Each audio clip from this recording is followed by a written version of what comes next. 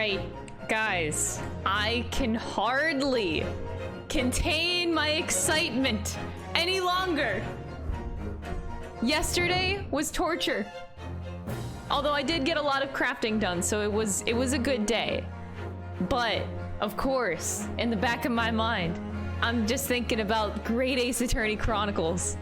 And I'm thinking about all of the happenings of this plot. This game has 2 more episodes, damn it. 2 more episodes! Thank you so much, Notbergen, for the Twitch Prime. I appreciate it. Thank you for the support. But I am very excited with the fact that there are 2 episodes left of this game, and the last trial was so good. I don't understand how this game can keep getting better and better consistently. It is scary as shit. I don't know how they do it. I don't know how this game does it. Like, where do we go from here? There's still so much mystery. The mystery behind Sholmes, the mystery behind Professor Mikatoba, the mystery behind the mysterious third student, the mystery behind Lord Strongheart, the mystery behind Lord Baron von Zeeks, and everybody. Ah, God, this game is so good. From here, I have no idea where it's going. Obviously, I think it's quite clear that Lord Strongheart is like the main villain of this game.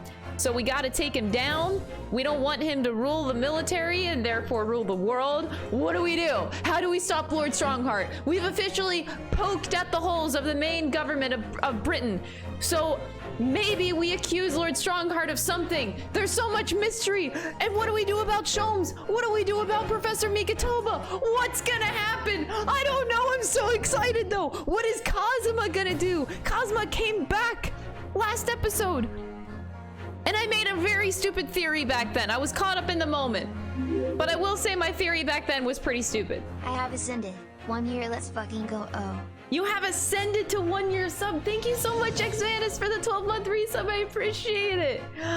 I like to make predictions about where the story is gonna go, though. So, last time I made a very stupid theory. I'll put on the detective hat. Okay? Last episode, we made a very stupid theory. I completely retract upon it. Last time, I said with the reveal of Kazuma's father being the professor, the person who killed 5 members of the royal family 10 years ago. I said that Kazuma's duty was to prove his father's innocence. That his father was innocent of those crimes and he wanted to make his father an innocent man. Now, okay, that still could be plausible, but I want to also look at the flip side of things. My brain has been so fixated on my theories that I need to play devil's advocate with myself and flip the entire situation over. What if his dad is actually a murderer and he's a crazy man that just killed 5 members of the royal family? I don't know. Maybe he did. What does Kazuma do then? What does Kazuma do? What's his duty? Is his duty to right the wrongs that his father made? Is that what he wants? I don't know. What if the murders that his dad made of the royal family were like a setup? What if they were a setup by Lord Strongheart because he wanted to be at war with Japan? I don't know. I never threw that one out there. I don't know. You create conflict on purpose so that it proves that you are a more powerful man. Maybe. The other theory I would like to throw out there. What if, before I had the opinion that Mr. Sholmes and Mikatoba were enemies. Thank you for all the fun times these past few months, Crystal Love. Thank you so much, Tiki, for the 6 months. I really appreciate it. So before I mentioned that, like, so the Hound of the Baskervilles happens. We don't know about that yet. We might find out more about that case today or episode 5. We're gonna find out about it soon, regardless. But Dr. Wilson writes the Hound of the Baskerville stories. Mikitoba becomes in possession of that story that Wilson wrote somehow. Maybe they were all friends. Sholmes in Japan takes the Hound of the Baskervilles and takes it with him on the Japan steamship, where we meet him and then put it in the pawnbrokery to hide because it was too dangerous of a case for it to be made public. But I never made the theory of what if Sholmes and Mikitoba and Wilson are actually all three of them friends? What if Mikitoba is not actually bad? I don't know. So there could be that too. I think I should maybe start looking at the angle of like, okay, Mikitoba and Sholmes are friends? Were friends? Question mark? Maybe they were and they no longer are? That I don't know. That would make it really weird with the whole Susato being forced to go back to Japan on the professor's orders. So yeah, there is that. Oh my god, I'm just like maybe Sholmes ordered it? No, that can't be. That can't be. Because that would be weird. I like to think of the idea that Sholmes and Mikitoba are... I think they were friends and that they did work together. I think that's a very plausible thing. And then I also would like to think that maybe they are still friends.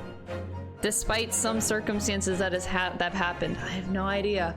I like thinking about the idea of like Professor Mikitoba and Sholmes being a thing. I don't know. I don't know. I guess we're about to find out. I have to find out the motivations behind Professor Mikitoba, I think. That's how you really get to understand a character. Like, what motivates them? What drives them? I gotta figure that out. Like, what does Mikitoba want? He's already, like, the leading professor of forensic science. And he's gonna be in part of the symposium. But what does he want? Does he want to be BFFs with Britain and the forensic science? Like, what does he want? I don't know. I think I have to think about that point a little bit more. Like, what motivates these characters? Yay! But yes. I'm trying to look at situations in a different angle than I have been. Sholmes still intrigues me a lot, and I'm very interested to see where they go with his character. So, without further ado, I think that we should start episode 4. Twisted Karma and his last bow. Are you ready? I'm so excited! Let's start it! Let's go! I'm so into this story, it's insane.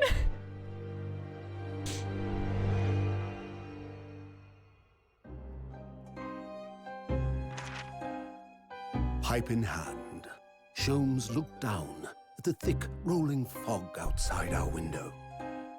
I wonder exactly how many mysteries are out there, hidden within this bed of fog, he said. Indeed, a most bizarre incident, born of a curious advertisement. A hellhound's mad gallop through the shadows of a serial murder, an executed man's graveyard resurrection in the dead of night. And a commonplace killing in a small, forgotten room at the edge of town. There is, naturally, always another side to every case, of which most remain ignorant. And it is that other side which compels me to the scene of the crime, Wilson. That's a letter to Wilson.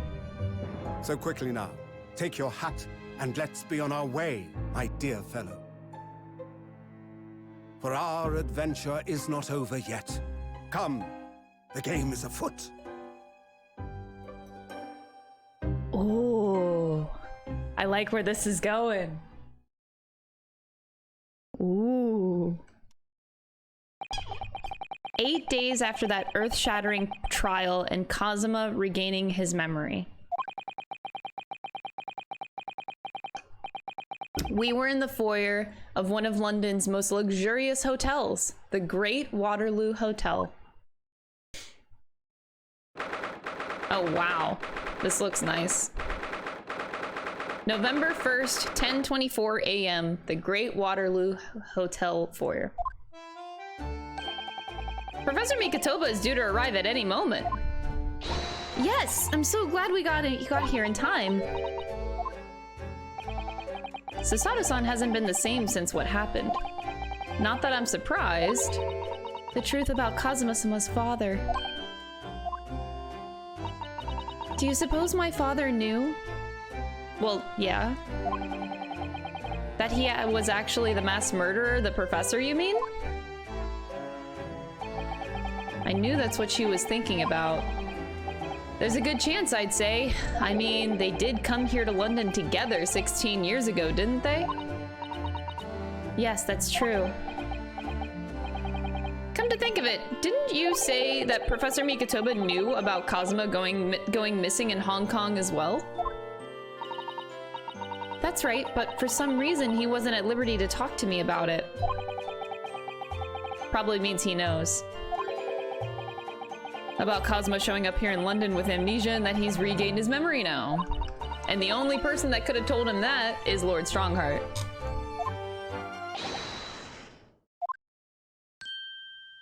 Oh my god, the judge is here too. Holy shit! That's the judge! Hello, Susato, how are you? I'm very well, thank you. We're delighted you have arrived safe and sound. The judge has drip and a ponytail. Holy shit. Hello, Mr. Naruhodo. Very kind of you to take the trouble to meet us here. Oh, no, not at all. It's my pleasure. We've heard all about your extraordinary exploits here in London, you know. The news has crossed the seas. It has?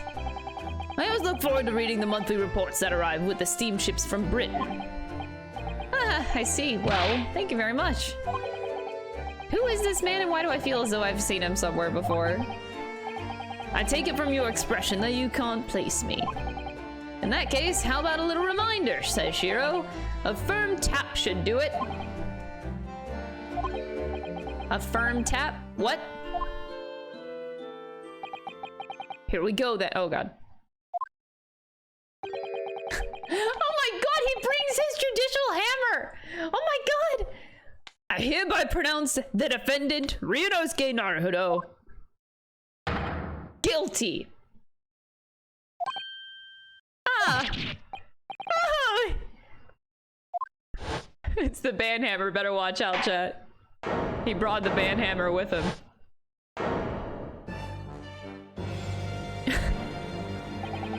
The court will now hear the trial of Ryunosuke Naruhodo.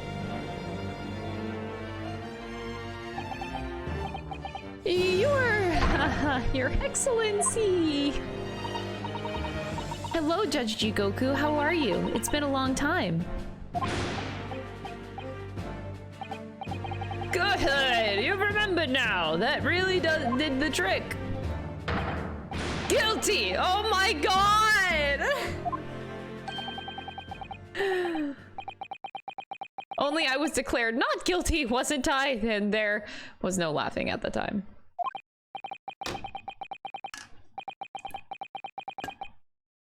London again after all this time. Hard to believe it's been 10 years. To be honest, I never thought I'll be back. Neither did I. I didn't imagine Japan would ever be invited to an international symposium like this. Though really, I doubt anyone did, to be honest. It's all thanks to you, isn't it, Seishiro? What are you talking about, Eugene?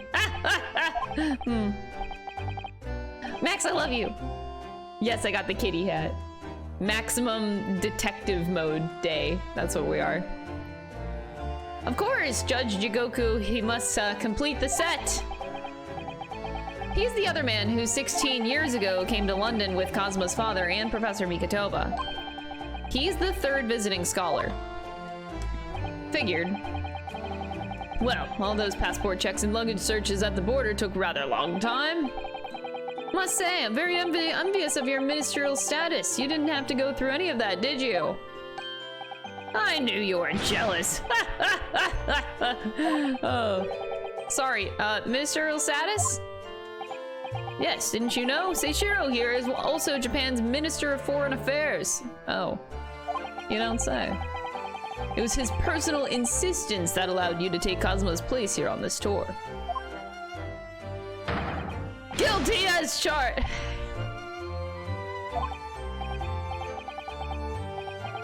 Well, thank you very much. He's really every bit as important as he looks.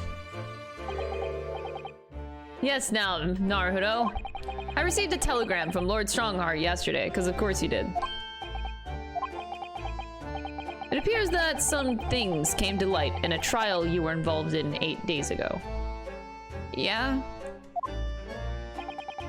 About what happened 10 years ago. That tragedy.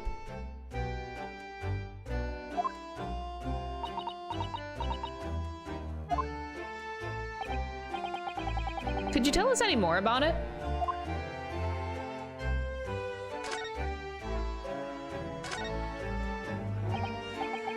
How was the voyage here? 50 days at sea is a long time by anyone's standards.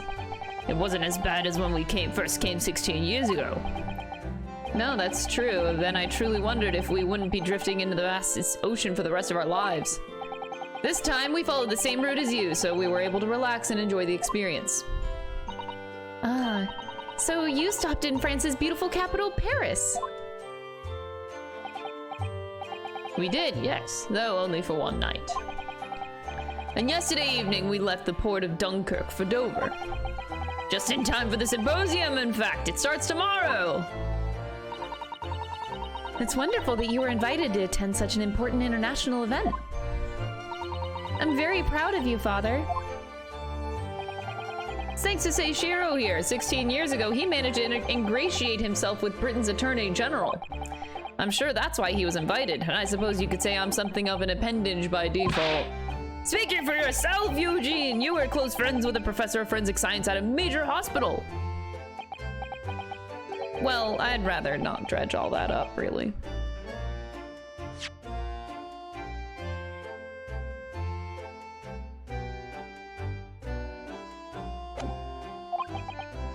No, there's been a lot of water under the bridge since then.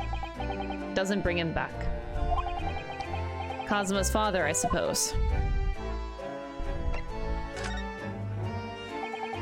The professor, the killer, who took the lives of 5 members of the British aristocracy, was actually Cosmo's father, wasn't he? That's correct. Genshin Osagi. Genshin. You knew, I presume, father? Yes, he was a close friend at the time.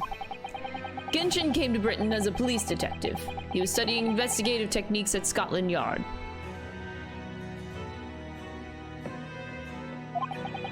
I've never understood what drove the man to commit such heinous acts. It was a closed trial, so the public never knew the truth, and he was executed for little ado.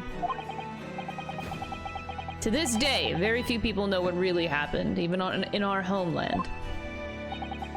But what about Kazuma? Did he know?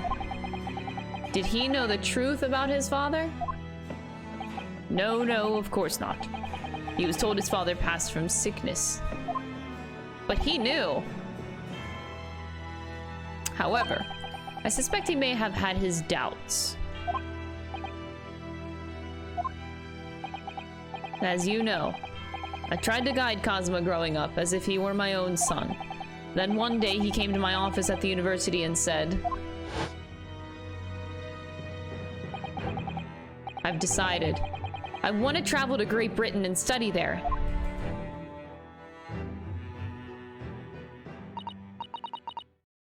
Do you think he wanted to come here to investigate his father's death? I don't know. But when I looked into his eyes, I did know that there was no way I'd be able to stop him.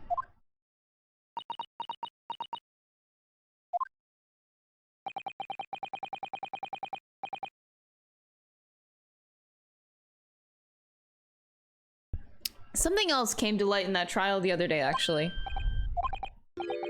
Having disappeared in Hong Kong and been missing for almost a year, Cosmo's since turned up here in London working as the apprentice of Lord Van Zeeks. He doesn't know. Wait, you're supposed to know that. Wait, what? That's news to us. So, Lord Strongheart's telegram neglected to mention that part.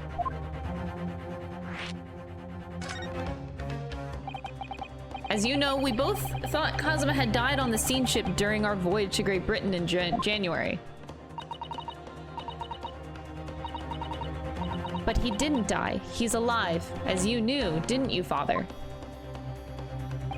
In actual fact, no. But what I did know is that when your ship docked in Hong Kong, he mysteriously vanished. We sent a team of investigators to Hong Kong to try to ascertain what had happened, but to no avail. But he's still alive, and here in London, you say? I never dared even to dream it. Why on earth did the young man not make contact? The government and the police have been chasing clues fruitlessly for months now. It seems that he was suffering from amnesia. Amnesia! When we first came across him again here in London, he didn't know who either of us were. He only regained his memory 8 days ago. This is unbelievable. It's quite miraculous. I wonder why Lord Strongheart didn't let us know. I must speak with him urgently. I wonder how Cosmo's been these past few days. For some reason, I'm just like really concerned about Van Zeek's life right now. I have a feeling like he got on Strongheart's real bad side. And I'm like actually concerned that Van Zeeks is gonna die. He did a lot of bad things that Strongheart is not going to like. Not only did he break his direct rules in court, but Van Zeeks also revealed to us the identity of the professor and the identity of Cosmo, which he was not supposed to do. That was all under wraps. I have a feeling like he's in huge trouble. I'm like, they better not kill Van Zeeks. I will actually, I'll quit. I'll quit. Don't kill him. I just got super attached to him. Come on, don't do this. Would it be wrong for us to go and visit him?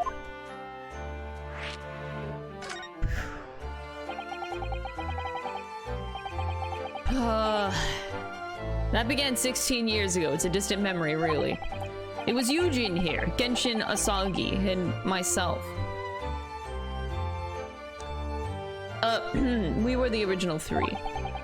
The first judicial scholars from Japan to travel overseas to study. Ocean voyages were not what they were today, I can tell you. 16 years ago, things were tough for their generation. Your father was an exceptionally fine medical student at Yume University at the time, you know, young lady. Yes, grandmother told me. He went to do research at a great London hospital to study autopsy, practically unheard of in Japan. Yes, it was an eerie place sandwiched between the back of a prison and a burial ground. Not more talk of graves. Very often, there's no one willing to deal with bodies following autopsy work. So you see, autopsy labs have something of an unavoidable relationship with graveyards and prisons. Not my cup of tea at all. Do you remember that Scottish prison governor? Caden, his name was. He was a good man. Oh, yes. But then, of course, in our 6th year here, everything changed with that dreadful case. When Genshin was arrested for a series of the most gruesome murders. I simply couldn't believe it. I'd known the man for years. I was a witness at the secret hearing, and I tried to speak in his defense, but you went a little too far and ended up facing charges yourself, didn't you? Well, suffice to say that after the trial, that we were sent back to Japan.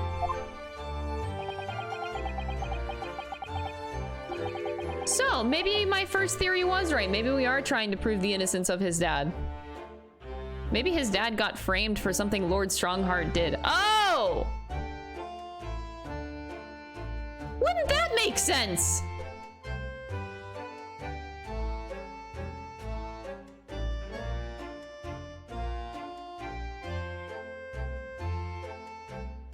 Oh.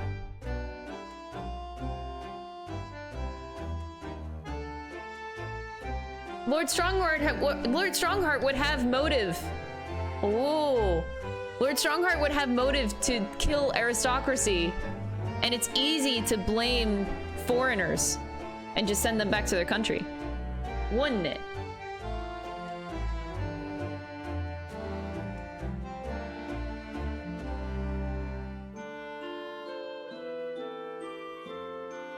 Oh, I think we just found a motive.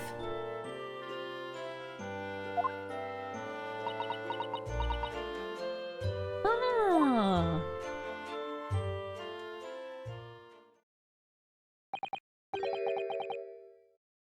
Maybe that's why he keeps Cosmo. Things make sense. Things make sense. That would make sense that he would keep Cosmo under wraps because keep your enemies close. Keep your enemies close. If he's directly under the tutelage of Lord Van Zeeks, he can keep eyes on him at all times to see if he actually remembers anything and takes action against him.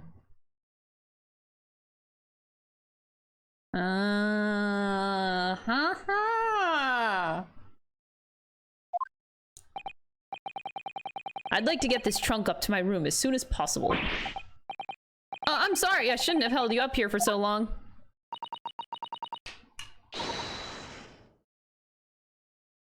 Thank you, mods. Or Alan, more like thank you. People are being so bad today. Susato-san's gone off at a run. I'd like to stay and talk more, but I do have various preparations to make for tomorrow.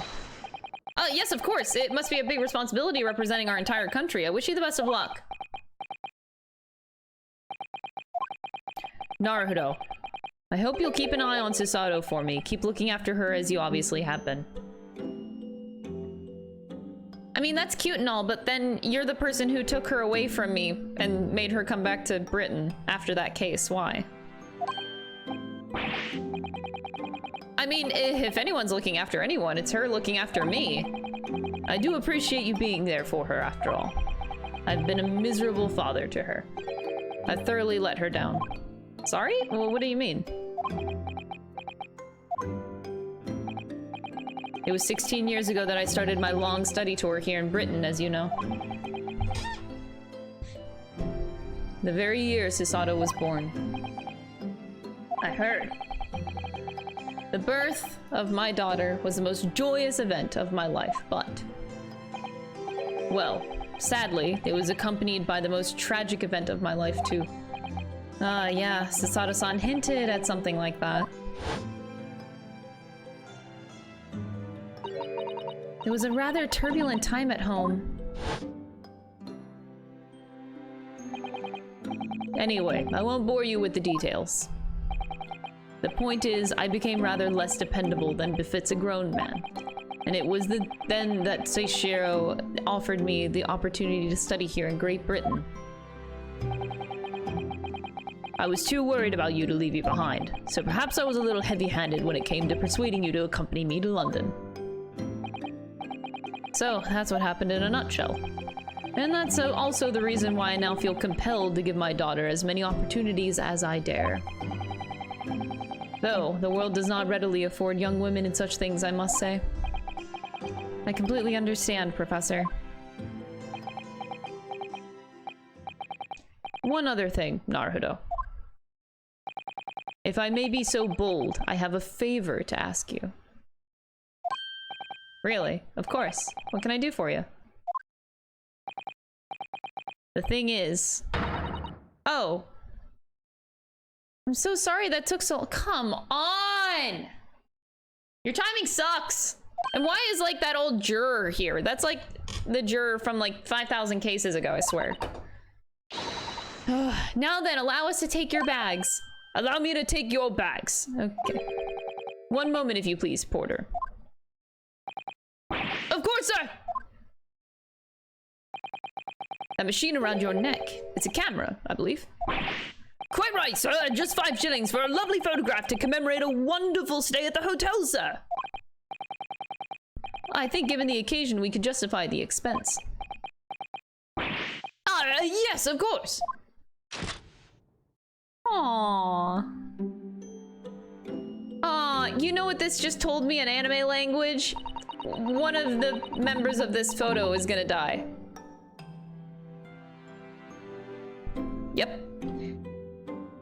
Good to know. I'd like to thank you for coming with me, Mr. Naruto. It's really made me made Father happy. And you know what also anime language is telling me right now? The fact that Professor Mikotoba just told me to look after Susato is basically a death sentence. He's dying.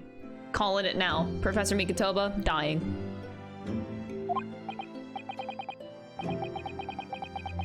Well, I'm pleased then, but we were interrupted before. Professor Mikotoba was about to ask me something. Shall we return to Baker Street? No! He's gonna die! Get the favor now before he dies! I swear to fucking God! I expect Iris will have some delicious tea waiting for us. Yeah, let's go. Let's not? I'm getting more and more anxious about Kazuma. I'm getting more and more anxious that the professor is literally about to die before he gets his favor out of the way. Great, great. I love this game. Perhaps I'll try to meet with Lord Strongheart later and ask after him. Oh no, are we really leaving? Oh God, no, please. Oh, he's gone. Son of a bitch. It's over. It's over. Game over. He's gonna die.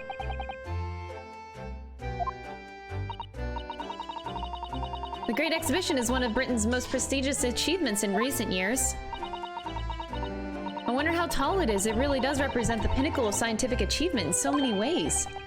There's a 20-meter tall chimney on the bathhouse near my lodgings at Unime University.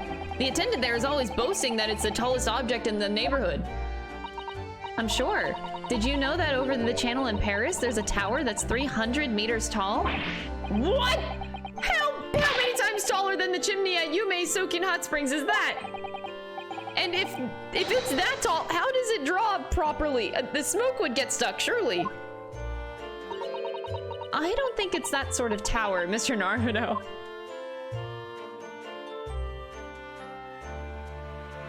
I'm pissed.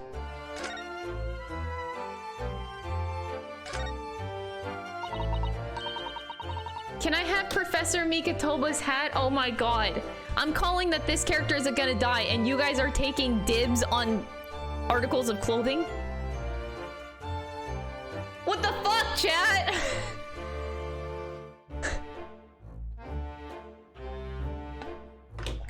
y'all out here really being like pre-looting, yeah. Pre-looting the body. He's gonna die and chat's like, oh, hat's mine, got him. Oh, I want the shirt, yeah, I call that dibs. Oh, I'll take the mustache. Oh yeah, he got a really good mustache. I'll take that for mine. It's like, what the fuck?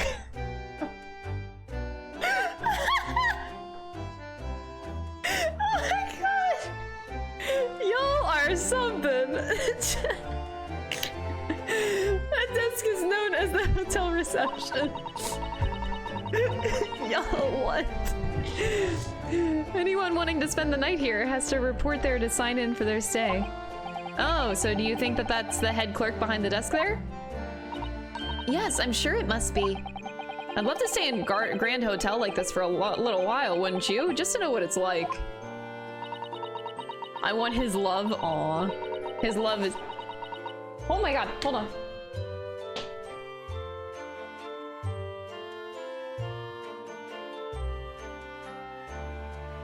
Okay, something like almost fell off the wall. I saved it. What was I saying? I got distracted by my wall falling apart. Yeah, anyway. Y'all are... No, his love is going to Susato. That was his dying wish. We gotta protect her. He's not even dead yet, and I'm calling him dead. Oh my God. You did this, chat. If the hotel fee was paid through our stipend, I'm afraid it might bankrupt our homeland. Ah, true. London gives the word expensive a whole new meaning.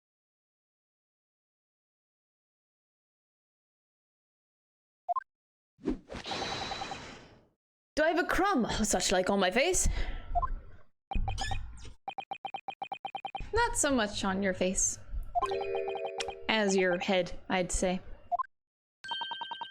Come along then, everyone. I brewed a lovely special blend. Time for tea. Iris is okay with this. Whatever is going on here today. In that case, let us sit and drink now. For I am in fact expecting a guest later today. How? I can't talk to this man. What's happening?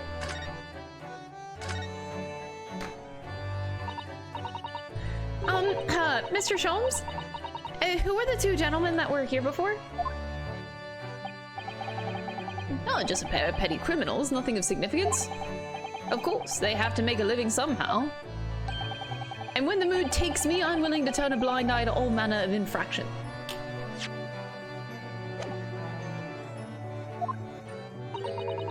When the mood takes you?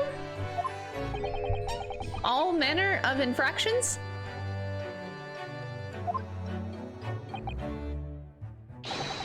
Ah, but when such fellows set their sights on Mr. Hollock Sholmes, well, that's when their luck runs out. Oh my, you were the target of the crime, Mr. Sholmes? Ah, but I quickly devised a plan to entrap them and deliver them to our young detective ally. You should have asked Scregsy to come too. We could have had an arresting tea party. I did send word, but no answer was forthcoming. The man is consummately in the wrong place at the wrong time. There's a word for it, I'm sure. Aha! I have it! A bungler! That's the word. It's a good job he's not here to hear you say that.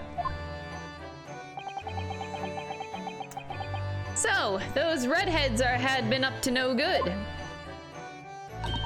I wonder what the men did.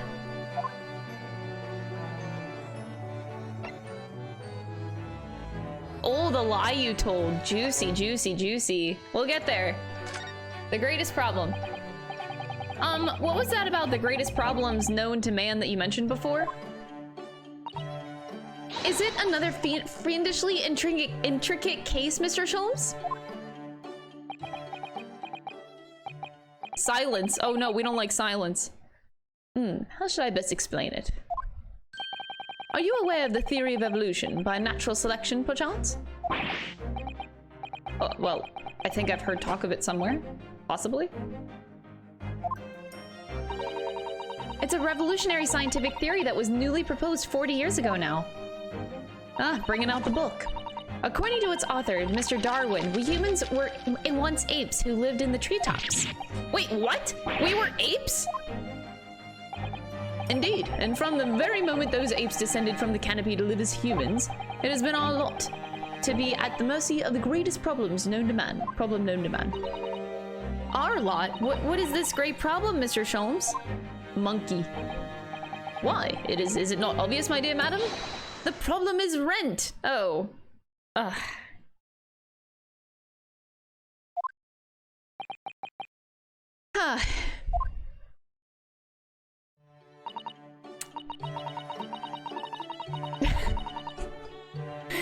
You know, for once, Sholmes really isn't wrong there. I can't say anything. He's really not wrong. You know, maybe Sholmes is onto something. Maybe this 5,000 IQ man. Maybe we should just go back to living in treetops, right, chat? I mean, maybe. The rent's free in a treetop.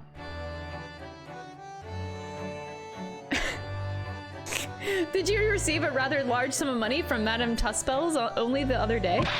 Oh, pshaw! A large sum. One potted herb for Iris and a new motor car for me later. And all of it has quite disappeared, I assure you. A new motor car? You bought a car? The fuck? Honestly, Hurley, you know you squandered it.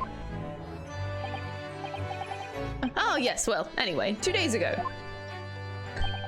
I discovered the answer to man's greatest problem for the coming month, at least. Oh, really? Okay. And what was the answer? Why? There is a substantial clue before your very eyes. Is it the red hair? I don't know where you're going with this. Don't tell me. Let me see. Humans are sorry creatures, unable to see what is in front of their noses. Let me give you some assistance. Don't look, but observe me closely. There is one particular feature about my person that has changed. You should notice it in the end, I think.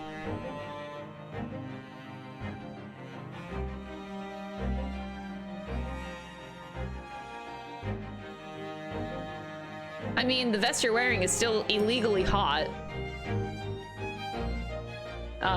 Okay. In the end? It's alright, Chris. Don't let Red Scholes get you down. I mean, he's still wearing the vest, so... I mean, not all things were lost. Just don't know about the red hair.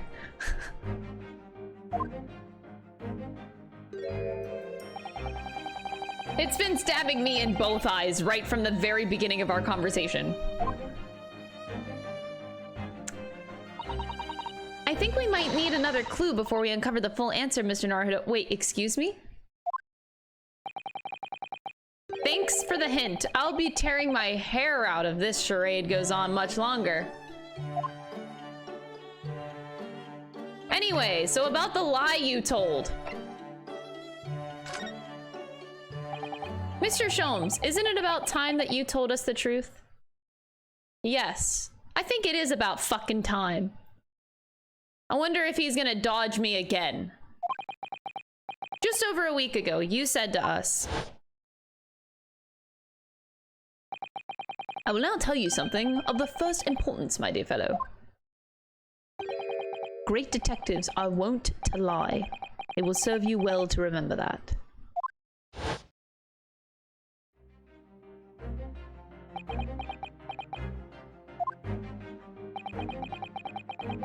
That case aboard the SS Buria in January. Cosmo wasn't killed, and you knew he wasn't dead at the time. So, what was really going on?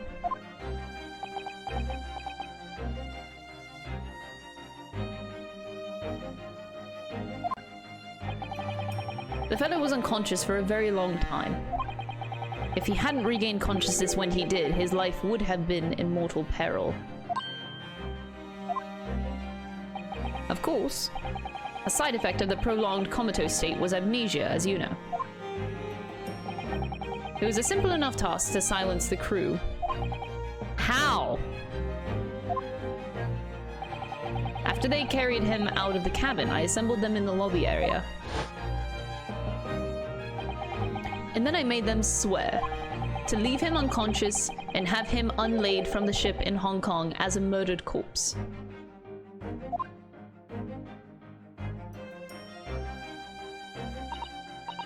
How horrible. It was necessary to find some material with which to persuade the crewmen to keep their word, of course. Why? Why do it in the first place?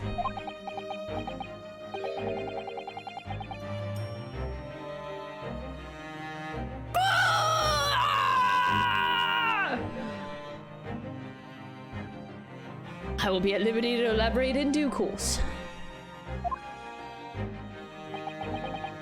But for the time being, I would like to reassure you. I didn't foresee subsequent events.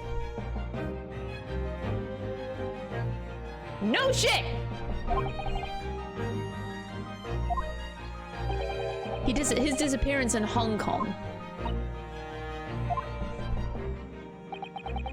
I believe I may have made a gross error of judgment. Mr. Sholmes.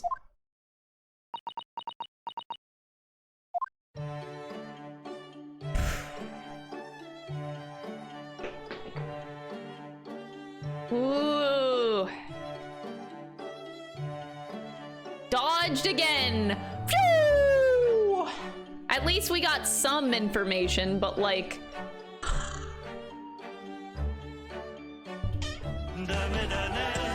That's all we get. That's all we get out of this man.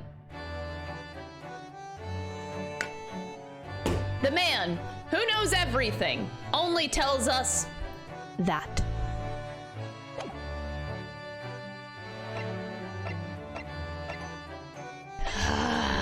My infuriation is climbing. Hey, Sholmes, look at my armband. Mr. Sholmes, about this. Is this the first time you showed me this particular trinket? I don't really remember, to be honest.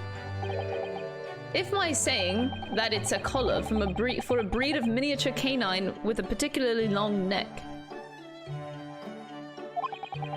were to precipitate a "here we go again" from your lips, we could be sure it was not the first time.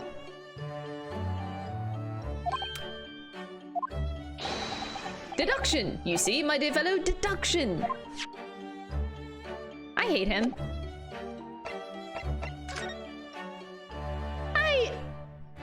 Why do you have the mask?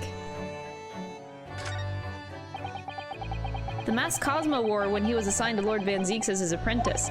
When he cast it aside after the trial the other day, I just sort of picked it up. Oh, we brought it here, okay. We ought to give it back to him, I suppose. But he has his memory back now, doesn't he? And I can't help feeling he might turn around and tell me coldly to wear it myself. But isn't he your best friend? I do like this fireplace. It's one of the best things I've seen since we arrived in the country, in fact. Although, I do yearn for a Japanese kotatsu. Putting your legs under a warm blanketed table is so comforting. Do be careful, Mr. Naruhodo. Don't mistakenly put your feet into the fire. You'll suffer terrible burns, you know. Yeah, I'm just gonna put my feet in fire. Thank you, Susato. I worry sometimes about how Susato-san sees me. Yeah, that's accurate.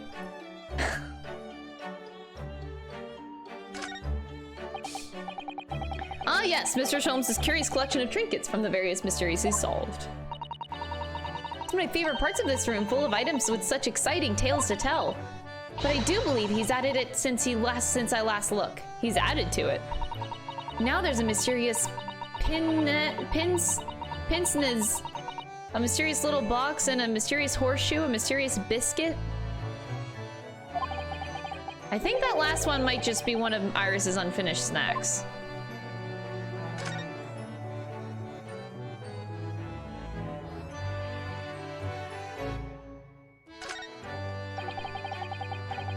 If I remember correctly, this large and imposing lump of iron is called a typewriter. To think that every single one of the adventures of Sherlock Sholmes blossomed from this very machine. It's such a dreamy thought. I actually had to go on it the other day. The metal bars that move when you hit the keys got all tangled up somehow and they made Iris angry. Mr. Naruhodo, you're ruining my dreamy thoughts. Please don't do that again. Do not anger the fangirl. Got it. Ah, now I've made Susato-san angry as well.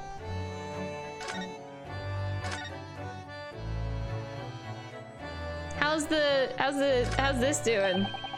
This is Mr. Sholmes' famous violin. The one he found being sold for a song at a pawnbrokery. What's it called again? A shoddy something? Oh yes, this wonderful instrument features in the adventures of Sherlock Sholmes. It's a world-famous Stradivarius. What? Stradivarius, Mr. Naruhodo. Are you even trying? Well, we'll come back to this another time, I think. Alright, I'm gonna go leave. Mr. Sholmes, enjoy your hair, I guess. I'm just gonna go.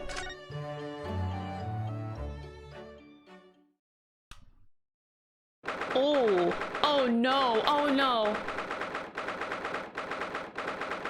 I am really scared about what Strongheart's gonna do to Van Zieks.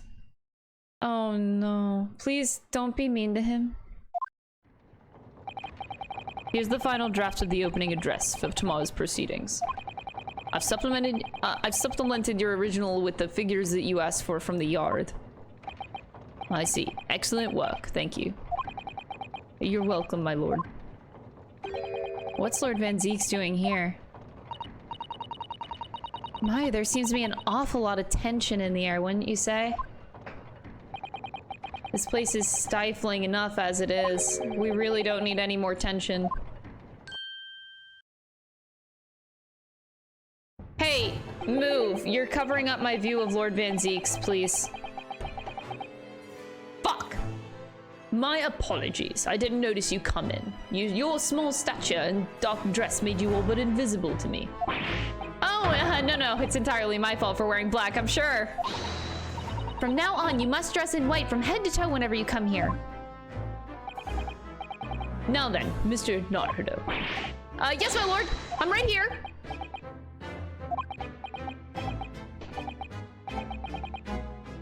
Kill me now. Is something wrong? Perhaps it's a little too hot in here for you? Oh, no, not at all. Wait, does he know I'm attracted to Lord Van Zeke's? Wait. Is he aware of how hot Van Zeke's is? This could be taken in a lot of directions. Oh no, not at all. I mean, I've never experienced a room at such a perfect temperature. If you're short, the beads of sweat carving their way down your face seems to suggest otherwise. Because of the daggers you're staring at me with, mainly. As you've no doubt aware, my International Forensic Science Symposium begins tomorrow. In fact, your father arrived in London earlier today, I hear, madam. Oh, yes, that's right, my lord. He's extremely honored to have been invited. I'll leave the remaining preparations for the meeting room in your capable hands then, Lord Van Zeeks. I will attend at once. Oh, look at that look. Oh! I got a look there.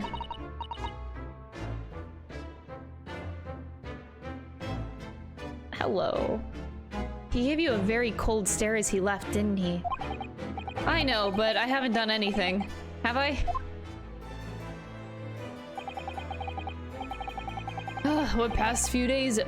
These past few days, my feet have barely touched the ground, I must say. My dedicated right hand of many years was recently put out of action in spectacular fashion. Oh, I'm sorry to hear that. Is your left hand still of service? Mr. Naruto, he's talking about Dr. Sit. Oh my god.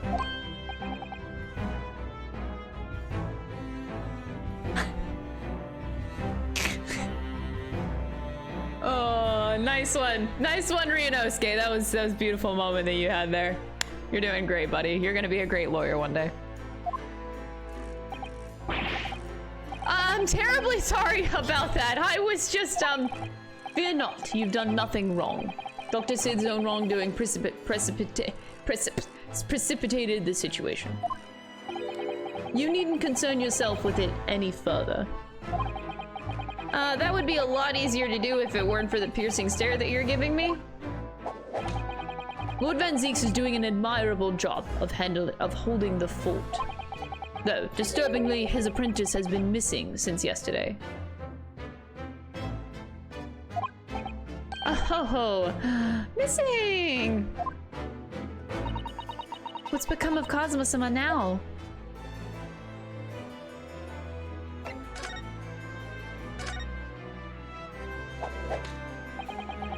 Not long ago, visitor numbers to the Great Exhibition exceeded 30 million. 30 million! Are there even that many people in the world? As a comparison, Mr. Naruto, the population of the imperial capital, Tokyo, is 2 million. I will be opening the International Forensic Science Symposium in the exhibition's main auditorium. This event has been 2 years in the making. 2 years of preparation and negotiations with other countries. Sounds like a tremendous achievement. Congratulations. The 20th century will see the wholesale adoption of the forensic investigation techniques.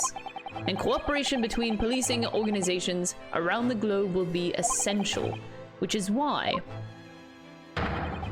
this landmark first symposium has to be hosted here at the heart of our great British Empire, in order that Scotland Yard can become the leading investigation organization in the New World. He's the same as ever, I see. Oh, that passion of his is quite something. You're every bit as passionate in your own way, I'm sure, Mr. Naruto. I'm the only person in this country who truly cares about the future that embraces forensic science. It was my intention to become Her Majesty's Attorney General and reform the Yard from the ground up. So the disgrace of the forensic investigation team has been a bitter blow to my ambitions.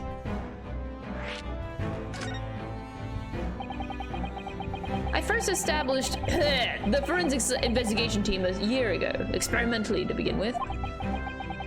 With Dr. Sid at the helm, it was steadily accruing an impressive record of achievement. I was on the verge of changing its name and elevating its status to a full-blown forensic investigation department. And can you not do that now? Obviously, nobody wants to hear anything about it at the moment.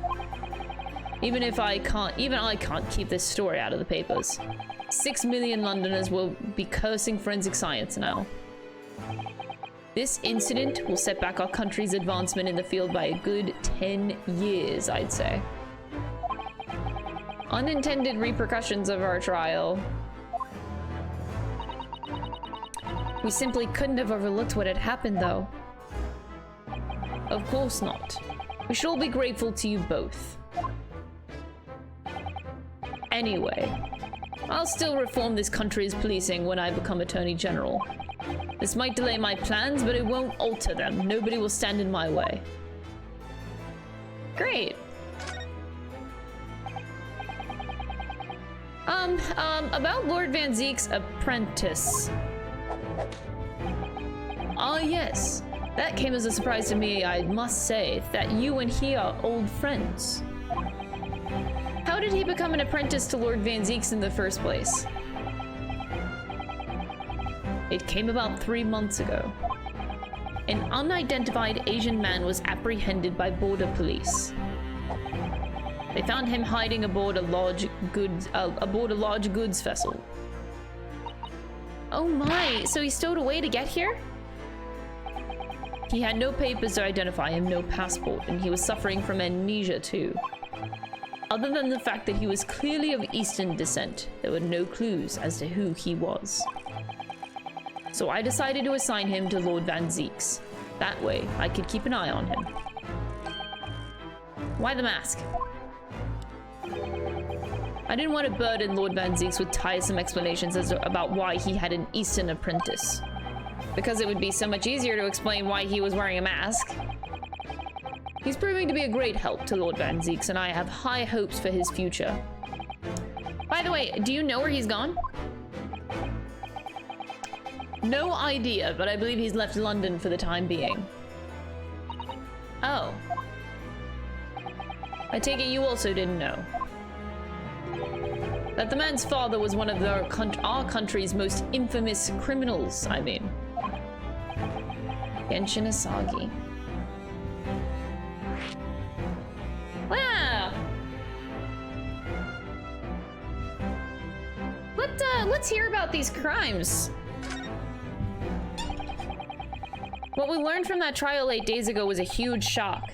Finding out my friend's father was, yes, Genshin Asagi. The Professor case 10 years ago caused a great stir here in Britain. They were such awful murders and unprecedented, using a ferocious dog as a murder weapon. And no one would have believed the culprit was a foreign student invited to study here by the government. So the true identity of the killer couldn't be made public then, and it can't be made public now. Nobody in your country knows it was him, and neither do the citizens of London. Whew, the main motivation was to avoid aggravating relations between our two nations at the time, I understand. Correct. However, it has to be noted that there were some supporters of the professor's apparent cause. Supporters of a mass murderer? The majority of the man's victims were a blight on the aristocracy of the day. Somewhat ironically, their deaths actually benefited society as a whole. Or so a fair few thinkers in London believed anyway. Right, I see.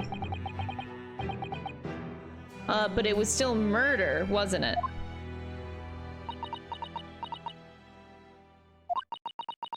It seems very similar, doesn't it? To the idea of the Reaper of the Bailey.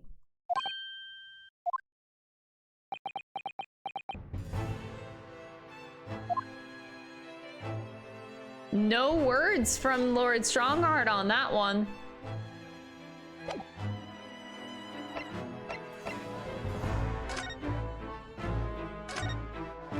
I think we touched a nerve there. These very European suits of armor are glaring at each other across the carpet I see. In a way, they feel like guardians of the Lord Chief Justice's office. They're rather like the lion dogs that guard shrines in Japan, aren't they? Aren't they a bit too human to be called lion dogs? Did you know that it's a dream of mine to keep 2 cats one day? I feel as though we've gone off at a bit of a tangent, don't you? I'm gonna present my armband. Hey, look. Look at my armband, Lord Strongheart. Could I show you this, Lord Strongheart? I'm the Lord Chief Justice. I am not here to offer advice about evidence. Ah. Especially when the evidence in question is so dull. Ah, that's the real reason. Whatever. Bro. Whatever.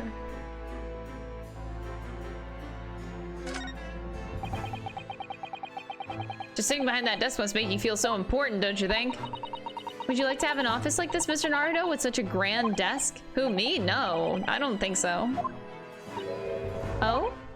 Well, imagine if you suddenly found yourself needing the toilet. You'd have to go so far. How true. Perhaps the important people who work in ostentatious offices like this haven't considered such things. I'm gonna take that as a compliment. Yep.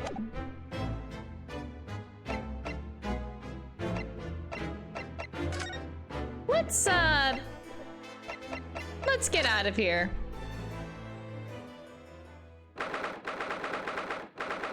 Man, my desk is dog shit. What am I doing?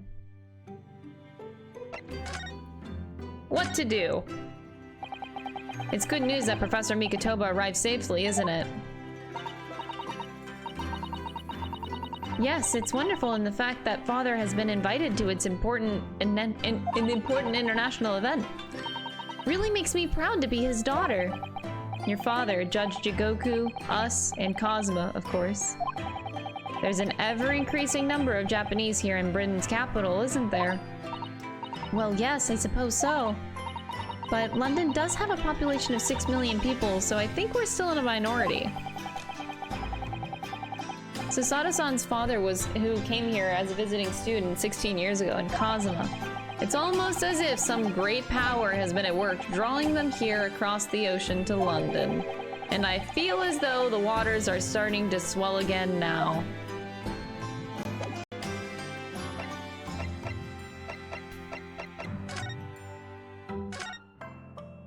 Susato, take a look at my armband. I stayed up late to mend that for you the other day, Mr. Naruto. Oh, thanks. You did a really seamless job.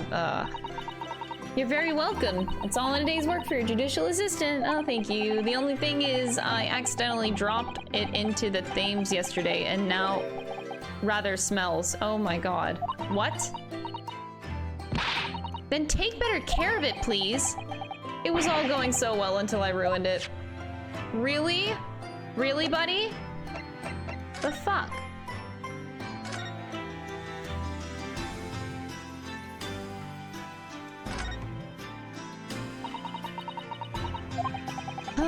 My desk is just how I left it. Sumi ink and a calligraphy brush, even though we're in England now. That strikes me as typically you, Mrs. Sato, and typically not as you at the same time. Well, I do enjoy all the wonderful new things to come out of the West and the Cultural Revolution, of course, but I'm not ready to give up my brush just yet. And anyway, Susato-san can write more neatly with a brush than most people can with a pen. Practice makes perfect, as they say. They do.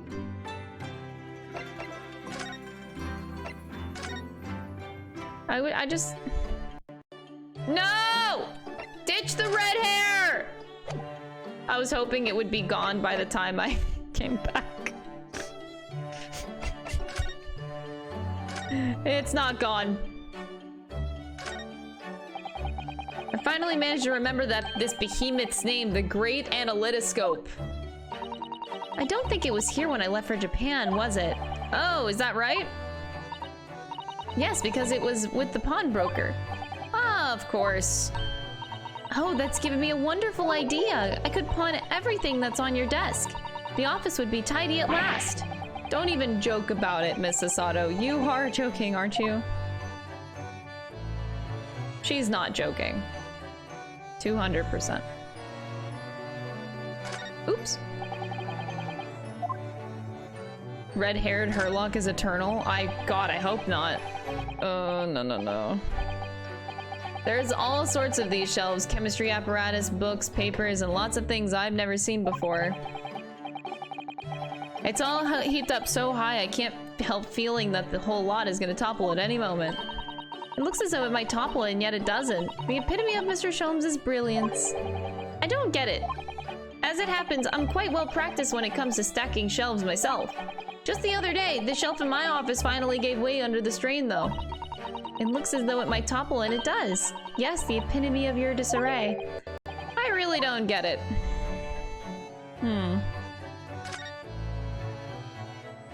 I want to see the paper.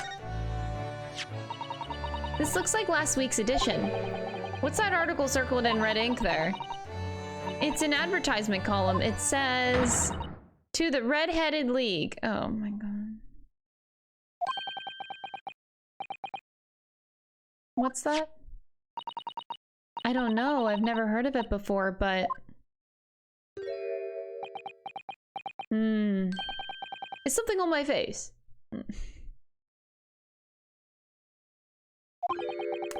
Clearly this has something to do with that lively hair.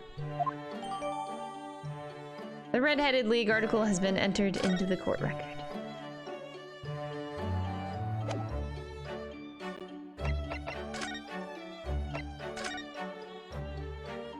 On account of the bequest of the late Ezekiah Hopkins of London, Lebanon, PA, USA. Oh, I used to live around there. There is now another vacancy open which entitles a member of the league to a salary of £4 a week for purely nominal services. All red-headed men who are sound in body and mind and above the age of 21 years are eligible. Apply in person on the morning of the 31st at the large park on Lime Street.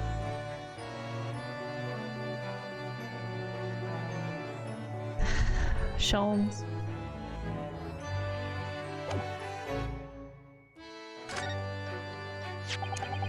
It looks as though someone circled an advertisement in this paper, Mr. Sholmes. To the Red-Headed League. Does that strike you in some way?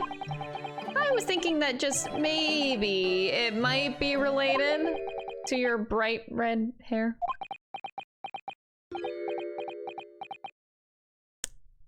Yes, okay.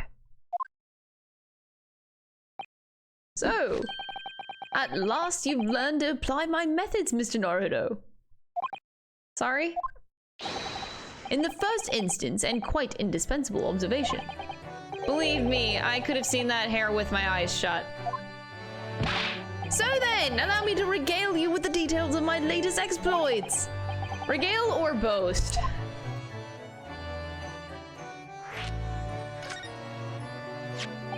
So, what is the Red-Headed League, which seems to be the subject of the advertisement you've circled? You've noticed it in the paper then. That, my dear fellow, was going to be the source of this month's rent payment. It was. How? According to the advertisement, the Red-Headed League is a distinguished institution of fellows of unspecified governance. In fact, the only condition for becoming a member is having red hair. That doesn't entirely surprise me. But listen to what the lucky redheads receive once they join. An unconditional salary of £4 a week. Oh my, £4 a week. But why? Why are they paying people for? What are they paying people for? That, I don't know. No details are given in the advertisement. But surely every red-headed person in the country would be flocking to join that cause. In that case. You're right, Susie. There's no time to lose. I put in my application at once. So will I. try, just on the off chance. That might be stretching a point, I think. What the fuck? The trouble is, they have a fixed number of members, you see. Oh, I see. So once a certain number of people have joined, no one else can join. But, as luck would have it, one member recently passed away. It wasn't particularly lucky for the redhead in question, I feel, Mr. Sholmes. So you decided to try to join in his place. Correct. I mean, look at me. Have you ever seen such a red-headed fellow? No. So why did it have to go so wrong? What on earth happened? A blunder, Mr. Naruto, though it pains me to admit. Your blunder.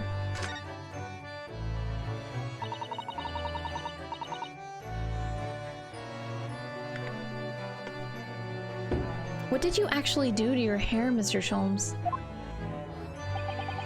I'm glad you asked, Mrs. Otto. What you see atop of my head is neither dyed nor a hairpiece. I changed the color of my hair overnight by the wonders of chemistry.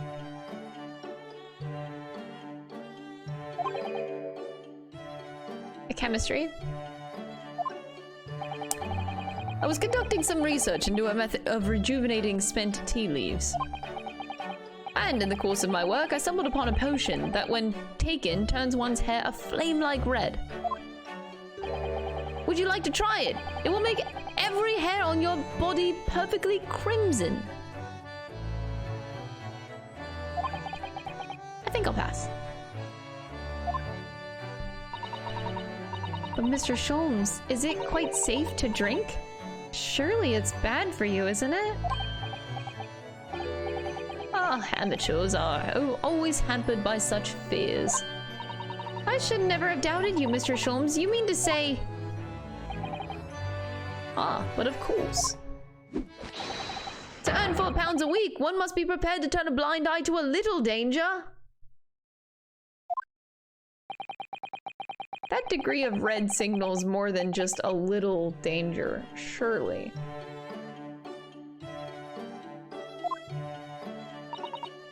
So anyway, Hurley left full of confidence yesterday with his new hair. For the park on Lime Street, where their Red-Headed League were interviewing prospective new members. So, what went wrong? The whole park was choked with red-headed folk, like a Costa's orange barrow. I queued for 8 hours solid before at last I reached the front. But when the panel of interviews saw me, they immediately said, "Ah, Mr. Sherlock Sholmes, are you in disguise to conduct an investigation?"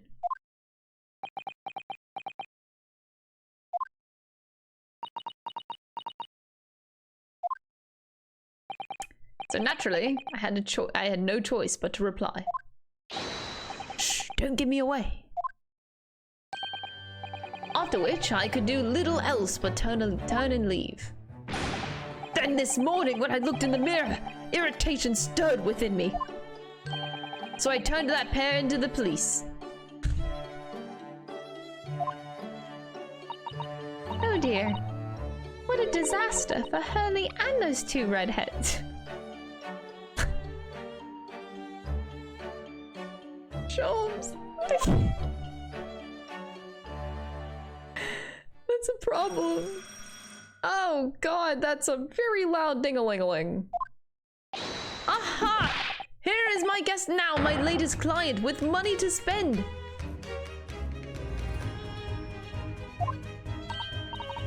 Oh, I do hope it's an exciting case, Hurley.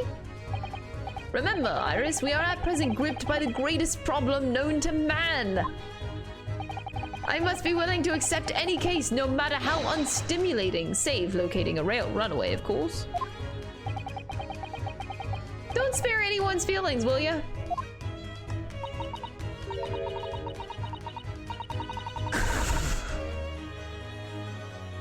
Oh dear, I'm afraid that Hurley can lack a little tact, especially just before the rent is due.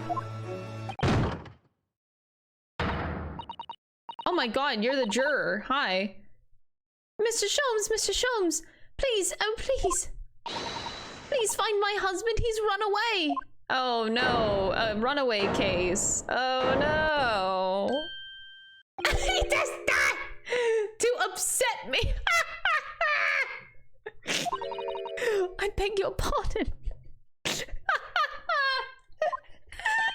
Never mind, a personal matter. My apologies. What exactly are you trying to say, Mr. Naruto? I didn't say a word. Come, my dear madam, be sealed. Iris, some tea, if you please. Of course. What's the matter, Miss Sasato? Oh, it's just that gentlewoman. I feel sure I've seen her somewhere before, very recently. Ah, yes, now that you come to mention it. Ah! As I explained earlier, my name is Evie Vigil. Okay. I implore you to take the case, sir. Money is no object. Simply name your figure. Oh, God. Sholmes can't deny that. Money and wealth are of little consequence to me, madam. What? Being offered a case to solve is reward enough. Oh, Mr. Sholmes, you are a picture of benevolence. I will of course make a mental note of your offer, however, for contingent reasons. I trust you will remember your words. Your words also? If I may inquire, sir. This gentleman and lady would be... Oh, me? What I'm about to tell you, I should like to communicate in the strictest confidence, you understand? Ah, these are my friends. I assure you, you may say before this pair anything which you wish to say to me. Ah, I see. I can vouch for the gentleman personally, after all. He is hard of hearing. Okay. Why did I ever get my hopes up?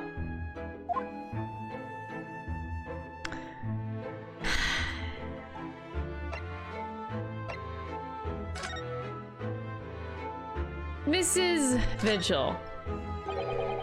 Forgive me for asking, Mrs. Vigil, but have we met somewhere before? Quite recently, perhaps? Oh my! Pshaw, my dear fellow, what is your intention? Clearly you have no ability to differentiate the facial features of the English. If you wish to invite the lady to tea, you must do so in a more gentlemanly fashion. Is it possible that you're the nice young lawyer from the trial I attended last week? Ah, I knew I recognized her. To have a man's fate in the palm of one's hand, oh gosh, oh golly, it sends shivers down my spine. I didn't quite recognize her before. She's acting so differently now. Because she's acting so differently. It must be very difficult for you as a lawyer. Being hard of hearing, I mean. Oh my god. Sholmes! I'm gonna kill this man. Pardon? Oh dear, I'm so sorry. Don't worry. If you can't hear, well, it was frippery, really. Nothing more. Now look what you started, Mr. Sholmes. Thank you very much. I believe it would be prudent for you to sit quietly in the corner. Yes.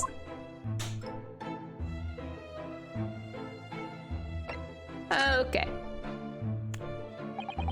Tell us about your husband, madam. Oh, Mr. Vigil, my daily, is 40 years of age. Daily Vigil. Whatever. I have a photograph here. Nerd! An entirely unremarkable gentleman, by appearance at least. How long have you been married? It will be 15 years this year. We have a cordial relationship, and my husband's income is more than adequate, so we live quite comfortably. As it would appear, you need only look at you to know these things. Oh gosh! Your dress is the latest style, your hat clearly regularly groomed, and your eyes are animated. In short, you have no inkling as to why your husband might have disappeared, correct? That's right. He's a kind man with a strong sense of loyalty, and he rather dotes on me. Which would point to the possibility that he has become embroiled in some incident or other. Oh, that is exactly what I fear must have happened, Mr. Sholmes. I'm quite besides myself. My husband's employment is somewhat unusual, you see. What if he's incurred some miscreant's ill will? What exactly is your husband's line of work? He's a warder at the prison. A guard? A guard, that is somewhat unusual?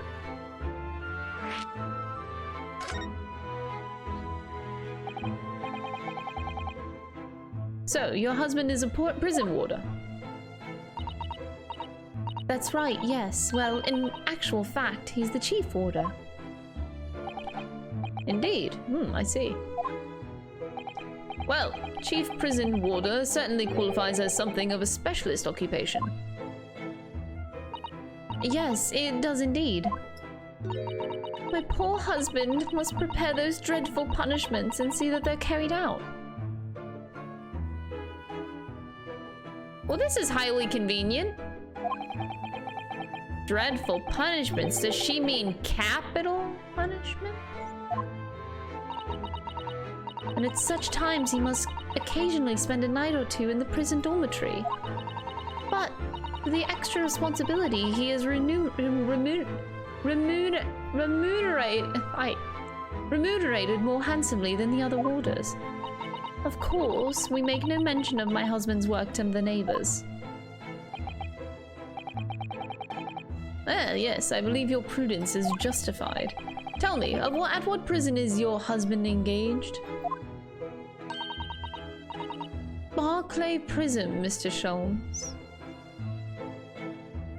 This is too convenient, bruh.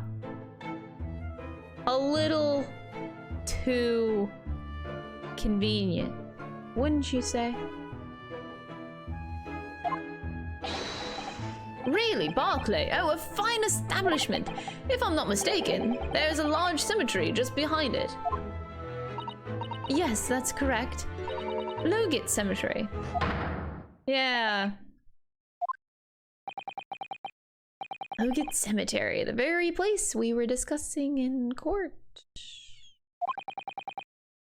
That's unbelievable.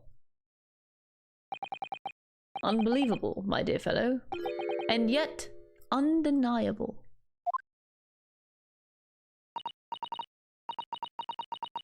Sorry, Mr. Sholmes, I'm afraid you've lost me. Mr. Sholmes is gonna say it. He ran away because he knows what happened to the professor. We've poked a secret we should not have poked. And he knows some shit that is not to be let out. Ah, pay no heed, madam, pay no heed. A private matter. Yes. This can't really be a coincidence, can it?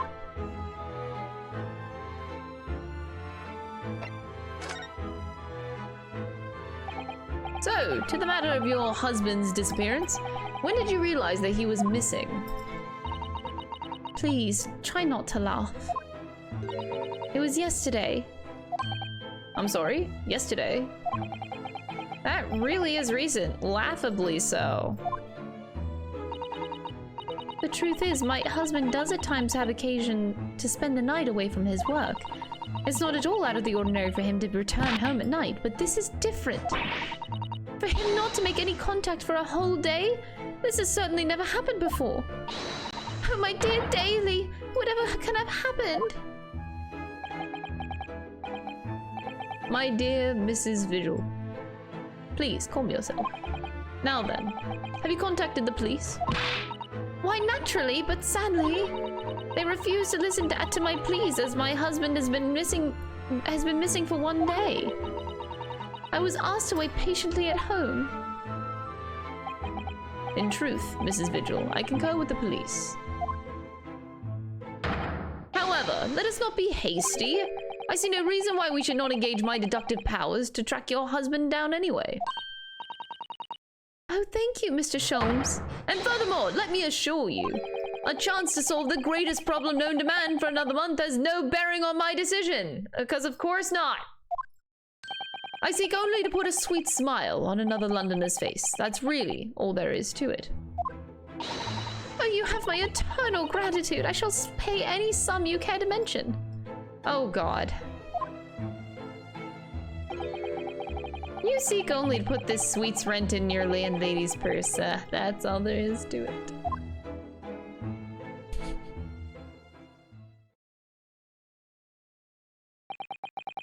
Thank you for everything you've shared with us, Mrs. Vigil. I believe I have all the information I need to begin my investigation. Please report to me with good news, sir. Fear not, madam. In a day or two, I shall be contacting you with a heartened report, I'm quite sure. So soon? Oh, how splendid, Mr. Sholmes. Good news shall be delivered early, as I always say. If you would be so kind as to leave the photograph of your husband in my possession.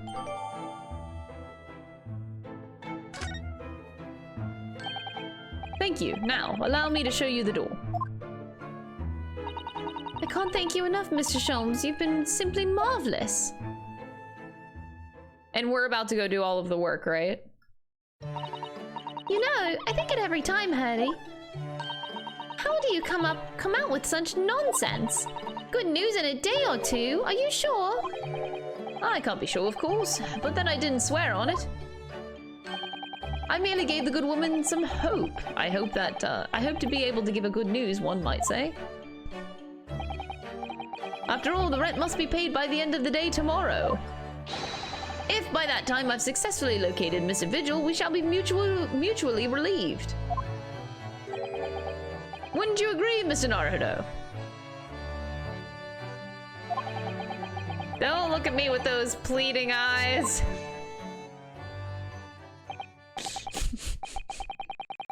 Well, my dear fellow, did you hear the details of the case? Ah, yes, my hearing is surprisingly good, actually. Excellent. And what did you make of it? Well, I was surprised to learn where her husband worked, at Barclay Prison. I mean... Ah, so you noted that? Of course, especially with the mention of Logate Cemetery.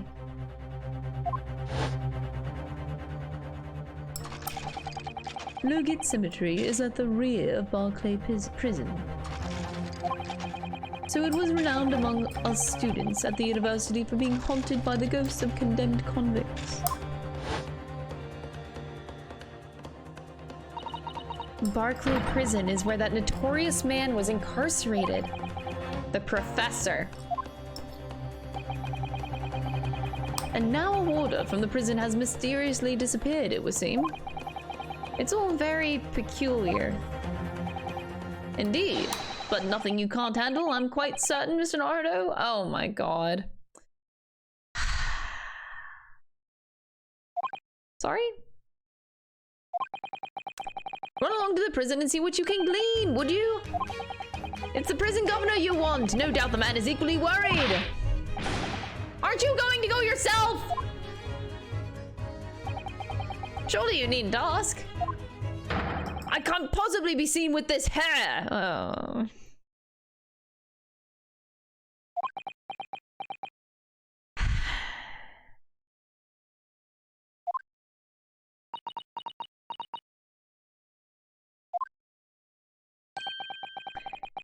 Didn't you go to Lime Street with that hair?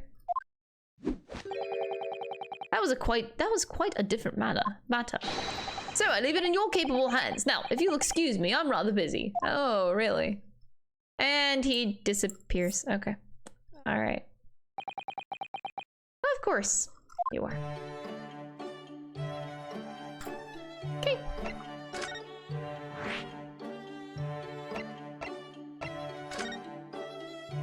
Glad we got that covered. Barclay Prison is out on the outskirts of London, backing onto a lonely burial ground. Its four high outer walls loomed quietly before us in the fog. Having requested a meeting, we were shown to the governor's office in the watchtower. Whoa, this is creepy.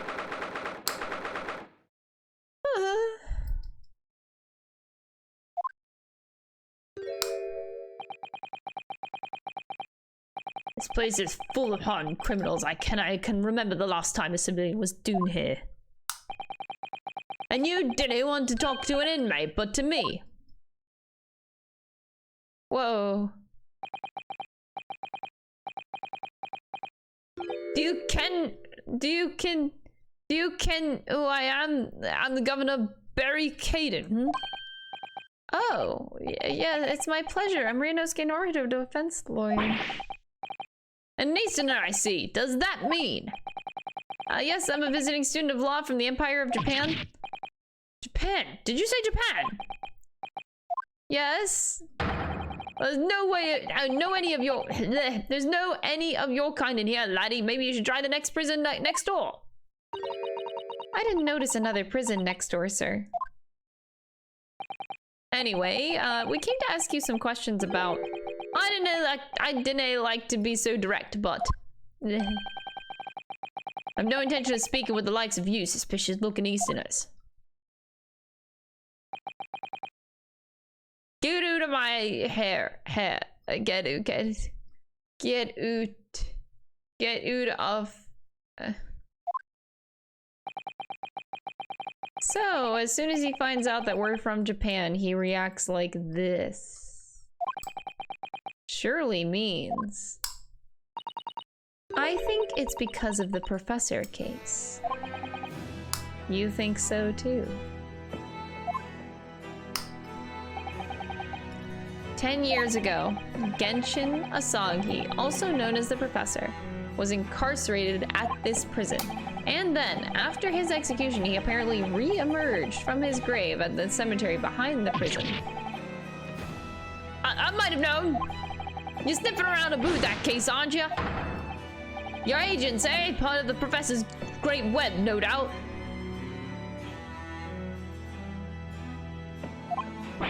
No, not at all. We're just... Get gone with you! Before I punch your lights out. I'm having trouble. We're going! Clearly the ghost of that killer still haunts this place. We're not going to get anywhere here. Unless we can somehow prove to this man that there's nothing suspicious about us. Governor Caden. What are you thinking, Mrs. Sato? I feel sure that name came up in conversation recently somewhere. I was wondering if whoever mentioned it might have some ideas to help us. Come to think of it, I have the same feeling.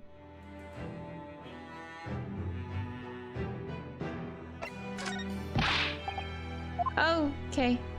Get out, he said. Okay. But look at my armband. Isn't it really, really cool? Governor Caden, can I at least show you this? How many times can one turn his back on you in a single conversation?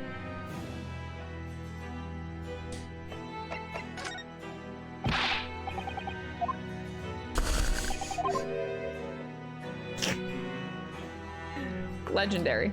Legendary, really. Okay.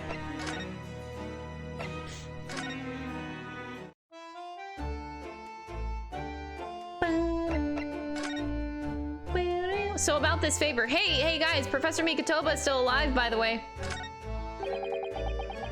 That's Professor Mikatoba over there. Hello, you two. I was just taking a moment to catch up on the world now that I'm on. He's not British. Where's Judge Jigoku? Yes, he's not the relaxing sort. He's taken himself off to pay his respects to all the legal bigwigs. Having only just arrived in the country today, goodness, he's full of energy. Professor, you mentioned something before about how you'd known the prison governor at Barclay Prison. Oh, Governor Caden, you mean?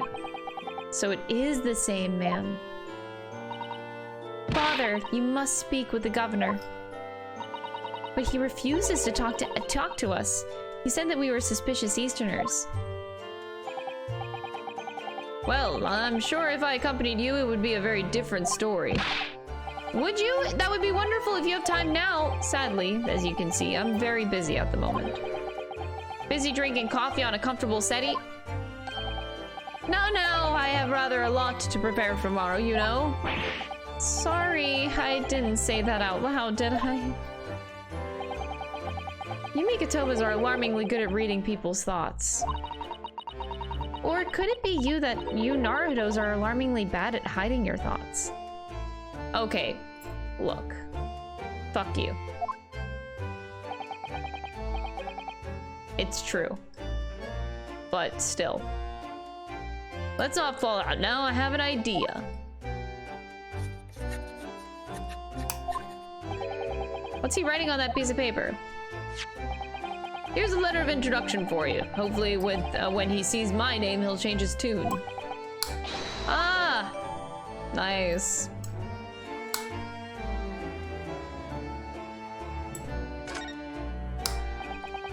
Good luck then. Thanks, Professor Mikitoba. Is there anything else of interest here that changed? Nope, okay.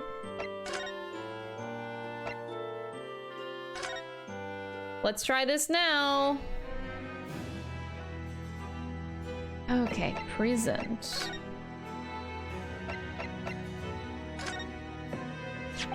If you just cast your eyes over this, Governor Caden. What's this then? You can't pull the wool from my eyes, you good for nothing Japanese student. Oh wait, I didn't actually read the thing for myself. Dude, this is illegible.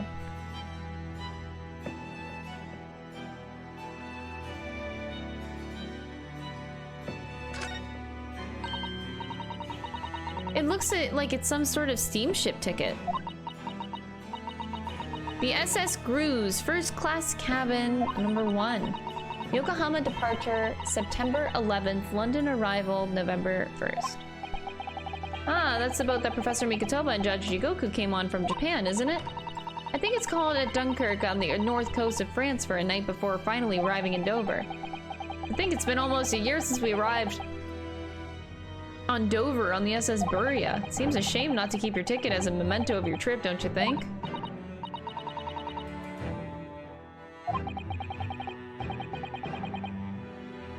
I kept mine in my wallet, so I have it with me at all times. Oh, well, how strange. Where could it have gone? Are you like this on purpose, Mr. Naruto? Did I imagine it, or was that comment accompanied by a little sigh? Okay, why is this relevant, though? I guess we'll find out later.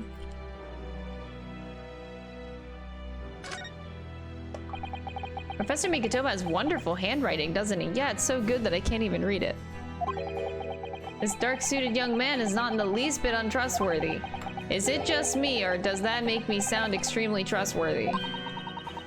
I do wish he'd actually at least called you a nice young man. I'm not really sure that that would help.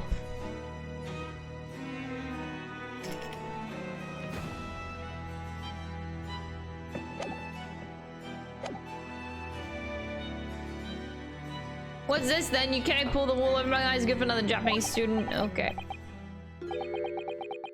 Mikitoba. That young jock from the forensics laboratory? That Mikitoba? Yes, exactly, him. Perhaps I should have said something sooner. I'm Yujin Mikitoba's daughter, Sasato. Jings, you're the young man's daughter! And you didn't think to mention that before? I do apologize. Well, you best take a seat then. Can I offer you a cup of tea, perhaps? And didn't forget to try one of these were handcuffed biscuits. Handcuffed biscuits.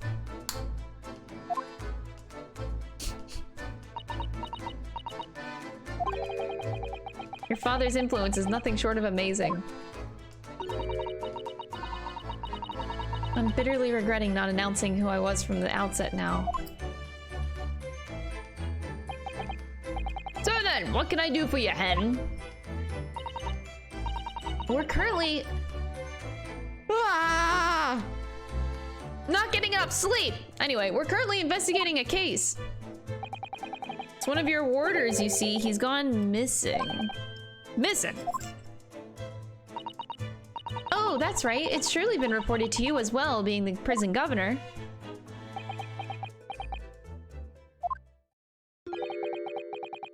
I have heard nothing of the sort. There's no missing persons in my prison. Oh. How can that be? It's Mr. Daily Vigil, your chief warder. Vigil! That's right, his wife came to us and asked us to investigate his disappearance. Let's skip the part about him only going missing yesterday for now. Clearly that means something to him. Would you be so kind as to tell us what you know, sir? Aye, of course. Bet you better. We understand that Mr. Vigil is the chief warder here at the prison. Aye, that he was. Strong sense of responsibility and dedicated to the job, no doubt about it. He was a fine warder. Sorry, did you just say was? Aye, he doesn't work here no more. He left the job. Oh my. When? There's a question. When was it about? Can it say much? It can have been much less than last week? 10 years ago. Oh my god, wait. Oh. Okay. That's okay, what? And his wife hasn't known for 10 years? He stopped working here 10 years ago?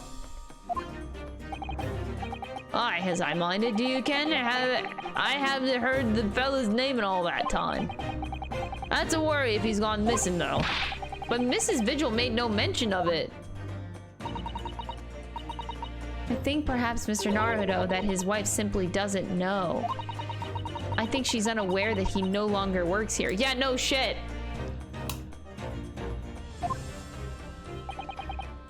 Governor Caden, can you tell us what happened? Why did Mr. Vigil give up his job here? That's important, isn't it? Yes, I believe it may be. What are you thinking, Mr. Naruto? I can't help wondering, given that it was 10 years ago. Which was exactly when the professor was being held at this prison.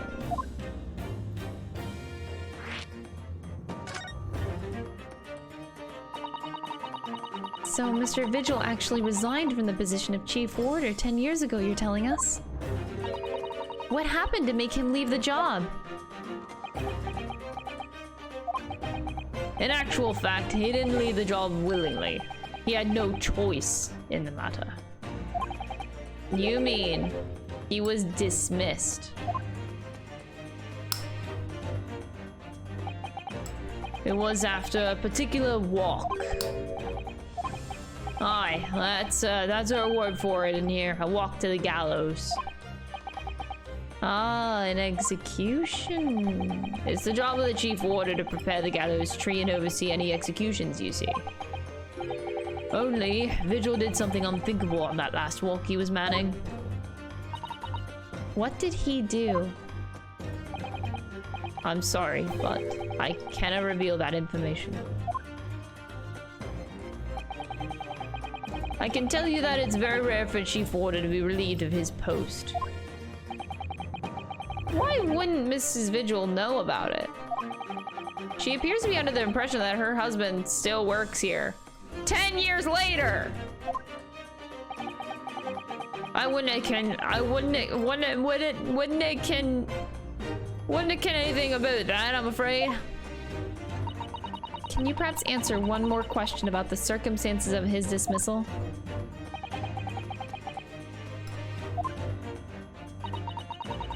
That last execution that Mr. Vigil was responsible for seeing. Was it by any chance the professor's?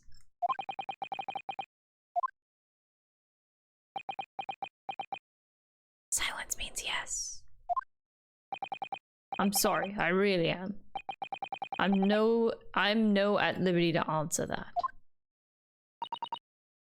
I see. Woo!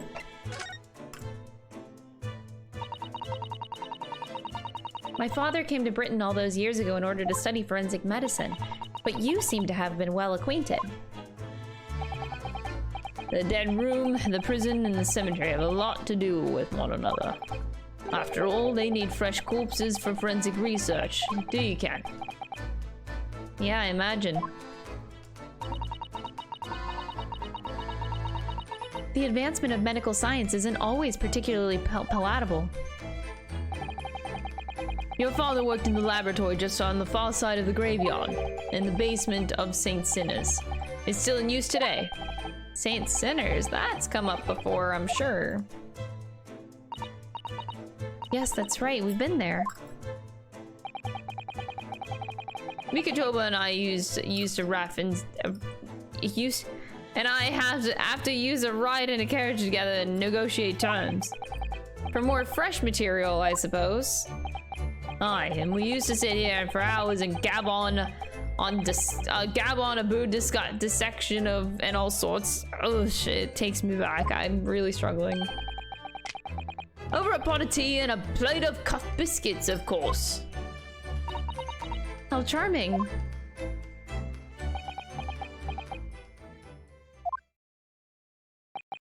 He was a good fella, your father.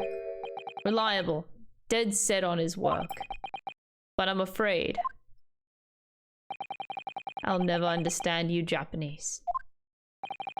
Because of Genshin Asagi, I suppose?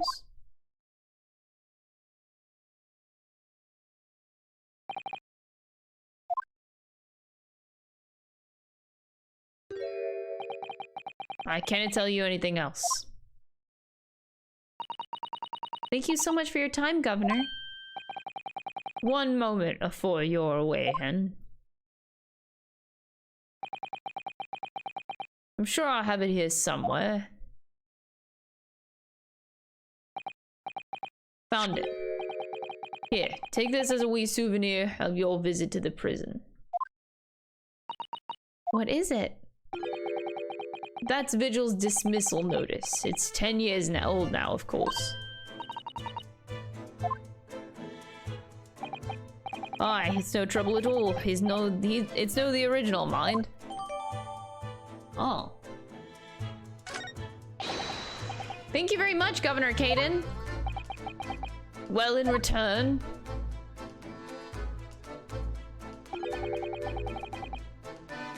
do me a favor and never come back here. That case is closed.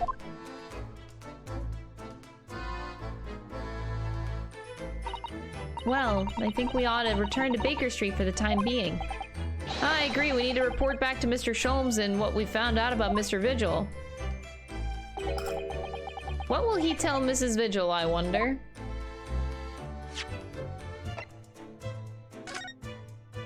Notice of dismissal, June 25th. Chief Warder Daily Vigil is... Daily Vigil. Is relieved of his post with immediate effect for having violated Clause 132 of Her Majesty's Code of Conduct for Prisons.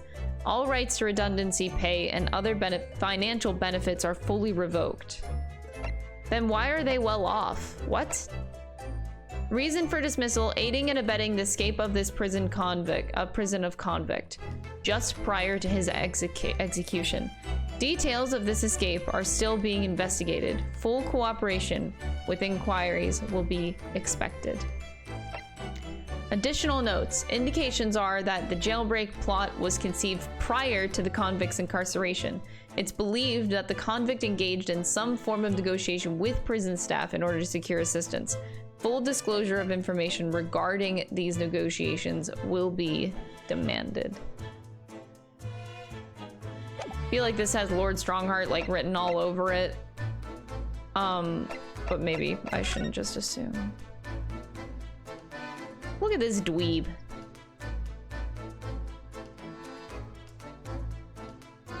So how did they keep the money coming? Like, where is the money coming from? What the fuck?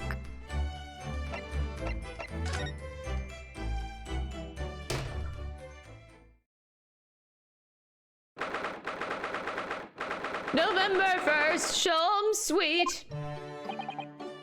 We're back! Hello, you two! Oh, that's Iris, not Sholmes. I thought you'd be back before long, so I baked some scones for us all. Oh, so that's what the delicious smell is.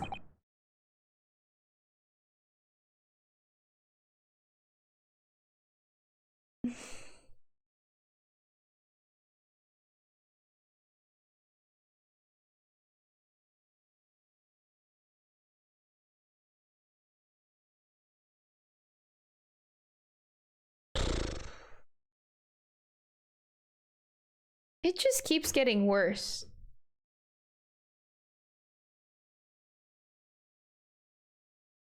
But you know what? I think I like this blue better than I did the red. I'll give it that. It's a slight improvement, but like...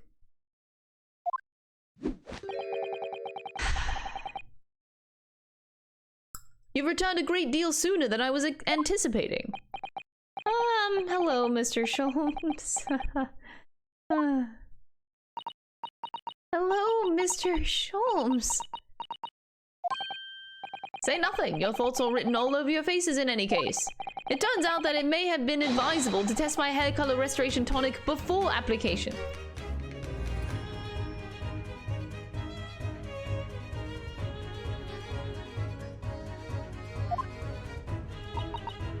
Oh my.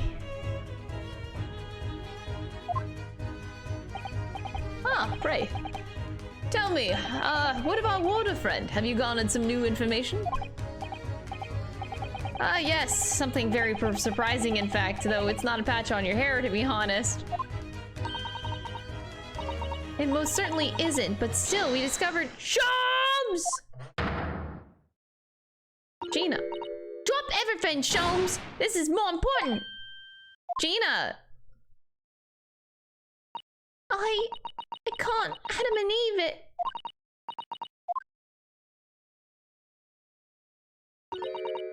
What's happened? Clearly a very grave matter indeed. Poor Miss Lestrade made no mention of my hair whatsoever.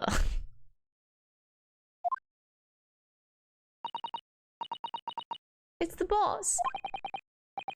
Oh no no no no no no no no no no no no no no no no. The boss is he's dead. No! It's fake news, fake news, fake news, fake news, fake news, fake news. No, fake news. They just found his body shot with a pistol. The hit list. But Inspector Gregson! He was murdered. He was supposed to go to France. No, not Gregsy. Come in, my dear girl. Tell us the whole story.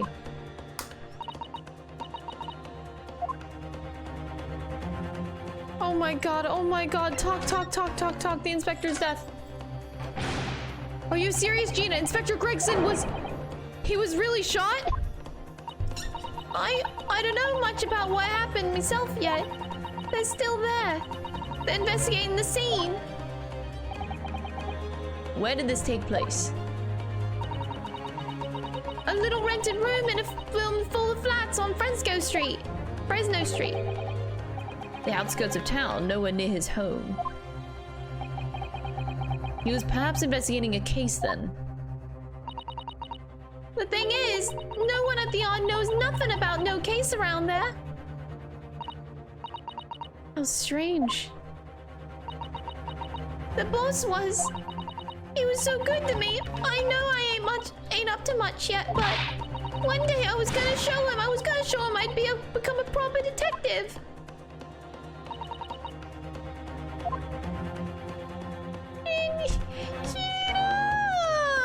I'm gonna cry.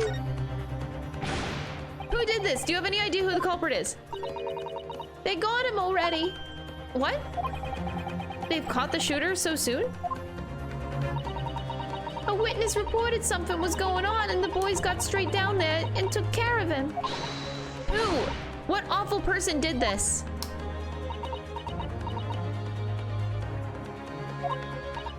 Still can't believe it myself. Gina. Who did this? It was the Reaper. It wasn't. No, it wasn't. No. No. Wait a minute. You don't mean they've arrested Lord Van Zeeks? That's right. That Reaper bloke's gone and shot the boss. Lord Van Zeeks. Are you quite sure, Miss Lestrade? It's Beric Von Zeeks the police have arrested? I saw him with my own eyes in the interview room at the yard. I don't believe it. But there were witnesses, and they're all saying it was him. So you mean there was actually multiple witnesses? They heard the gunshot, apparently. And when our lot got to the scene, there was only the boss and that Reaper bloke in the room. There's no way Lord Van Zeeks would have taken Gregson's life. I just don't believe it. I don't believe it either. No fucking way, bro. Thank you for informing us, Miss Lestrade. This really is most terrible news. I'm dreadfully sorry. What are you saying sorry for? You didn't do nothing.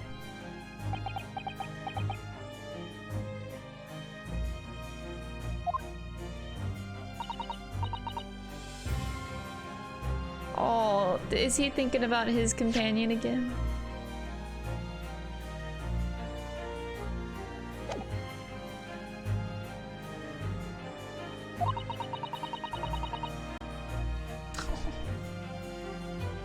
Scholes, he can be a real sweetie at times. I'm taking a cab over to see him right now. Please come at all as soon as you can. You've got to help.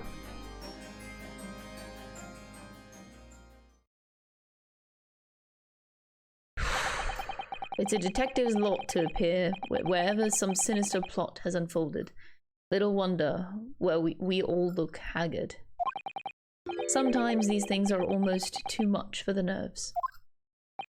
Mr. Sholmes. What use is there in being a great detective if I fail to see something like this coming? How could I let this happen to Gregson? To Gregson?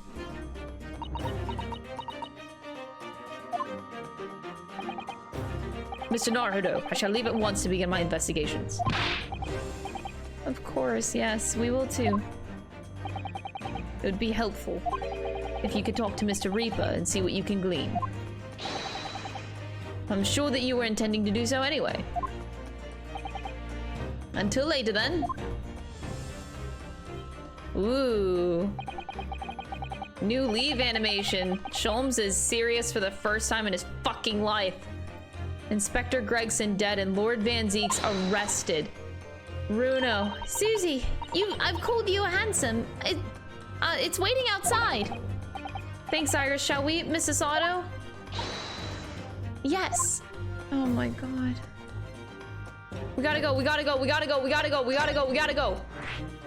We gotta go see Beric Von Zeeks. Beric Von Zeeks behind bars!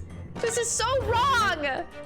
Strongheart's taking it out on him, isn't he? Is it Strongheart's doing? He's really pissed at Lord Van Zeeks. I was worried about his life. I was worried about him. And this what happens. At least he's not dead, right? Like, he's not dead, so this is better than dying? Is it? I don't actually know. Oh. There he is, Lord Van Ziek's behind bars. So it's true, he really was arrested. He's still with us, he's sitting with his back to the wall, reading something. I don't think he noticed us. Lord Van Ziek's! No! This isn't right! This isn't right! No! Come on! Fancy meeting you here. And last place on Earth I'd like to be, with the last person on Earth I'd like to see. Wow, we were bonding! I could have very well not come.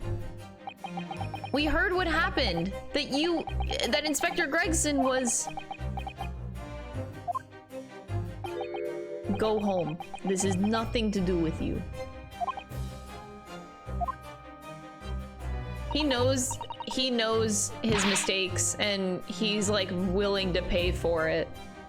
No, no, no, honey. We're protecting you. You're a boyfriend now. You are boyfriend number 3, and I will protect you, as I will protect all of my boyfriends, and you cannot make me go away.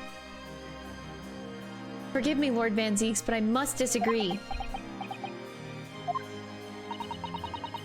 Inspector Gregson was very helpful to us on a number of occasions. We're indebted to him. At the very least, we owe it to him to find out the truth about his death. You must help us with our investigations, please. There really is nothing I can tell you. What were you just reading at the back of the cell there? Was it something related to the case? This?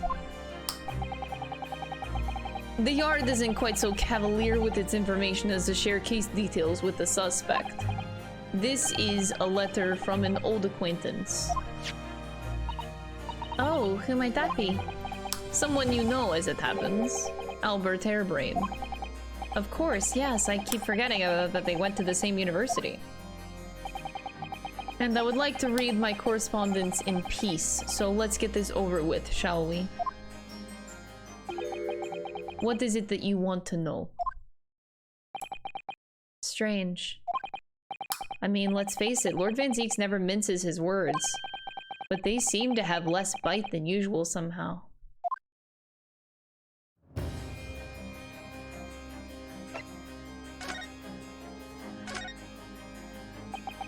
Can you at least tell us your side of the story, Lord Van Zieks? What happened?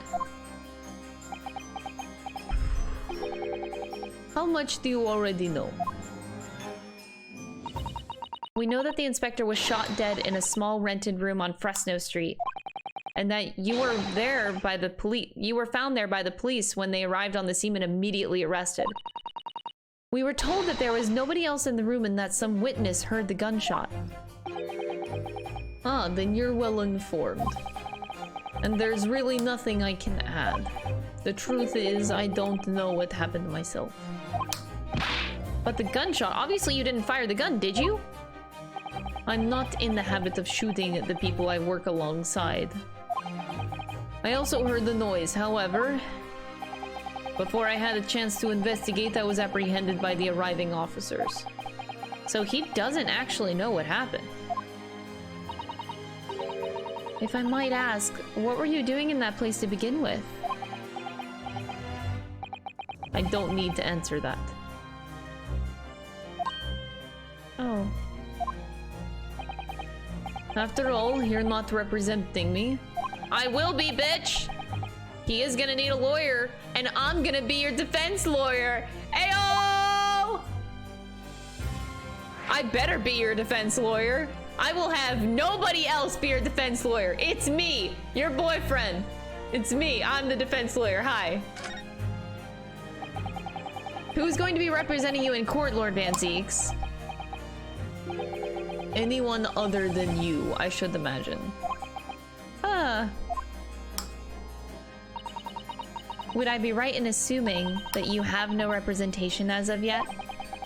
defense lawyers shy away from any trial involving the Reaper, as I'm sure you know. This is different. In my career of all the defendants I've prosecuted, only 19 have ever been acquitted. Of them, 16 subsequently died in mysterious circumstances. Questions will be asked now. 16.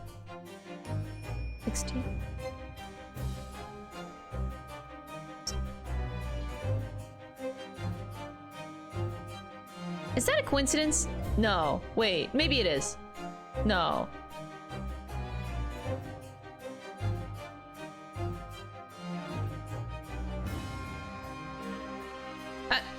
I'll bring that point up later. I think this is irrelevant, the thought I'm having.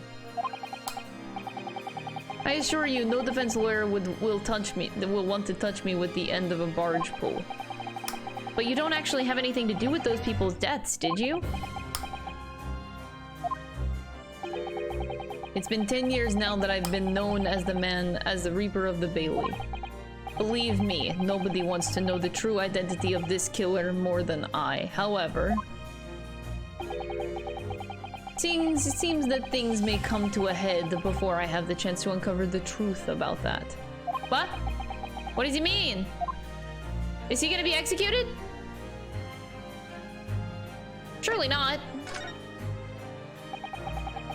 After that trial, before Professor Hairbane was going straight back to Germany, I thought it's a letter to inform me of his safe arrival at home. I arranged his passage by sea and rail. It's a relief, I must say. He should now be beyond the reaches of the Reaper.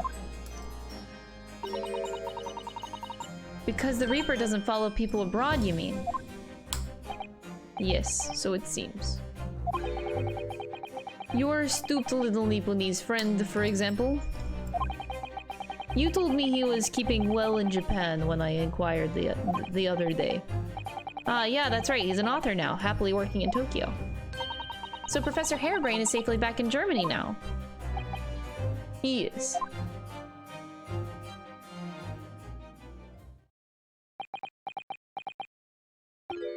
So, it appears our conversation has run dry. I mean,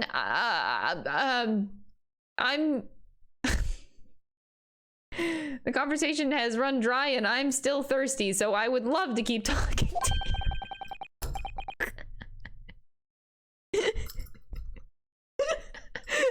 2-second silence, that's all.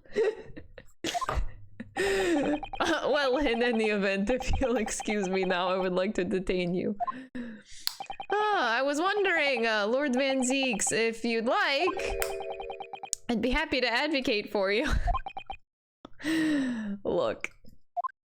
Do you blame me? We're all going to horny jail, alright? It's not just me, I'm taking you all down with me. Cause you all know that you had the same thought I did. Don't be lying, chat. Do not lie to me. We all thought that. You trust me, do you? Yes.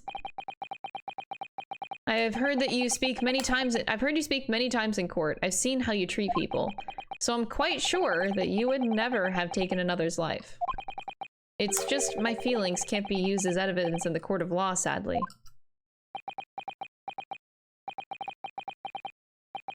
It's a very gracious offer, however.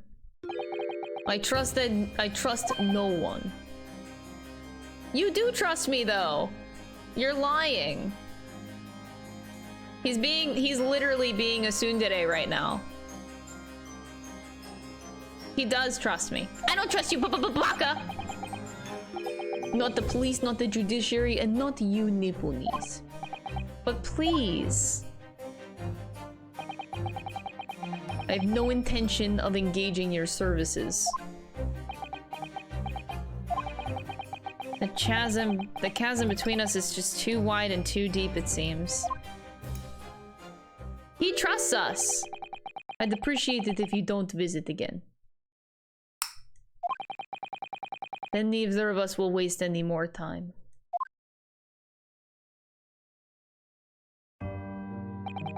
Perhaps we need to dig a little deeper. And find out more about Lord Van Zeeks and what happened to Inspector Gregson. does trust us. He literally trusted us in the last case entirely to save his best friend. His only friend, I think, Albert Hairbrain. He trusted us to save him. Dude's lying.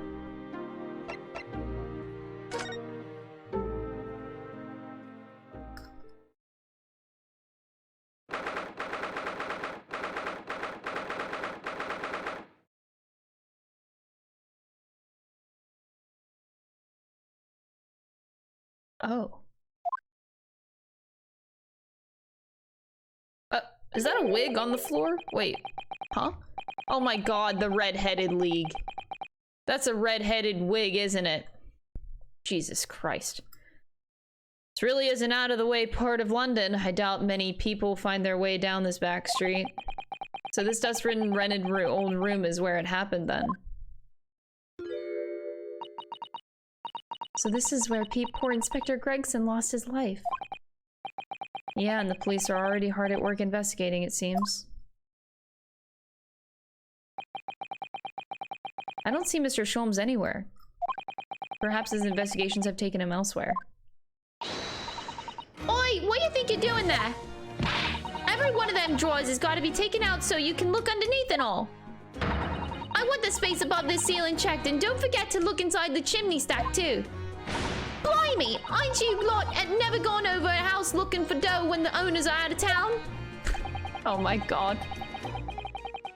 Gina's obviously got some unique investigative techniques she wants everyone to adopt. Oh, so you've turned up at last. Mind you, I ain't been here long myself. Hello, Gina.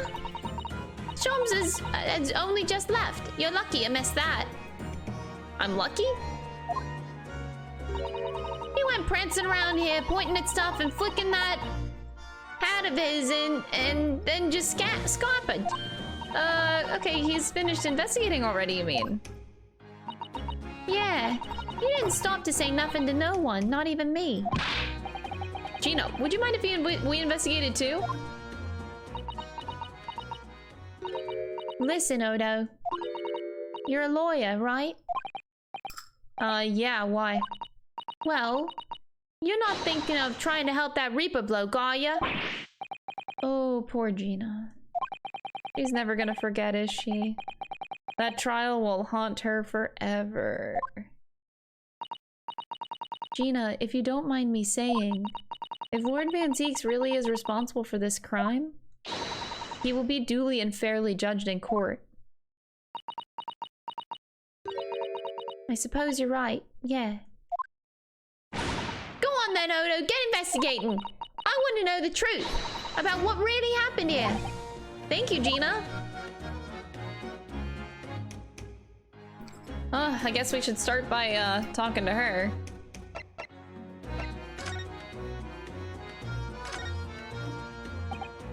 Wait, so I guess this is weird. If we defend Van Zeeks in court, who then is the prosecutor? Because now this is awkward. We would need a new prosecutor.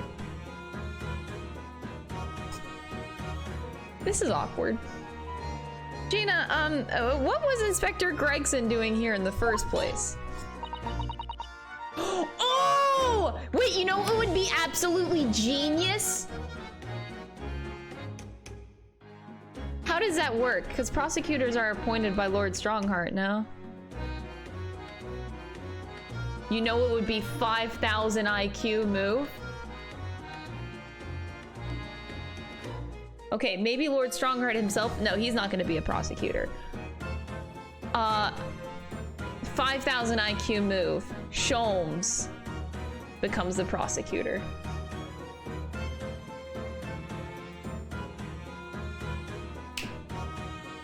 That would never happen.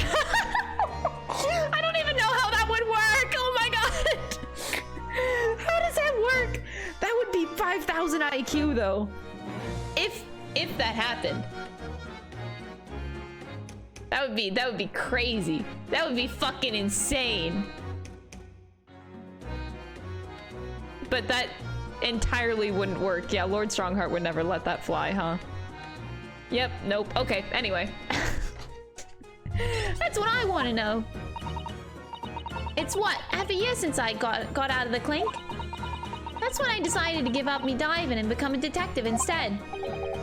Oh yeah, Mr. Sholmes twisted the inspector's arm to agree to take you on as his apprentice, didn't he? Something like that, I think. Anyway, the point is, I didn't really know much about the boss till then. But it turns out, he's a bit of a legend at the Yard. Goodness, really?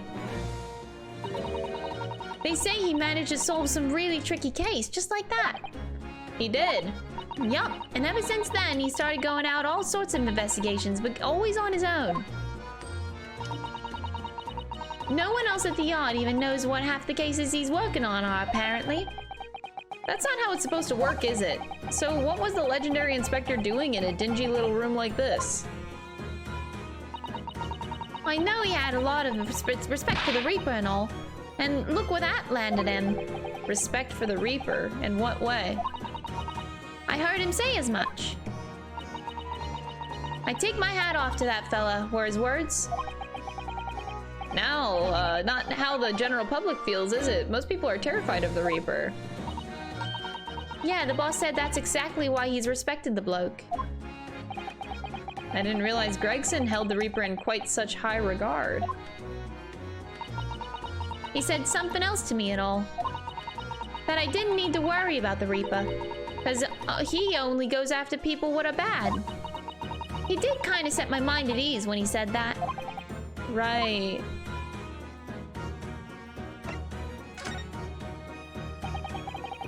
So, what is this place then? Does anyone live here? Apparently, it's been rented by some cove called Hugh Boone.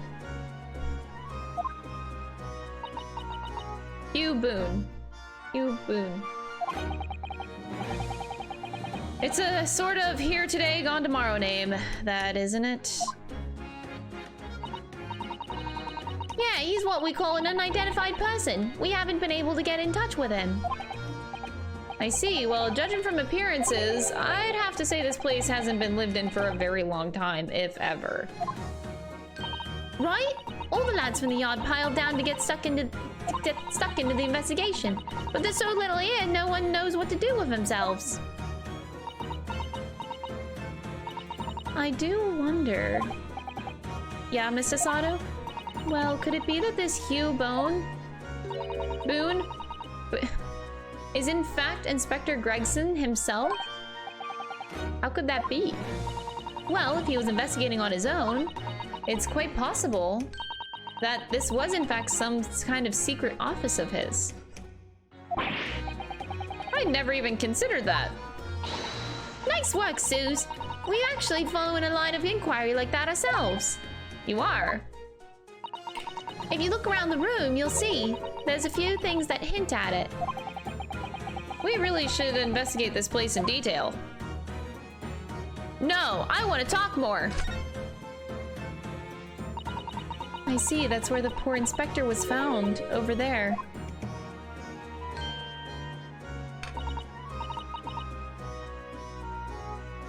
Yeah, that's right. They said it was a single bullet what did him in. Apparently, the bullet went right through him and struck that candle tree on the wall. Oh yeah, it's blown one of the candles apart completely. And the gun used is on the floor there. It's the Reaper's in it. No denying that. What, really? How do you know that? Take it easy. I don't know what to do with myself when you stare at me with them big wide eyes. I'm only saying what I've heard. I don't know much about guns myself. But there's some bigwig lawman, or whatever who said so. Why don't you ask him? A bigwig lawman, is it? Anyway, Fresno Street runs along under that window there. There were some street sellers just outside who heard the gunshot. But I don't recall seeing anybody outside. Yeah, they've all been taken down the Yard for questioning, that's why. We're talking about the Yard's legendary inspector here, after all. They'll be getting a grilling. Do you think we might be able to speak with those street sellers ourselves? I doubt it. The lads at the yard will just want to know what you're snooping around for, and you'll be up for a grilling and all. So we can't interview the witnesses. Shame. That's okay, we will at the trial, it's fine.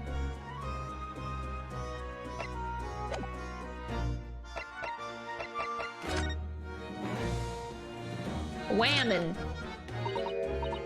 It's a photograph stand. I suppose it must be a picture of one of Inspector Gregson's family members. Ah, it's the girl. What's that? What's the matter? Your eyes look like they're about to pop out of your head. They are! Look, Mr. Naruto, quickly! Why do I feel like this woman is familiar somehow? Of course she's familiar. We met her only this morning. Ah. It's Mrs. Vigil. This makes no sense. Why would there be a picture of Mrs. Vigil in here? To be frank, I don't think I've ever been more stumped. I'm so sorry to say I have no idea either.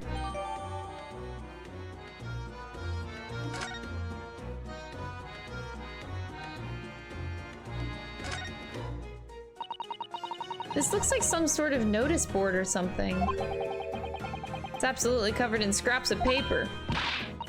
Mr. Naruto, look! This, you mean, it's an autopsy report, isn't it?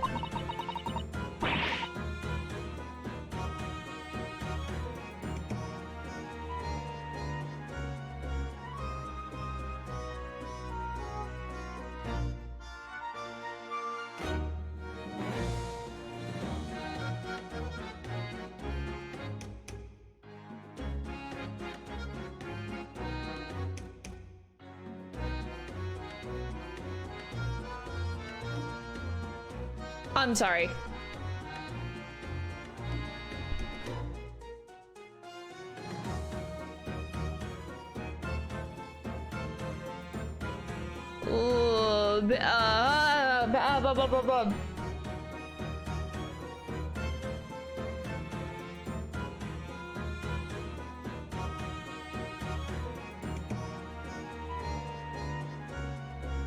No, that's not plausible. That's not. I had a theory. It's stupid. Never mind. Shit. These are case notes here and details of prison inmates. In fact, they're all a sort of documents that only a detective can normally acquire. What on earth went on in this room? Some old newspaper cuttings. Ah, and this one here. Yes, the advertisement, you mean, to the Red-Headed League. Why? What's that doing here? Whoever occupied this room was clearly interested in it for some reason.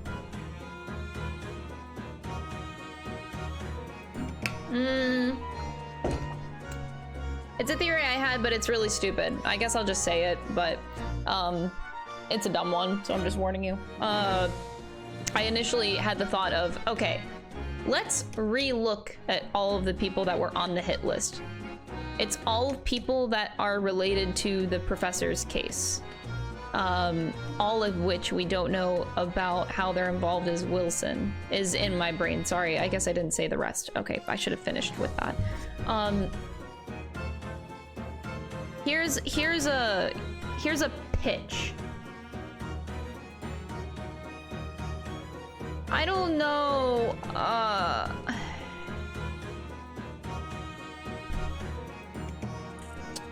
no, I think this is dumb on a lot of accounts. I just had a thought of,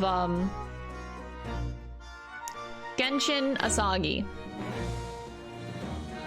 Genshin Asagi. What if...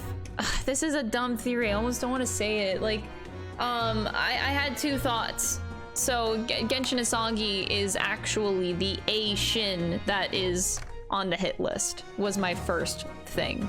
So it's not actually Giselle Brett, it's A Shin, Asagi Shin, Genshin. so that was my thought number one. Don't think that makes too much sense though, so I'm not really going on that thought. Second thought. So if along that line of thinking, if Aishin is actually Asagi, Genshin Asagi, this is why this is really stupid. If it's Genshin Asagi, then that would mean 3 of those people, or 2 of those people, I'm ahead of myself, are related to the professor's case. And then Gregson, this was the really stupid part of my theory. I was like, well, what if Gregson is actually the wife of, sorry, the husband of this girl? But like, she would know. He's a legendary inspector.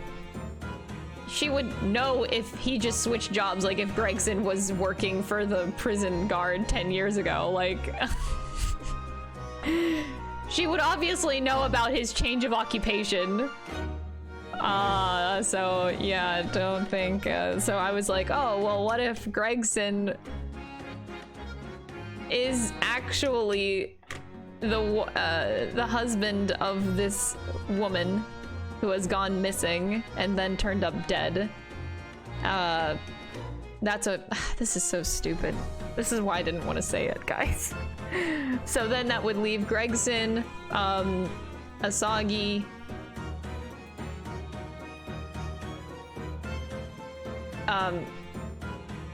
Wilson. Wilson's the unaccounted person.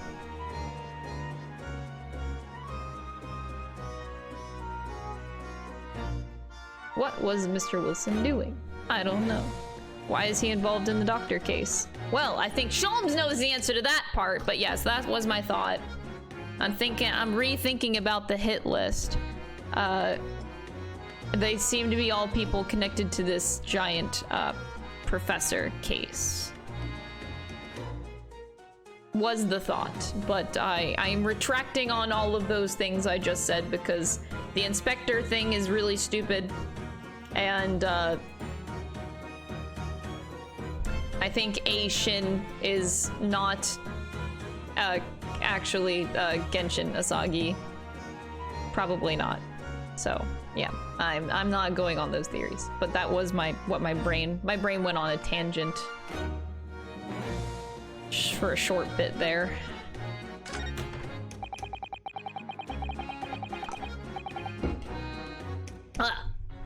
Bad theories are bad. An empty fireplace makes a room feel even colder than it would be otherwise, doesn't it? It's thick with dust, look. I think it would be fair to say it hasn't been used in a very long time. In other words, whoever lived in this room must have been extremely hardly in cold weather. Or nobody lived here at all and merely visited when the occasion arose. I wouldn't like to say which is more likely. No, that's right, it's one or the other.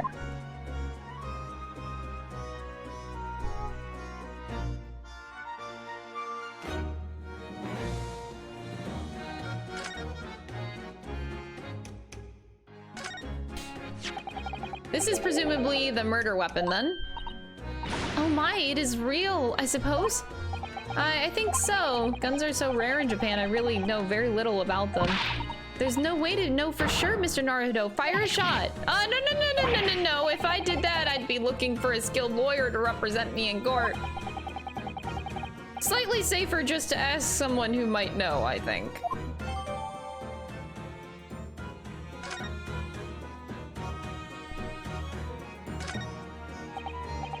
Excuse me. Sorry, sir. Can't see a thing, sir. Too many tears, sir. Right, perhaps I'd better leave you to do your work then.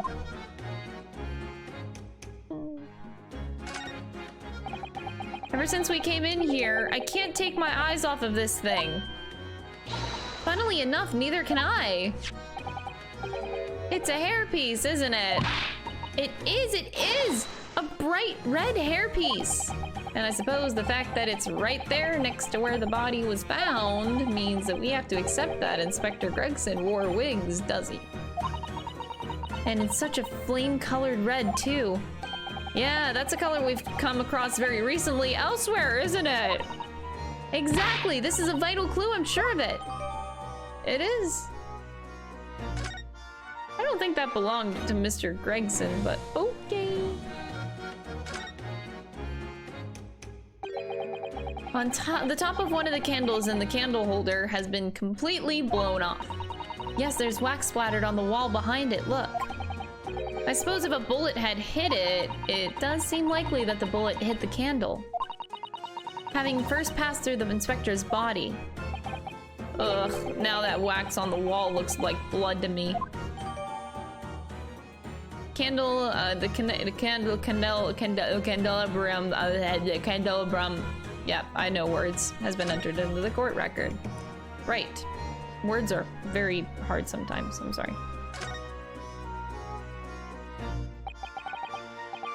So I suppose this is where the victim... That's right, the rope is laid around the body to show exactly how it was found. Poor Inspector Gregson himself has been taken away, and would probably be under Dr. Sid's scalpel by now, if not for what happened last week.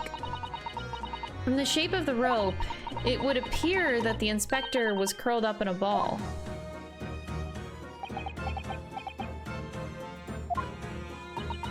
Are you feeling all right, Mr. Naruto? You look like you've just seen a ghost. I know it's just a rope, but, well, it conjures up quite a terrifying image, that's all. Especially with that blood stain next to it. Oh, I do understand. In some ways, what we picture in our minds can be even worse than reality. Susato-san is so strong, though. She's talking this far better than I am. She's taking this so far better than I am. Somebody's very haphazardly nailed these boards over the broken glass, haven't they? You couldn't even really call it a window anymore. Well, if you remember the window in Mr. Natsume's room, that was totally blocked up with bricks. This one does at least still let in some light, so you could say nothing more about it. I'm starting to feel even more sorry for Mr. Natsume. Denied. Excuse me. If you're looking down on us from the great beyond, Inspector, don't worry. We'll look after things at the yawn. I've interrupted some deep thoughts there. Oh. What's this? It would appear to be a little model of policeman. It's rather charming, isn't it? In a way. Seeing as it's on the floor here, do you think it belonged to Inspector Gregson? It's a little hard to imagine Lord Van Zieks playing with something like this. It's only about 8 centimeters tall. It could have fallen out of someone's pocket, I suppose. I think we should record it as evidence, just in case. It is rather delightful, after all, in a way.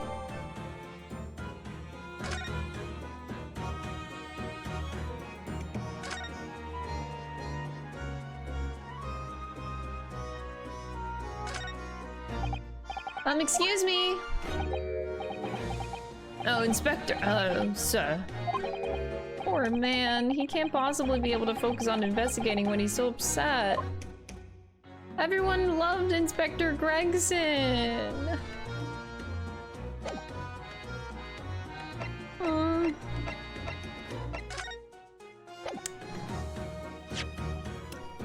Alright, we got a lot of stuff, so let's start looking. Framed photograph.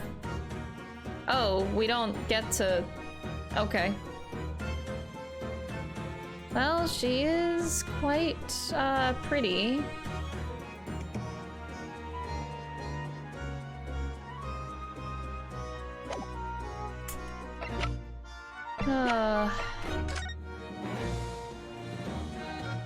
Alrighty, what kind of a gun we got here? I suppose this must have been the murder weapon. Oh my, it is real, I suppose. I think so. Guns are so rare in Japan, I really know very little about them. Perhaps someone more familiar with firearms could shed some light on things here.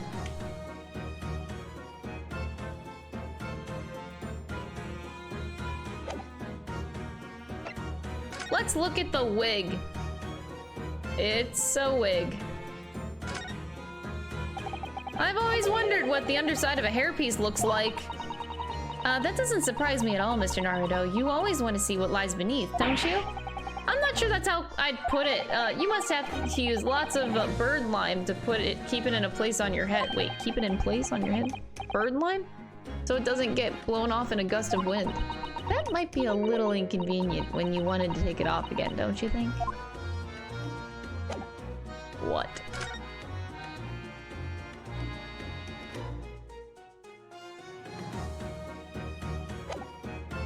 Okay. The candle! Oops.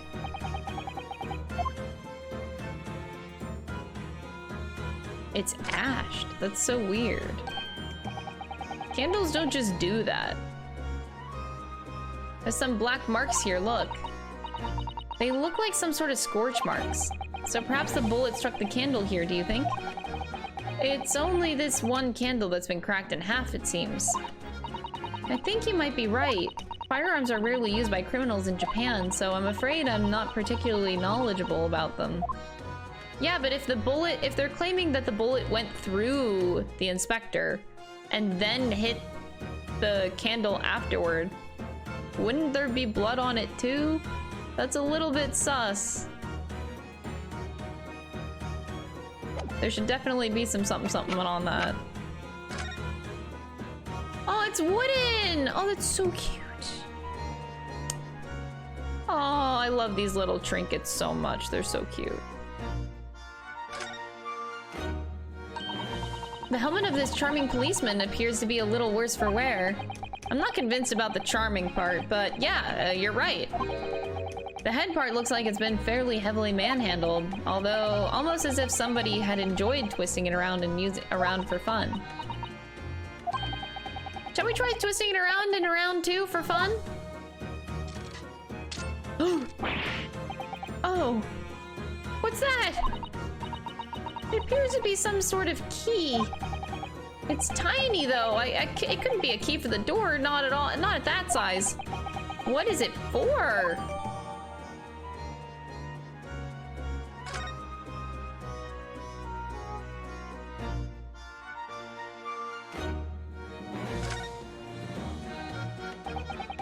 This looks like some sort of key. Yes, it does. A very tiny and simple key. What's a little key doing inside a figurine of a policeman in the first place? And what's it for?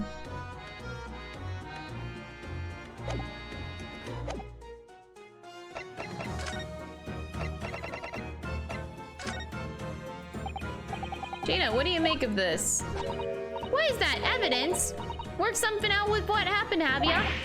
Oh, no, not exactly.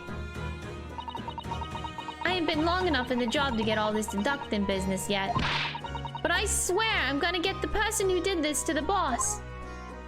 Okay, do you know about wigs? I'm just gonna give everything to her, really.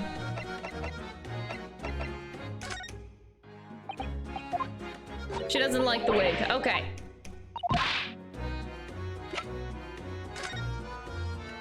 I don't think Gina's gonna help us here.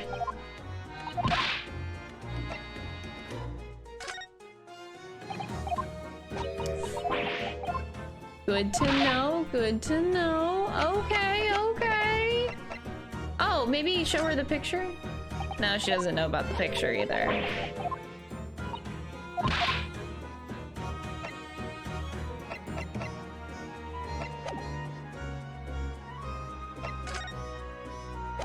Oh, anything else to say? Okay. All right, and we move along. Can we go back to Van Zeek's? Oh, okay, he does not want to converse. Good to know.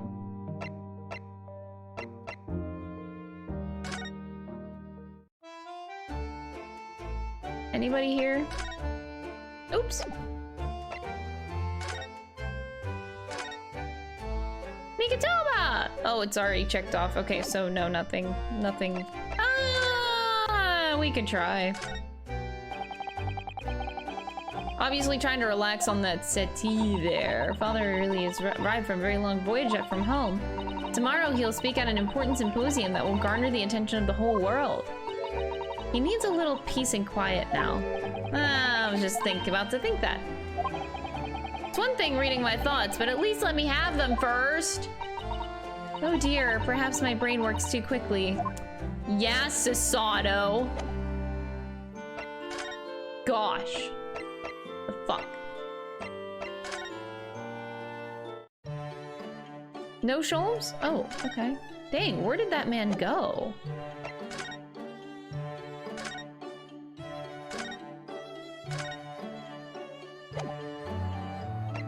Scholes?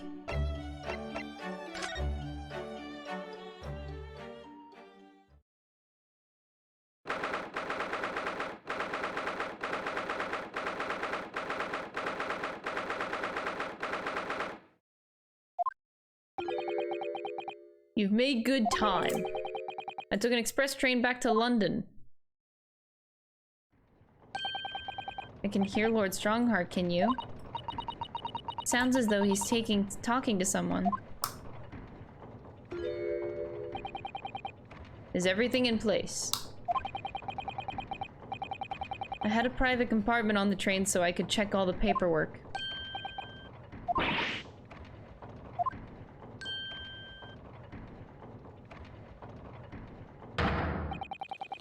Your timing is impeccable.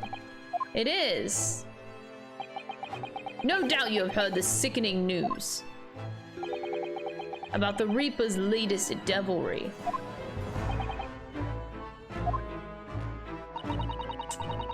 I'm sure you don't believe it, of course, Lord Strongheart. That Lord Van Zeeks could have done such a thing to Inspector Gregson.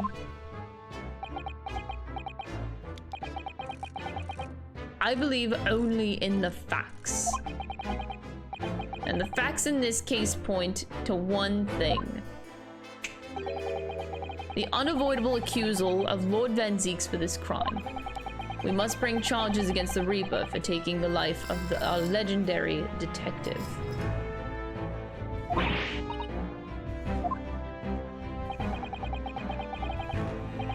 It's a truly regrettable situation. Tomorrow, the Forensic Science Symposium finally begins. At the very least, though, we can show the world our justice system's swift and equitable processes. Does that mean the trial is tomorrow? Precisely.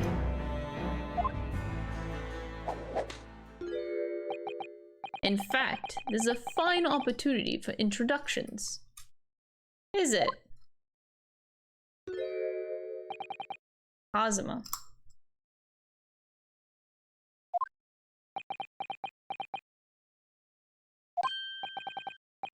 But of course, you're already acquainted, aren't you? Mr. Asagi here will be present at tomorrow's proceedings. Leading the prosecution. Oh, I was very nervous about that.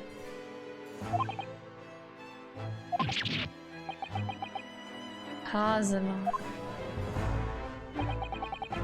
As I'm sure you're already aware, he's a very capable practitioner of law. Kazuma-sama, prosecutor. Kazuma.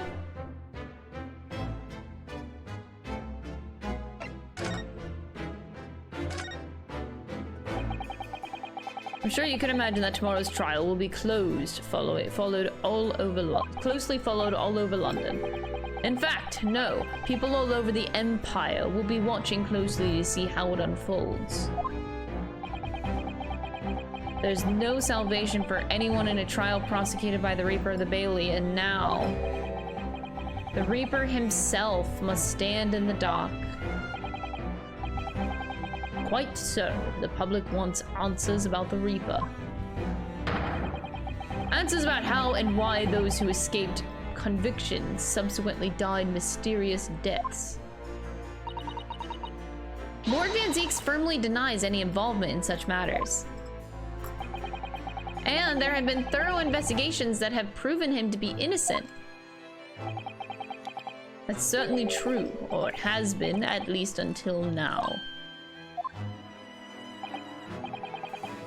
Tomorrow's trial will mark the start of a new chapter in our country's great judicial history.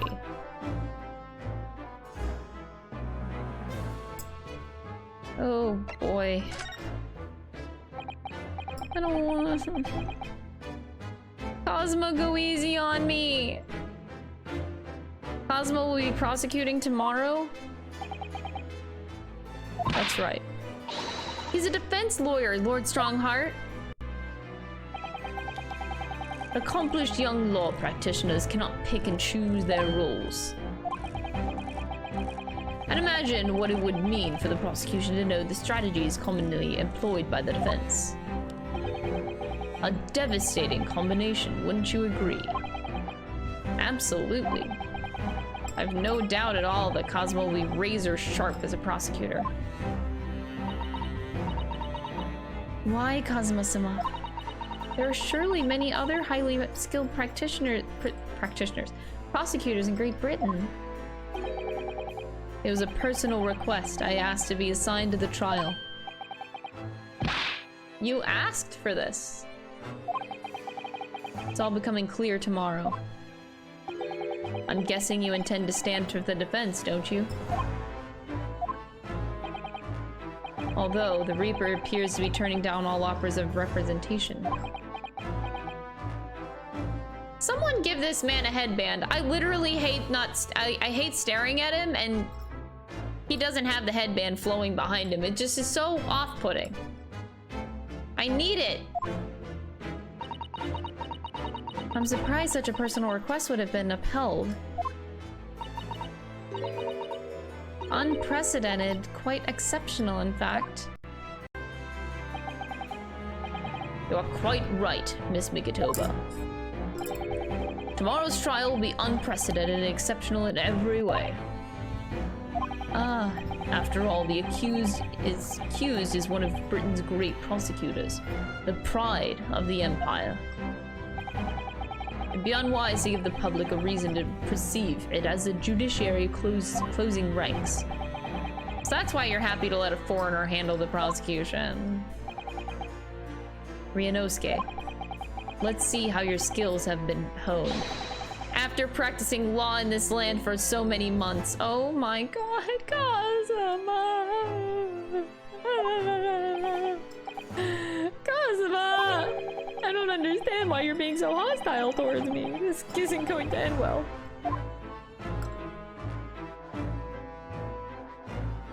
I don't like this. Yes, we noticed that there was a gun at the scene of Inspector Gregson's death. Do you know if it belongs to Lord Van Zeeks? That would be a question for the lead detective investigating the scene. Well, the thing is, she wasn't sure, so she told me I should ask somebody higher up who might know. That's right, Mr. Naruto. Be direct. Certainly a model that's issued to all personnel involved in law enforcement, yes. Which includes prosecutors, as I'm sure you can imagine. In that case, it could have actually belonged to the victim. No, Gregson had his gun on his person. What about Lord Van Zeeks? He claims it's currently not in his possession. What?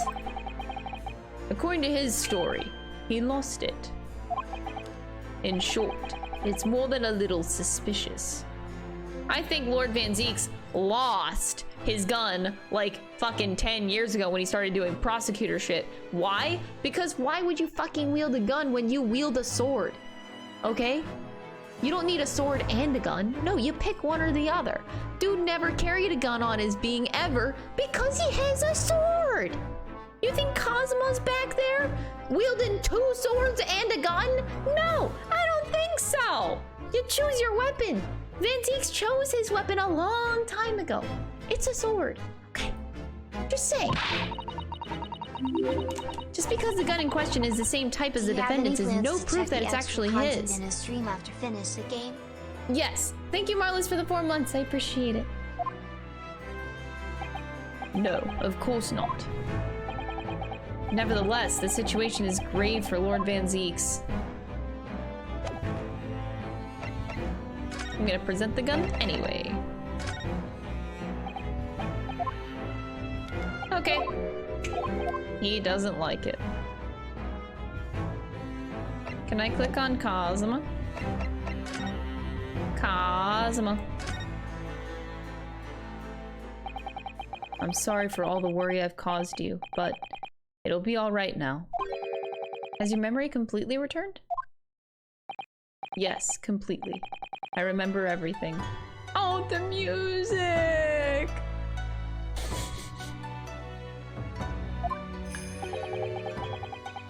Including what I was coming here to do. Right. Kazuma-sama. I can't tell you how happy I am to see you alive and well like this. But how did you come to be here in London when you were suffering from amnesia? It was the voice. This past year, I've been hearing it in my head constantly, saying the same thing over and over. Go to London, that's where your destiny awaits. It was that voice that guided me here to London. That's so anime, bro! I'm crying! I'm so sorry for what's happened. Anyway, my memory might have returned to me, but there's something that won't return to the way it was before.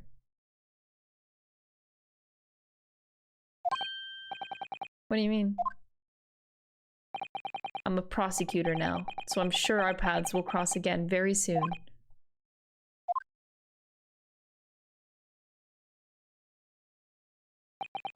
Doesn't look like we're gonna glean much more. Thank you very much, Lord Strongheart. Remember, tomorrow's trial will go down in our empire's history. There's much you can learn from the public gallery.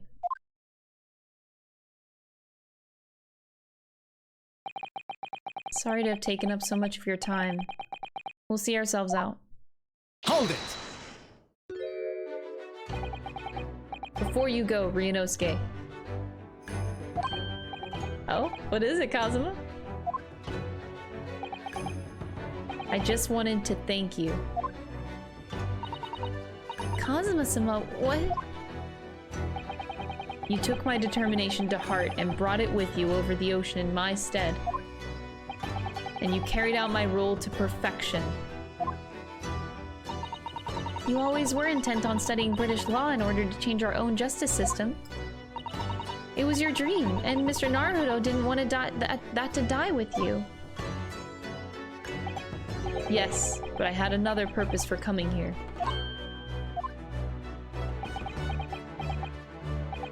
I actually have a favor to ask.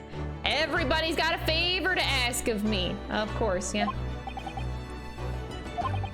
This trial I'll be prosecuting tomorrow, I'd like you to be there to see how it ends. I'm gonna be the defense lawyer. What do you mean? Of course I'll be there. Right in front of me as the defense counsel. Oh, right. Why? What's this all about? Sounds hot if you ask me. I know you have what it takes to beat me. He knows. But Lord Van Zieks would never put his fate in my hands. On the contrary, he recognizes your talent. It's not easy to see behind the facade sometimes.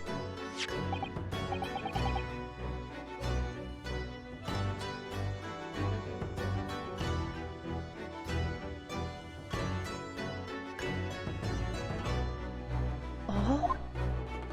You don't say. Look at him smiling! Oh my god, precious baby smiles! He does smile so cute! Oh my god, it's so precious!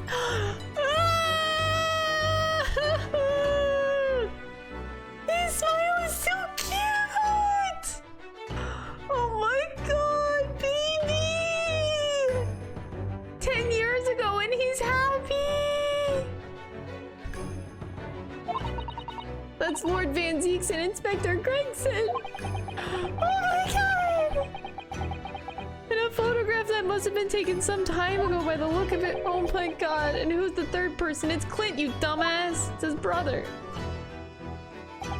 It was displayed very prominently in the detective's office. In Gregson's office, you mean?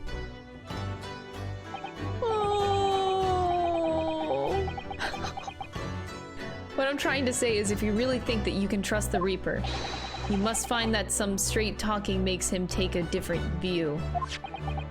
Take it.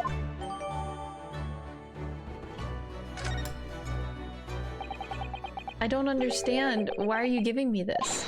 Just hurry, Ryunosuke. Visiting hours at the prison are almost over. What are you doing, Cosmo? He wants us to beat him in court, duh. Alright, bye, I gotta go. I gotta do exactly what Cosmo just told me to do. No words, I don't waste any time. We gotta go, we gotta go. Gotta go. Gregson also smiles. He was smiling too. They both were happy. Lord Van Zeeks is still reading that letter. We've been gone quite some time too, though. Either he's an incredibly slow reader, or it's an incredibly long letter. I might even be able to read English faster than he can. I was intending to ignore you entirely. But I can't turn a deaf ear to such an insulting Nipponese. Sorry, I didn't think you'd hear that. I had the case notes brought to me in secret. I was reading them to pass the time. Yes, we've heard that your trial is set for tomorrow. Which is none of your business. So, have you found a lawyer? How many times must I reiterate the same thing? This is nothing to do with you. In other words, no. We were just talking to Lord Strongheart, and the prosecutor for your trial has been decided. I'd expect nothing less, though I have no idea who it is. It's going to be Kazuma Asagi. Asagi. That made the color drain from his face. Well then. It seems I'm going to have to engage in conversation with you again after all. Yeah, you do, buddy. Okay, but can we take a look at this picture again? I'm so sorry. Look at the baby and his smile! Ah! They're so happy! It's so cute! This is the cutest fucking picture, oh my god! Oh my god. It's so happy. Look at that smile. You see that smile? He smiles. And look at that smile. He smiles too. Oh my god. I'm gonna cry. Okay. 10 years ago, my older brother, who was the director of prosecutions at the time, was murdered. And the killer, as you know, was a visiting student from the Far East. Not a single day goes by when I don't curse the name Asagi. Genshin Asagi was Kazuma-sama's father. So what cool twist of fate is this now, 10 years later? The man's son is to crucify me in some kangaroo court? I still don't understand why Lord Strongheart apprenticed Kazuma to you. It's what he does. No doubt he knew of the young man's true identity from the outset. But what could he have been hoping to achieve? And let's not forget that it was only 8 days ago that Kazuma recovered from his amnesia. Why would Lord Strongheart assign this trial to somebody like that? Asagi. That name is the very epitome of my bane. The bane that is you Nipponese. Right, your hatred of all of us Japanese. The Nipponese bane. I'd only just been appointed as a prosecutor when it happened 10 years ago. My brother, Clint, the director of prosecutions, was hunting down a mass murderer. The so-called professor. Assigned to the investigation as his partner, there was a certain visiting student dispatched from Scotland Yard. And that was Genshin Asagi. Exactly.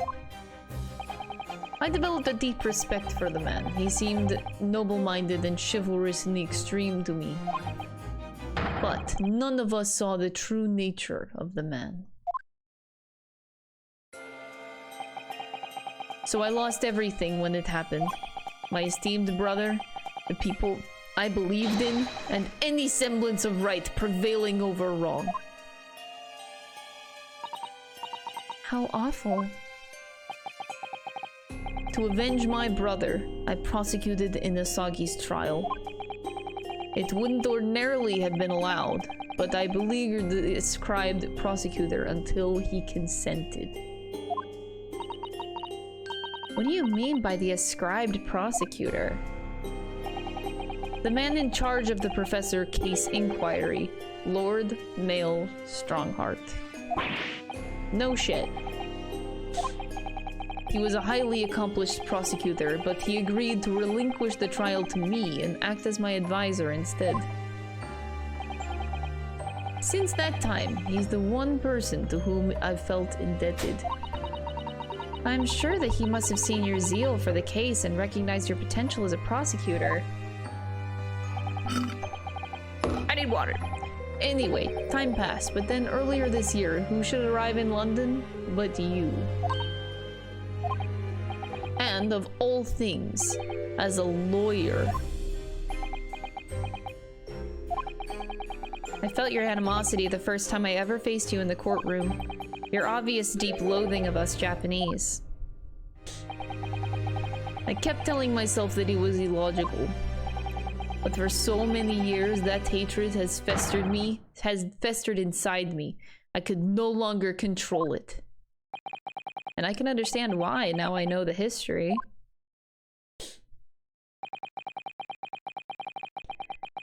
But in the same way that I've long felt the Nipponese to be the bane of my life, to Kazuma Asagi I am the bane of his.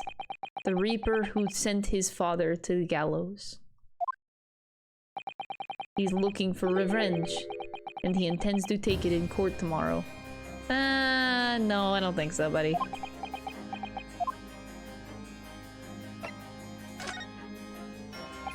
Oh, wait, actually, yes. But for different reasons. Probably because we didn't find out the truth about what his father did. More than likely. Gregson's transfer to the Paris Police Prefecture had finally been arranged for the coming month. But he'll never make it to France now. It's a tragedy. Yeah, coming to think of it, he did mention something about that, didn't he? I wonder, does it happen often? Being transferred internationally, I mean? It's the first time I've ever encountered it. Oh. The Paris police welcoming an English detective is almost inconceivable. I can't imagine what kind of magic Gregson must have worked to put that arrangement in place. He knew. Sounds like that mystery has even the Reaper perplexed. I'm afraid to say that we were very ignorant about Inspector Gregson's standing. We hear that he was considered something of a legend at Scotland Yard. Again, it was 10 years ago that he first made a name for himself. Chat, please calm down. Do I need to ban Genshin in my chat just like Jen does? Even for the people that are yelling at other people. Calm down, please. You're cool, you're cool. By uncovering a decisive piece of evidence that exposed the professor's identity. If it wasn't for Gregson's singular approach for the case, the discovery would never have been made. What sort of approach? After my brother's life was taken, the inspector pushed for a full autopsy.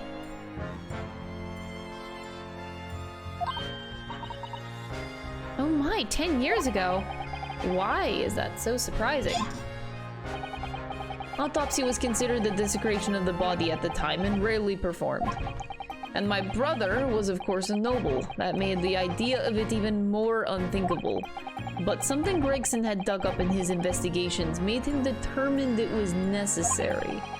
His powerful conviction somehow influenced the House of Lords, and as a result, I could avenge my brother's death. So, you must have had great confidence in the inspector's abilities. And it's even more inconceivable that you would have taken his life.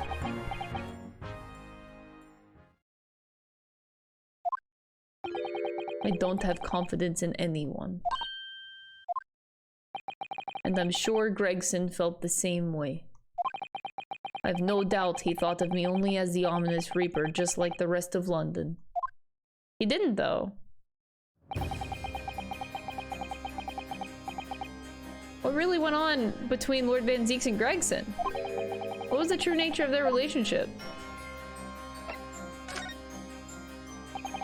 About the gun you used to shoot the inspector that was found at the scene. Ah, yes, that's not mine. Really? Because common opinion seems to be that it is. What do you expect me to see to that?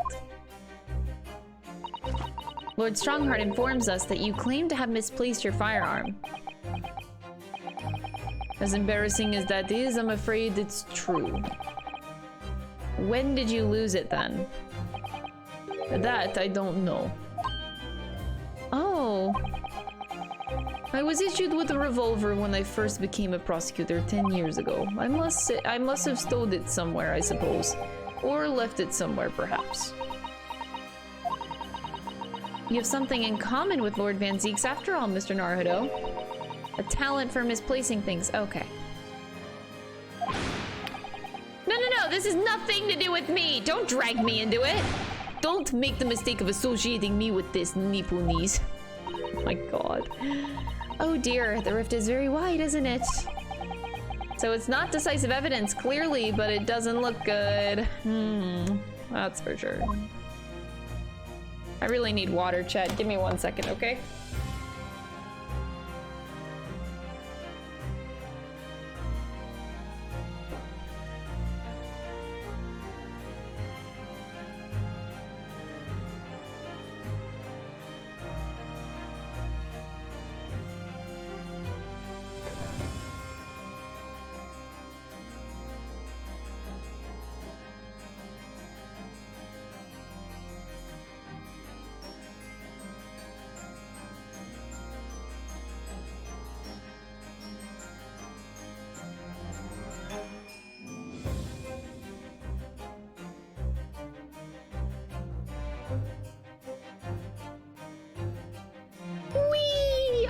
I am back, and of course the roaches, okay.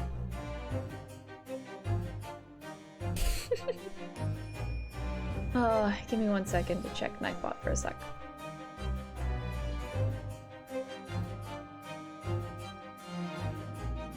Okay. We are all good to go. Am I good? Okay, yeah.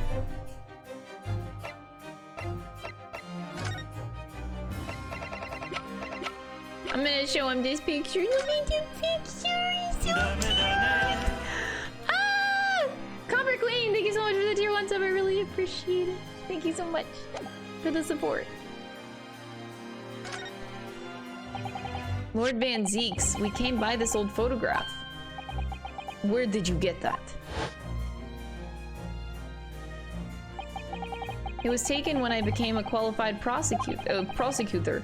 It's almost unbelievable. I assumed it was long lost. Is the man on the left there? Yes, that's my brother, Clint.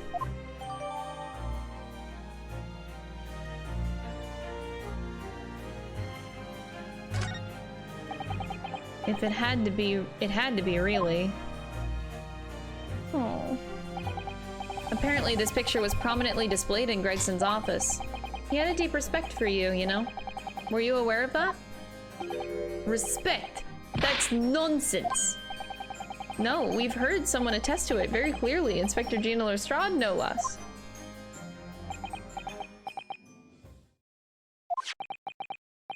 Well, maybe once, yes. There was a time things were like that. We were brothers in arms, jovially discussing the future of justice and other such lofty subject matter. That was a nice glimpse of the past. I thank you. Oh. Feel as though I got a nice glimpse of the past then too. He thanked me. There was a glimmer in his eyes, a brief twinkle. An insight into the true nature of this man, known to all as the stone-cold Reaper of the Bailey.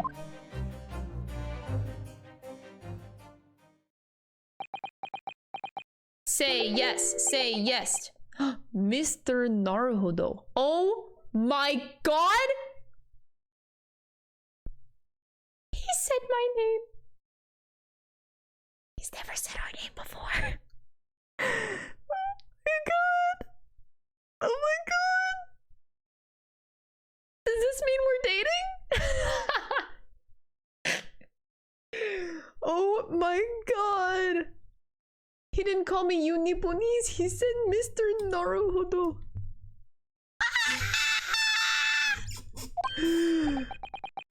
That's the first time he's ever used my actual name.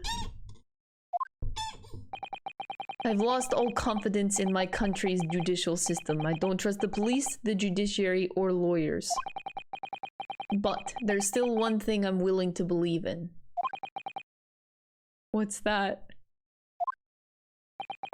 That which you see in the eyes of another across the courtroom. A simple determination to know the truth. Lord Van Zeeks! Oh my god. Hi, Crystal. From the first Really wish I time we could stick clashed in the around, Bailey but I almost haven't a watched year all of ago. your VODs on this game yet. Love you. Look forward to the day I can actually watch live. Thank you for the 100 bits, Travis. I appreciate it. I couldn't deny it, even though I dearly wished I could. Here is a loathsome Nipponese, who has absolute integrity as a lawyer. There are only two other men I've known with that same look in their eyes. My brother, Clint, and Genshin Asagi.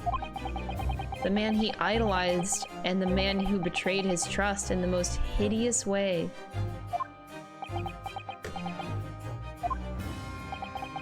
When you showed me that photograph just now, it reminded me. You mean this photograph? Look at this photograph. I love seeing that smile. Oh my god, every time I look at it, my heart just melts a little bit more every time inside. Oh, so precious.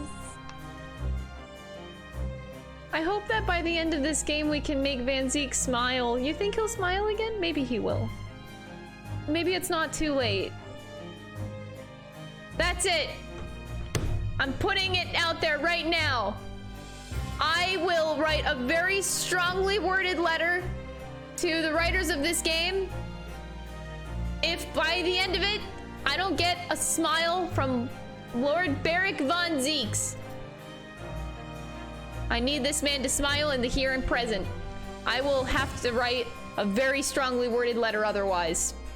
I need it. Got it? Okay. Back then, I was able to laugh. I was free of the shackles of mistrust that plague me now. I looked to the future with hope. Since then, I've protected myself against betrayal by refusing to trust anyone. But at times, the mire into which I've sunk makes it almost impossible to breathe. I'm so sorry. So, Mr. Naruhodo. Oh my god, he said my name again. Ah! I want to believe in that look in your eyes. I need to believe in it.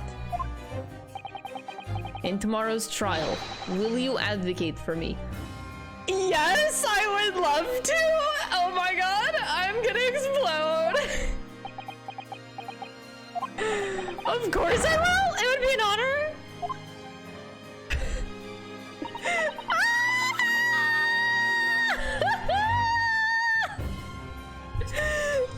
I'm not dying. Is this a marriage proposal? Oh fuck yeah, it is.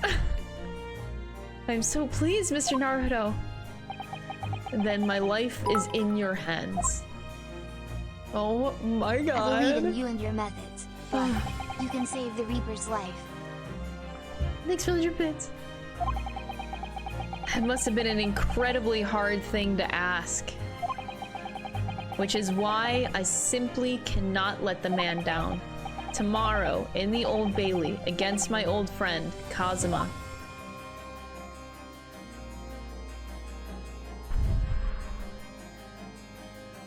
To be continued. Oh my god. I'm hungry, but I want to keep playing. So, who cares? I'm gonna keep playing. Here we go, trial part 1. Let's do it.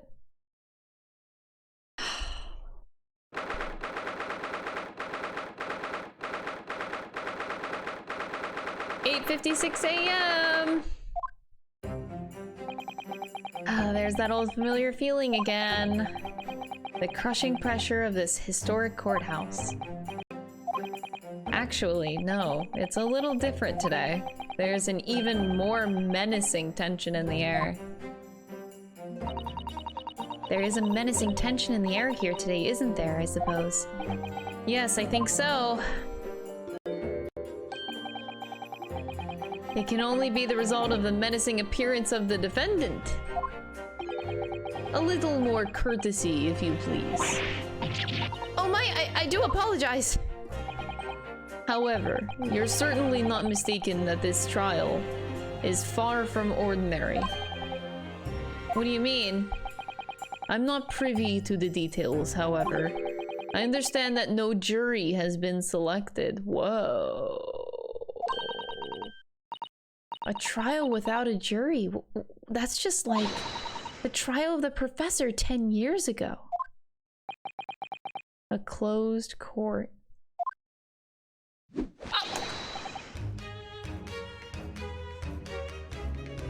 Every time I'm having a moment, god damn it. Jesus.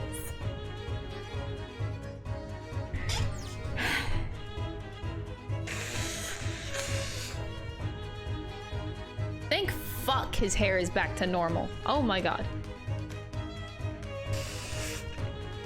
Alright, well, here we go. Ah, good morning, my dear fellows. Mr. Scholes. Have you made note of my hair, Mr. Naruto? An outright victory for science, you must agree.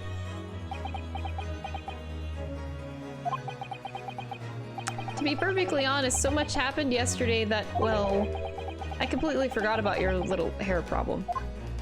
Ah! What to one man is a little hair problem, is to another a day of drinking dubious potion after potion.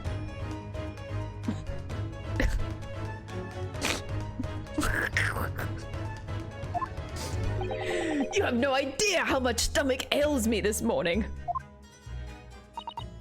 Oh dear, how awful for you.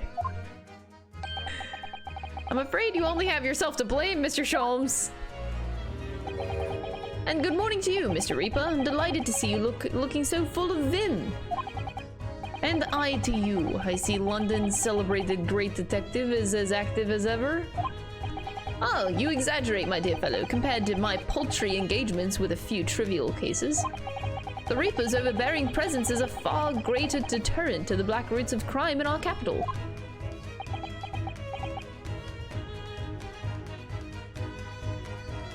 Sorry, I'm enjoying this a lot. This, I could use more boyfriend-to-boyfriend banter. Just keep going. Please, just keep going. I'm fine with this. I'm totally fine with this. This is fine. Just. And whilst I may not agree with your methods, there is at least one point on which I would readily commend you. What an honor. And that would be your eye for a good lawyer, sir. Mr. Sholmes! After all, behind this lawyer there is a very great mind. My What are you trying to say? I wish only to say that you should be prepared for quite a trial, Mr. Reaper.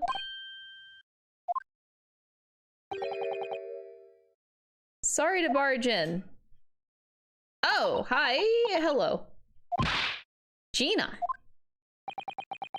What's that on her arm? It's a mourning band, I suppose. Father, shouldn't you be at the symposium?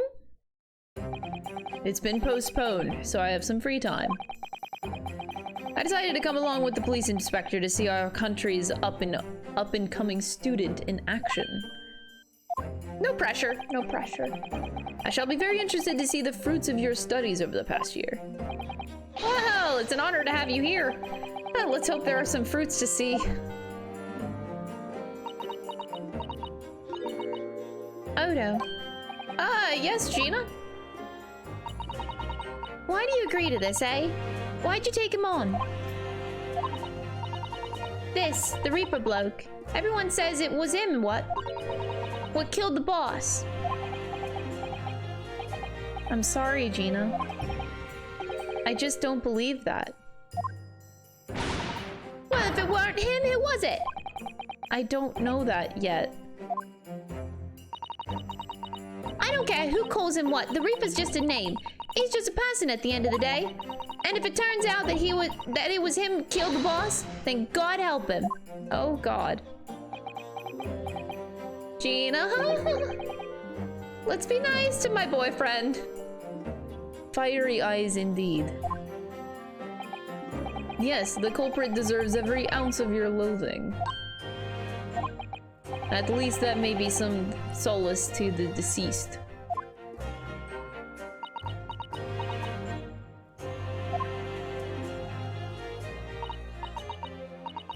Please, Hodo. Get whoever did this for the boss. Gina. I hate feeling useless, but there's nothing I can do. So you've got to find who done this and make the wretch pay.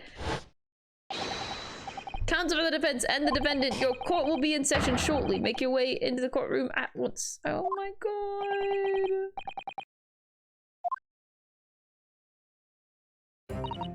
It's time, Mr. Naruto. Lord Van Zeeks.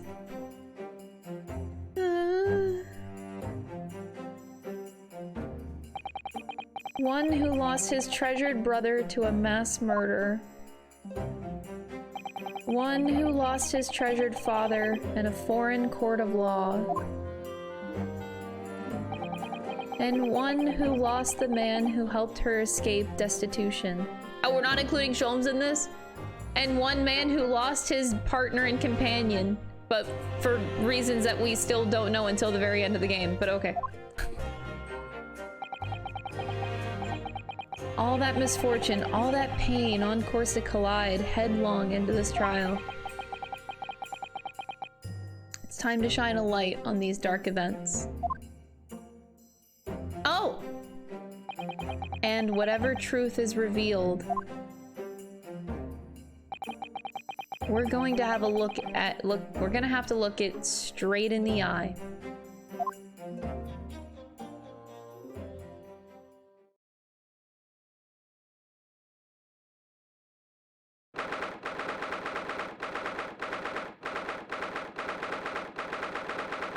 "9:20 a.m. The Old Bailey Court." Oh my God, Cosmo's on the other end.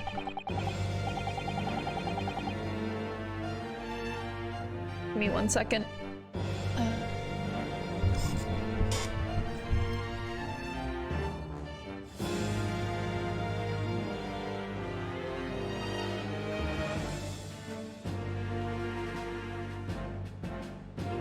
Okay.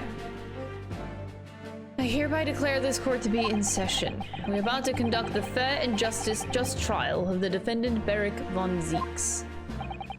Counsel for the defense and prosecution, are you ready to begin? The defense is ready, my lord. The prosecution is more than ready. Kazuma-sama.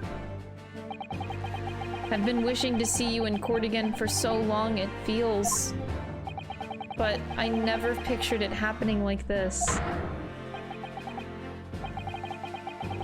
I never thought I'd be facing you behind the prosecution's bench. The so-called Reaper of the Bailey has been a scourge like no other, undermining Her Majesty's justice system. Today we must uncover the truth behind this scourge.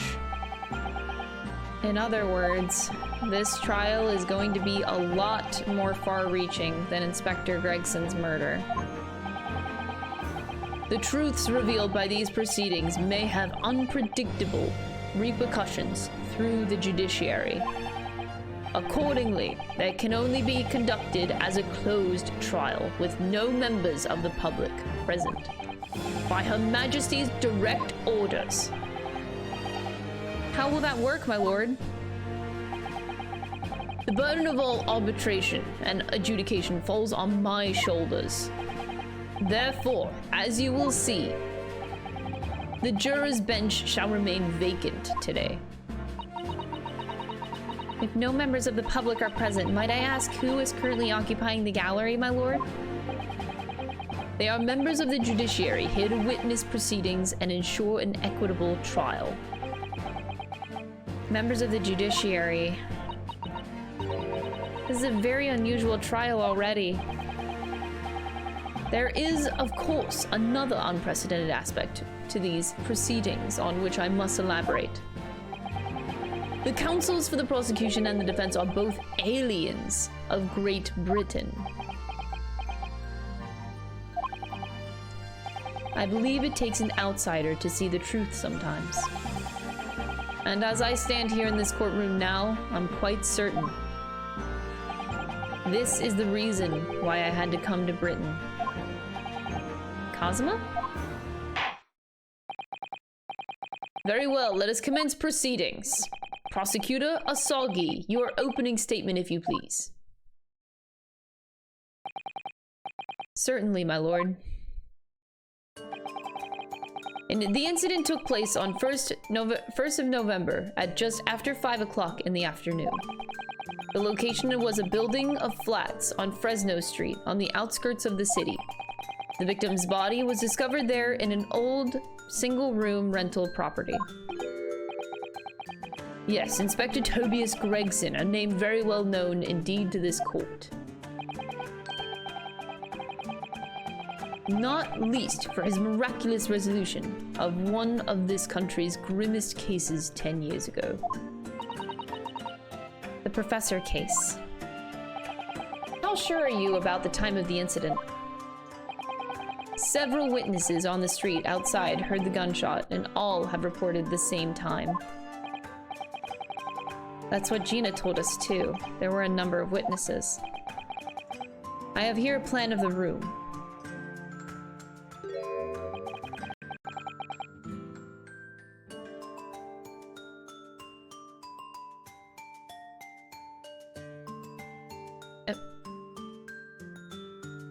The victim was found curled up in one corner. I believed that he was shot from the distraction, sorry. I believe that he was shot from the front at point-blank range and died instantly. How has the range been determined? There were scorch marks around the entry wound. Such marks are caused by the gunpowder used to fire the bullet. But powder hot enough to leave scorch marks is only ejected a few inches beyond the end of the barrel. In other words, it only happens when the target is at point-blank range. I see, yes. Thank you for your detailed explanation, Counsel.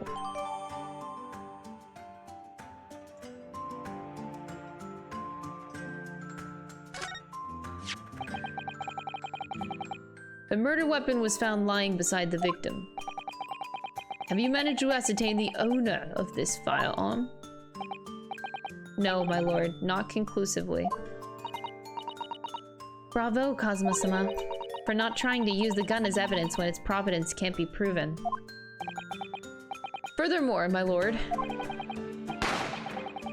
as I've explained, the revolver was fired at extremely close range. The bullet passed through the victim and struck the wall behind him. There is a candelabrum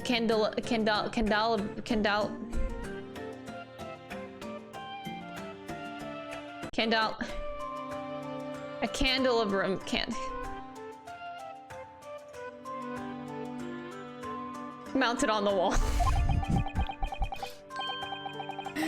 And the tip of one of the candles in it was found to have been blown off by the projectile. Sorry. I don't know why I struggle with stupid words. We noticed that too, didn't we? Ah, yes, that's right. Thank you for the thorough report, Counsel. The setting of the crime is clear to me. You will submit the plan of the crime scene as evidence, please. As you wish, my lord.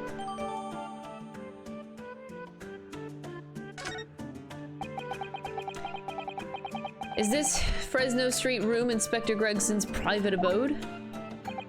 No, my lord. The room is rented to a Mr. Hugh Boone. But there's precious little furniture inside and is generally in a poor state of repair. So what on earth was Gregson even doing there? Presumably he was investigating some case or other. When a policeman was informed of the gunshot from the witnesses and rushed to the scene, he found only the deceased inspector and the accursed standing alongside, holding the revolver. The attending officer arrested the accused on the spot. So, the details of the case all clear. In that case, the prosecution would like to call its first witness. A name, please, counsel. Naturally, the accused himself. Lord Van Zeeks. As a prosecutor, he believes in the oath of office he's taken and will be compelled to tell the truth. Very well, let the defendant take the witness stand. Oh man. It is so weird seeing this. Oh, it's so weird. Witness, state your name and occupation for the court. Beric von Zeeks, Old Bailey prosecutor. I presume, Lord Van Zeeks, that you heard Prosecutor Asagi's opening preces? I did. This is so wrong. It is alleged that you were found at the scene of the crime, and that you were arrested by the arriving police officer. Can you confirm this? Yes, my lord. Then I'm sure the court would like to hear you explain some things away. Namely, why you were there in the room on Fresno Street at the time in question. And what exactly took place. I intend to explain away nothing. I will simply tell the truth. I must say, Lord Van Zeeks, I never imagined this day would come. Or rather, I didn't want to imagine it would come. Ah! I cannot escape sleep and hunger. Since you became known as the Reaper, a part of me has been dreading it.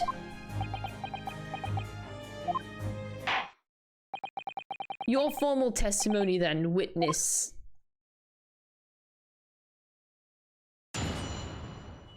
We're doing this on Lord Van Zeeks. This is so wrong! I was investigating Gregson, and my inquiries had led me to that address. When I first entered the room that day, it was dark inside and I saw no one. A moment later, I heard the gunshot. I spun around and saw the revolver on the floor. Just as I picked the firearm up to examine it, the door flew open and I heard the man scream. It was only then that the body of Inspector Gregson appeared before me.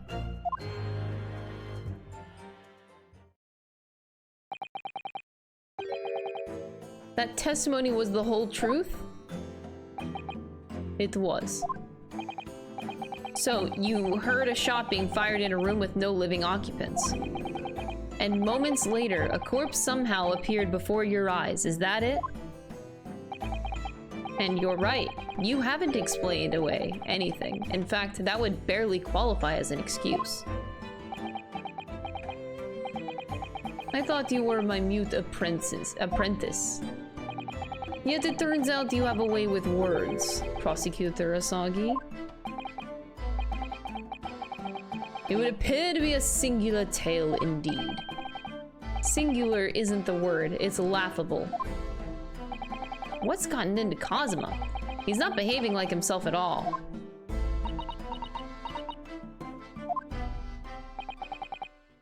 Very well then. Counsel, you may begin your cross-examination. Cross-examine Lord Van Zieks. I don't like this. Oh, look at that. Ugh. Facts of the incident. I was investigating Gregson and my inquiries had led me to that address. You were investigating the inspector? What on earth for? I'm not at liberty to say. Sorry? I'd identified the distinct possibility that Gregson was involved in the case I was investigating. Regrettably, though, he was killed before I could secure the proof that I needed. Is the court to understand, then, that on the day in question you followed the victim to the scene? No. I was privy to his movements in advance. How? I stole into his office in the yard and consulted his diary. The address on Fresno Street was noted in the 5 p.m. entry. You illegally entered this man's office. In Japan, that alone would constitute a very serious offense. As it does in Great Britain, I assure you. Is that not the case, Lord Van Zieks? I was aware of the possible consequences. So, in summary, you were investigating the victim, and yet you refused to tell the court why. He can't. I didn't realize British prosecutors enjoyed such freedom to choose what to divulge under oath. Why did I ever think I could defend this man? I mean, if he's bound by something Lord Strongheart told him...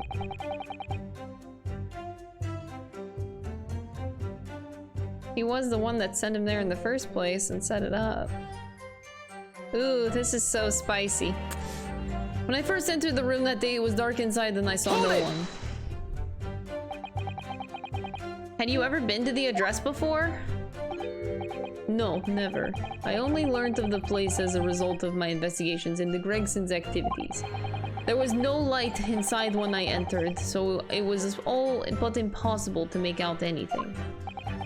At 5 p.m., the sun would only just have gone down. It would have still been reasonably light outside.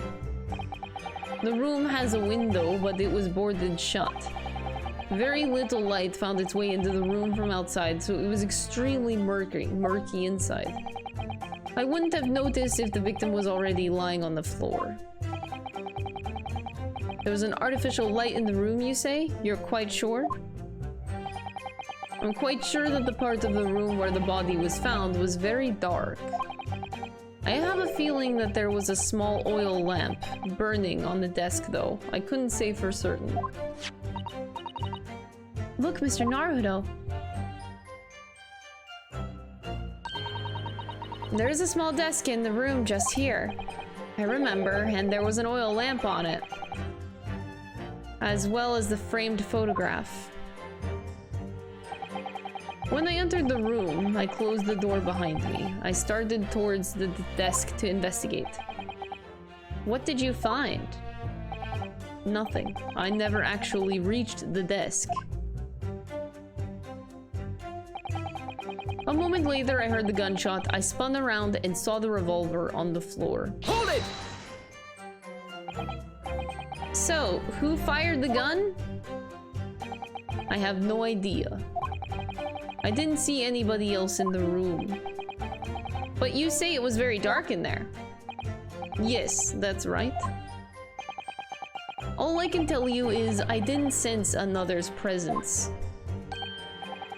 Then could it be that the gunshot actually originated from somewhere outside the room? No, that's out of the question. Oh. He was very confident about that. Without doubt, the sound emanated from inside the room. I could smell the gunpowder. This is going from bad to worse. And you say that's the point at which you noticed the revolver on the floor? Correct. I was foolish. I foolishly picked it up. That was carelessness on my part. Presumably then, the gunshot you heard came from the firearm that you somewhat hastily took into your hands. In point of fact, my lord, I believe it did not. What? The barrel of the revolver I picked up was cold, and there was no smell of spent powder. But then, where on earth is the gun that... God, that scared me. Once upon a time, a little girl said, "I'm hungry." Then Jackass threw food at her. Oh my god. Aww. Thank you. I appreciate that. Thank you for sending me food. I appreciate it. I will try to survive. Where on earth is the gun that was fired? Whilst I would like to oblige you with an answer, I'm afraid I just can't. I too would dearly like to know that. Ugh.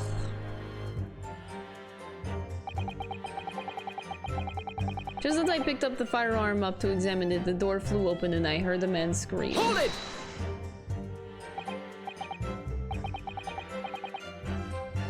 A man, you say? One of the witnesses, I presume? That's right, one of the street merchants working on Fresno Street. Who are these merchants? A number of them had set up their stalls directly beneath the boarded window of the crime scene. A match seller, a newsmonger, and a peddler. They've all given statements saying that they heard the gunshot. And without a thought of danger, they ran inside to see what had happened. Yes, Gina told us about that yesterday, didn't she? They burst through the door with some force, it would seem. They did, and almost gave me a heart attack in the process. But you're supposed to be the raper. The first man to come in immediately noticed the revolver in my hand and fled. A policeman patrolling on Fresno Street heard the commotion and was able to arrest the accused shortly after the incident occurred.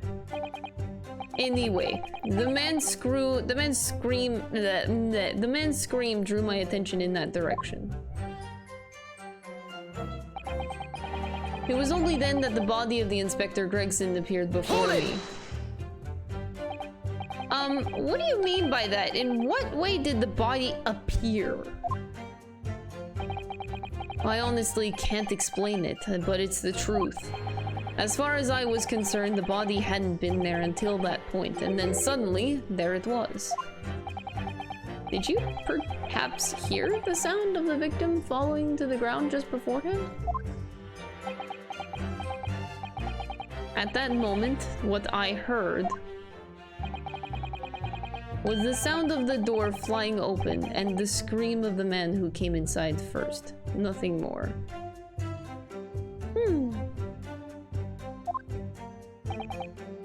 I see.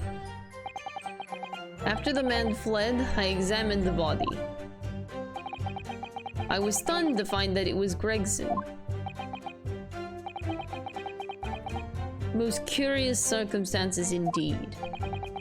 How the inspector was killed or how his body seemed to appear out of nowhere, I have no idea. Objection!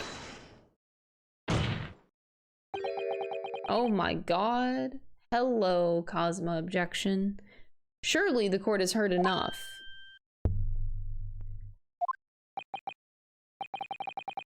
My lord, the cross-examination has clearly revealed that the accused, Barrick von Zeeks, is lying on multiple fronts.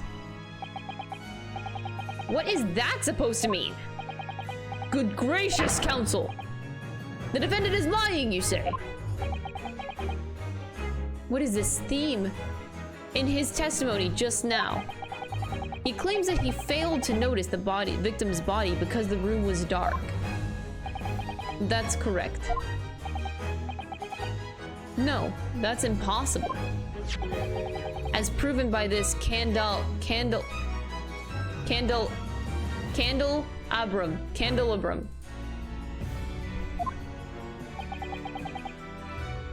I got the word. How does that prove anything? If you examine the tip of the long candle, you can see it has been blown off by a powerful impact. One would assume that the projectile from the firearm passed through the victim and struck the candle. The problem comes when you consider the other two candles, which are clearly of different length. Yes, I can see that only the candle that appears to have been struck by the bullet is long. We could reasonably expect someone to have lit all three candles together. Which begs the question of why only one has ended up longer than the others.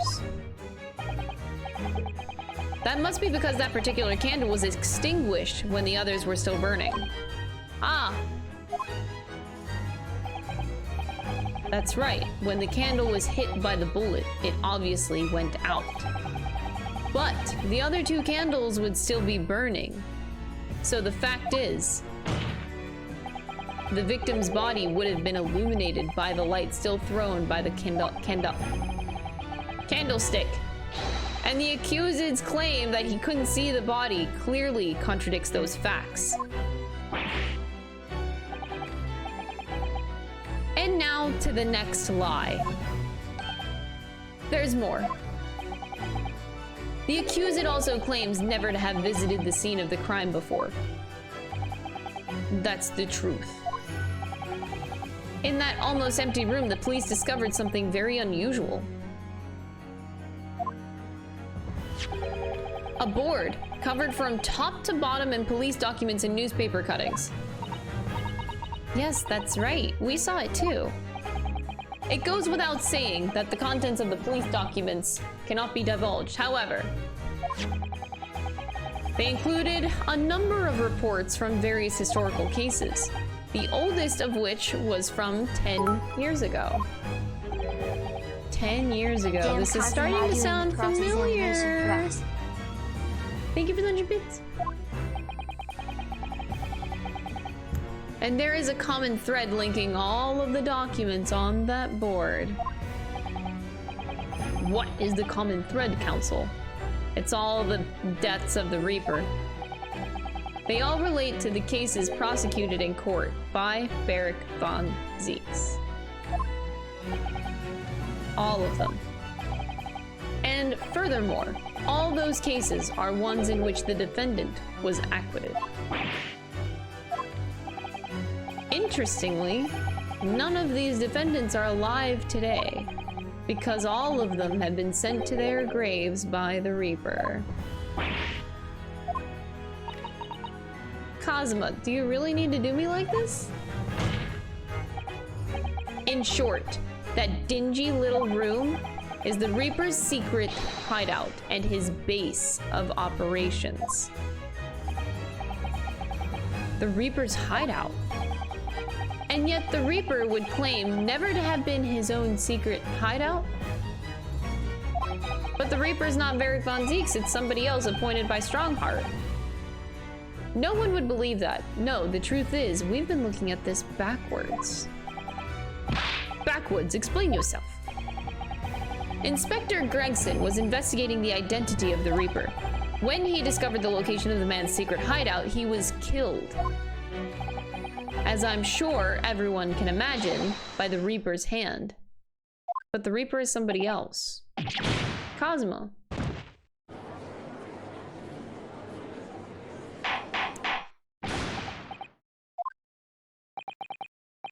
Very well, I hereby state the current opinion of the court. Beric von Zieks is an outstanding prosecutor who has rendered great services to his country. However, it is with deep regret that I must concur with Prosecutor Asagi's contention that the defendant's testimony exhibits a number of stark inconsistencies with the known facts. All I have done is state the truth as you know it. Cosmo's done a brilliant job as ever.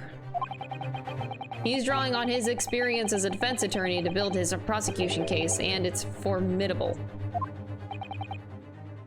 Counsel, you will submit the board that you just showed the court as evidence. I believe it to be fundamental in establishing the facts surrounding the Reaper's existence.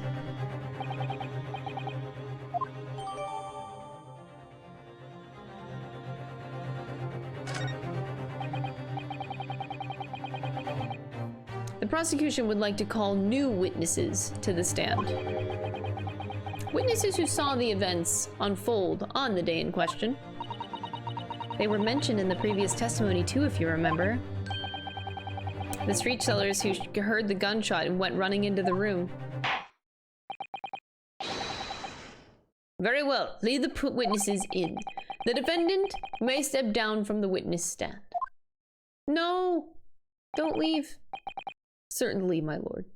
Van Zeeks, you're hot. No. Come back. Really? Oh my god. Beppo? Witnesses, state your names and occupations for the court. Oh my god, are you, what?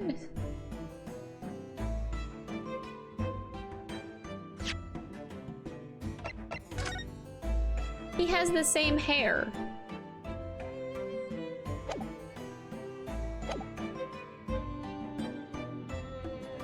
His hair is the same.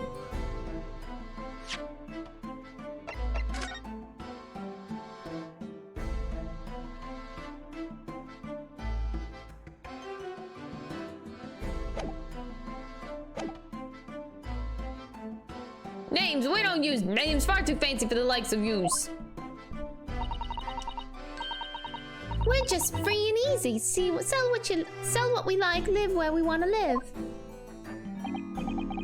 Oh, I give them all of the vacant stare as they will walk down Fresno and spin a few words into a verse for them. Would I be right in assuming that all three of you make your living by selling wares on the street? Everyone calls me gossip. I sell Johnny little tidbits to passers-by, you know? Johnny little titbits. Got it. Oh, I skipped that. Sorry, I didn't mean to. Got an absolute smasher for you, sir. Right up your ginnel it is. 6 pence is the price and not a penny less. Wait, you're actually trying to sell it to me now? Oh, come on, sir. Don't tell me you're not interested. Ah, try the man. Give him the money and see what it is. What? Pay the man, counsel. What? All right. 6 pence it is. You won't regret it, sir. Now get your listening ears on. Just between you, a young couple on Slight Street have just had twins.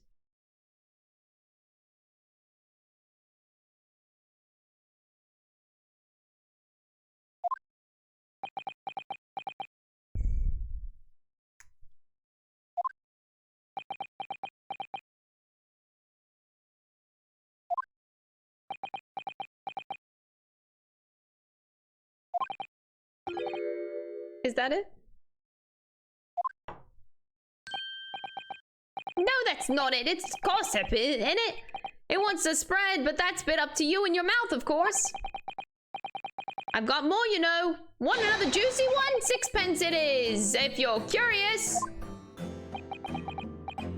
I'm curious, yes, about what's going on just under that fat bottom lip of yours.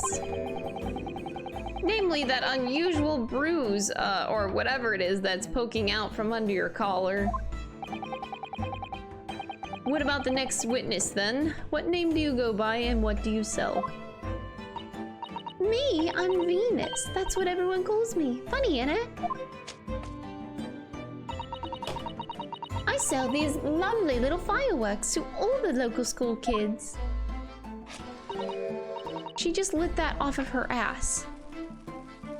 What? Her ass just lit a match. Her ass just lit.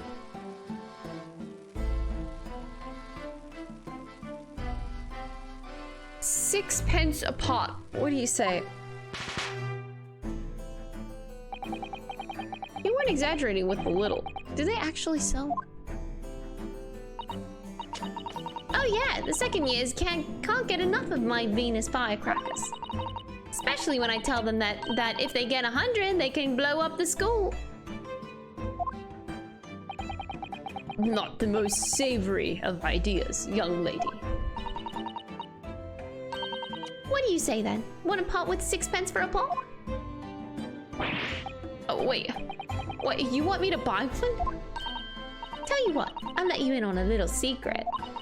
If you can get 100 of them, you can blow up the whole courtroom. Try the woman. Kazuma!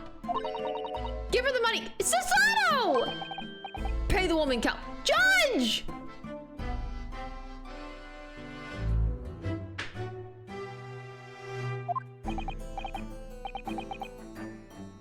All right, I'll buy one. What's happening? Lovely stuff right then. This is something a bit extra just for you. The Venus Special, only 600 pence. 600. It's 100 of my regular fireworks. Nothing little about that, is there? And there'd be nothing little about the punishment if I blew up the Old Bailey either.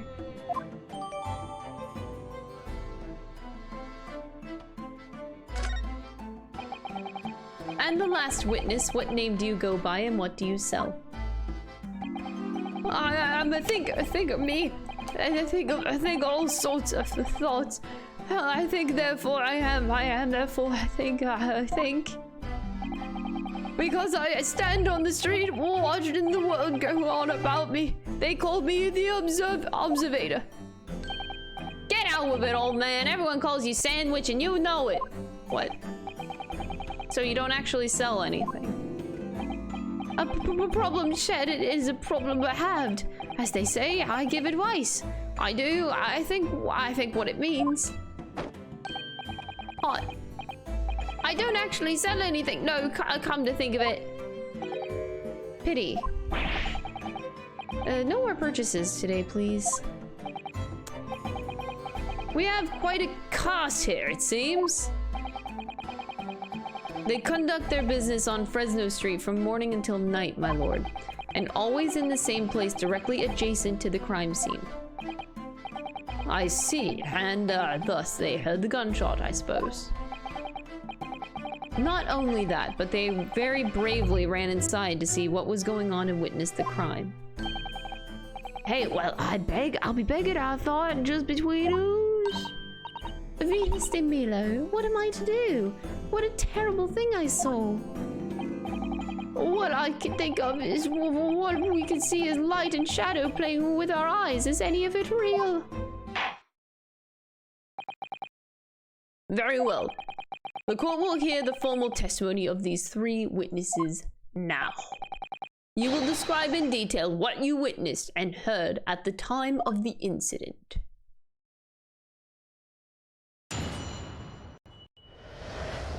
Beppo has lost it. He's doomed, man. He's fucked. We saw the whole thing from start to finish, we did. Everything from the moment that we went in the building. It was less than a minute after the Reaper had gone inside, then we heard a big bang. Seems to me that quick to talk is quick to walk. Gossip couldn't wait to go and see what had happened. I ran into the room and there he was, the Reaper, gun in hand, standing over the dead body. I was scared after death, so I ran off to find a copper. Okay. If these witnesses were there the whole day and saw everything, who did they see going inside the building? Only the victim, Inspector Gregson, and the accused, Beric von Zeeks. Aww, perfectly timed Dami Dane. Came right after mentioning Inspector Gregson.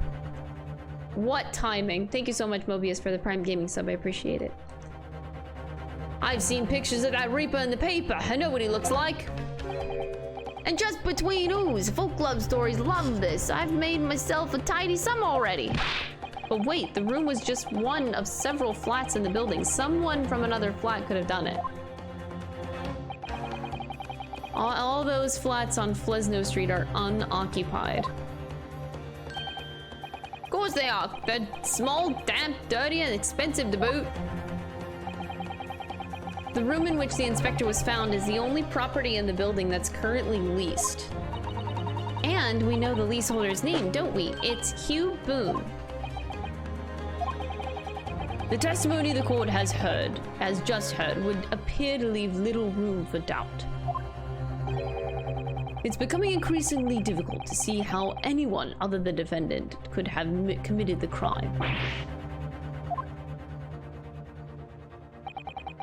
Thank you for your candor, my lord. Counsel for the defense, you may proceed to cross-examine the witnesses. Yes, my lord. In a closed court like this without a jury, the judge is the only person whose opinion matters. Oh god, my glasses are so bad. I have to break down this testimony somehow. I think we're better off without the jurors, if you ask me. They made everything so much more difficult. No.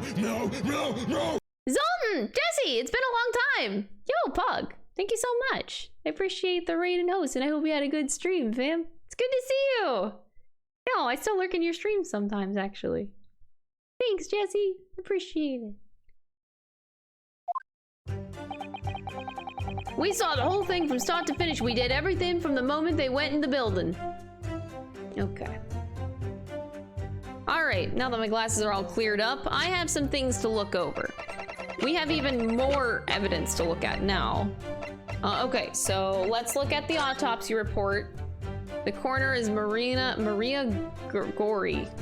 Maria Gori. Cause of death. Victim was shot in the chest at close range from the front, resulting in instant death. Scorch marks at point of entry.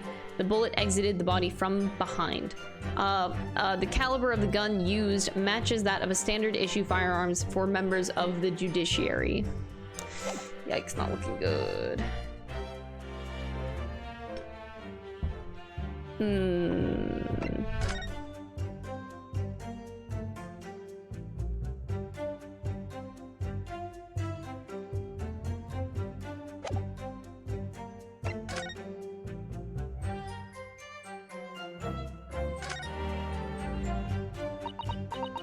Yikes. Oh, what's this? Mr. Naruto, look!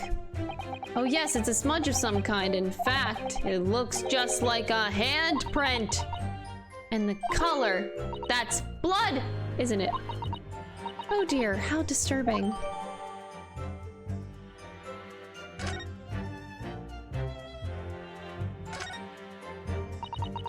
There are details of a whole raft of cases dating back years on here, aren't there? Aw, enjoy your lurks! Oh, thank you so much, Jesse. I really appreciate the host. And again, I hope you had a good stream. It's really nice to see you. I appreciate it. This paper from 10 years ago is browning with age. Look. Out of interest, the most recent thing appears to be this newspaper cutting here. Oh, it's the same Red-Headed League advertisement that Mr. Sholmes had picked out. Do you remember? There was a red hairpiece at the scene too. Was Inspector Gregson an exponent of the Red-Headed League then?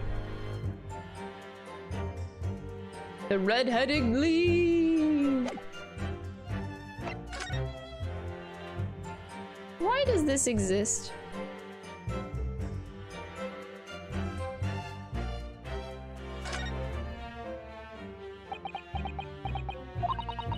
Have you had an idea, Mr. Naruto? You're staring at the end of a string of fireworks. Sorry, it's just that it's the Venus special. I was wondering what 600 pence worth of fireworks would sound like. Shall we find out? What? But she said it could blow up the courtroom. All Alright, that was a fairly sizable bang. My ears are still ringing, Mr. Naruto. It sounded almost exactly like... it goes off like a gunshot.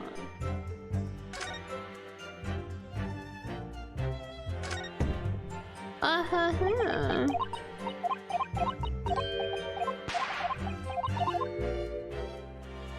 Hold on, let me do some investigating of my own.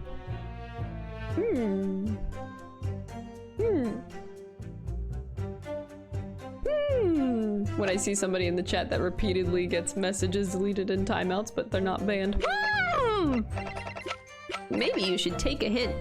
I would advise rereading the backseating rules of the stream, please. Okay, time to press everything. When you say they, who do you mean exactly? Inspector Gregson and the defendant, Lord Van Zeeks?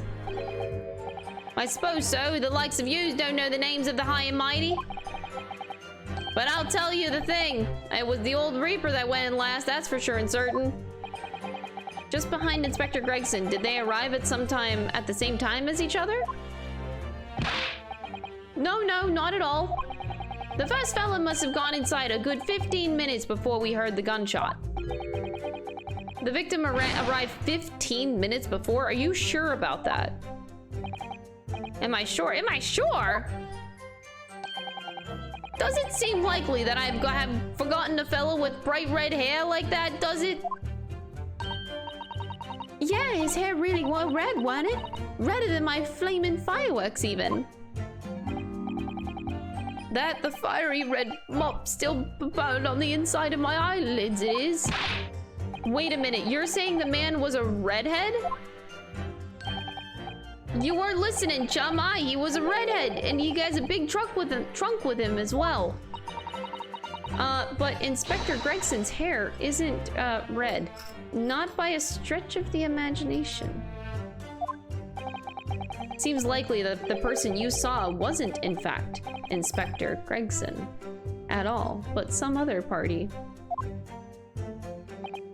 No, I hate to break it to you, but the witnesses are correct. What? Oh! Oh my god, Gregson. Why were you wearing the wig? Just to have a look at the photograph of the victim taken at the scene.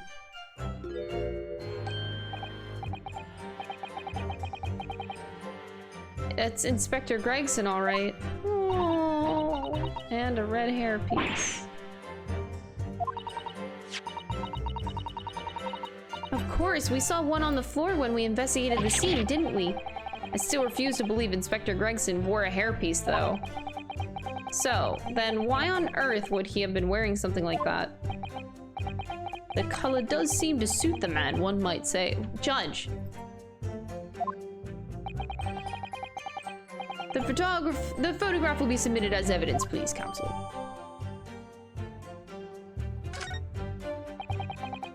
What became of the trunk that the red-headed victim was supposedly carrying?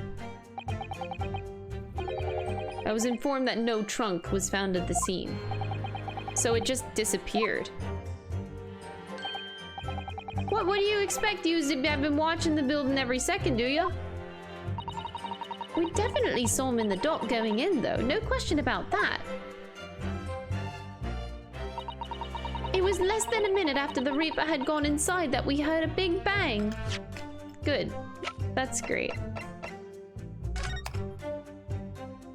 Gregson.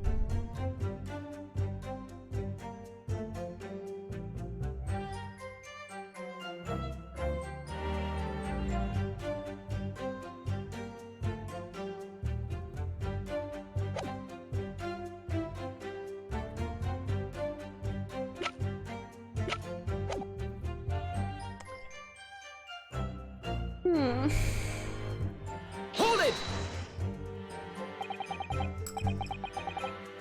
By which presumably you mean the gunshot? I sell these little things, don't I? How would I know what a gunshot sounds like? But I've always thought it probably sounds a bit like this, doesn't it? And you say that you heard the noise almost as soon as you saw the defendant here enter the building? That's right. It was almost straight away. Bang, it went. Just like that. Well, he's the Reaper, Annie. Is what the French call the fait accompli. By fate? I don't know French yet. When the Reaper's around, people are going into the ground. I mean, that's what he does, isn't it? I think we got the message. The Reaper couldn't allow the inspector to live after he'd discovered his secret hideout. There can be no clear motive for the crime. Yes, it's certainly an eminently credible motive. Great! And at that point, you ran inside, is that correct? Seems to be that quick to talk, quick to walk. Gossip couldn't wait to go and see what had happened. Hold it! So, when Gossip ran to see what had happened, did you go too? Well, me, I'm a bit hampered. See, all the size I can't move very well. You were way behind, presumably, with that sandwich board around your neck and that big sign in your hand. What a great burden you bear. Pardon me for asking, Mr. Sandwich, but, is it possible that you and I have met somewhere before? I'm not anybody. The signs are what makes me who I am now. I sign, therefore I am. So you weren't employed as an omnibus driver just under a year ago?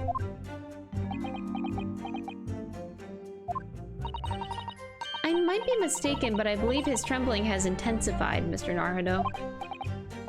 I agree, he's clearly been through a lot. Turn down King Henry Street and the Black Widower's arms is just there. Oh dear, you've made him hide behind design. Life is full of surprises. I ran into the room and there he was. The Reaper, gun in hand, standing over the dead body. Hold it!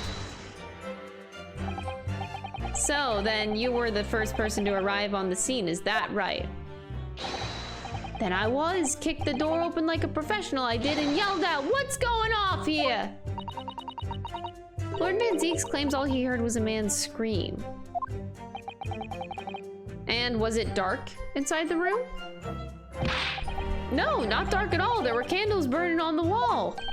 Really?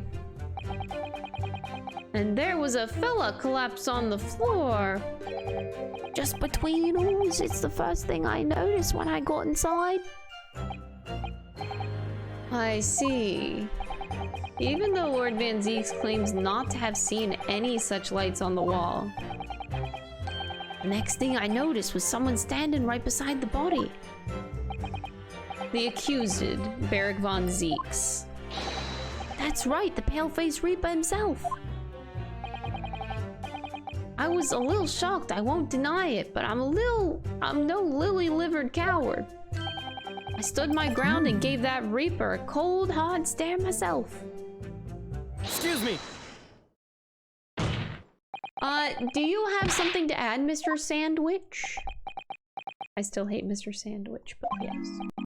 There's really nothing for me to meet. Empty in the head I am, just 2 slices with no middle. So, I don't know what you can want from me. I think that maybe you just remembered something? Having heard Mr. Gossip's latest statement, I mean. Oh, what I think is, well, we're all nothings, really. We try to dress ourselves up as something else, but at the end of the day, we're all just street sellers. That's enough out of you, Sandwich. Keep your trap shut now. Unless you want yous to make you into a real sandwich. Bro, you can't threaten... What? Oh, when he saw the Reaper, he fell clean over on his backside. That's it? Oh, you rotten beggar. You told you to keep it a secret. He screamed, he did. Screamed and scrambled off on all 4s. That's all I wanted to say. Mr. Gossip, is this true? The floor was dead slippery, that's why. Planted my hand in a filthy pool of blood, didn't I? Yuck! What? A pool of blood? But listen here, even when I was sprawled on the floor, I still kept giving that Reaper a cold hard stare, don't you forget it.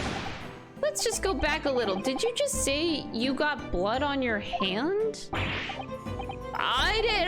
It happens to the best of us at times, don't it? What? So I was scared, so I slipped over. We could keep it in just between ooze, can't we? No, Mr. Gossip. I'm gonna have to ask you to add that to your information to your formal testimony. Oh, if I must.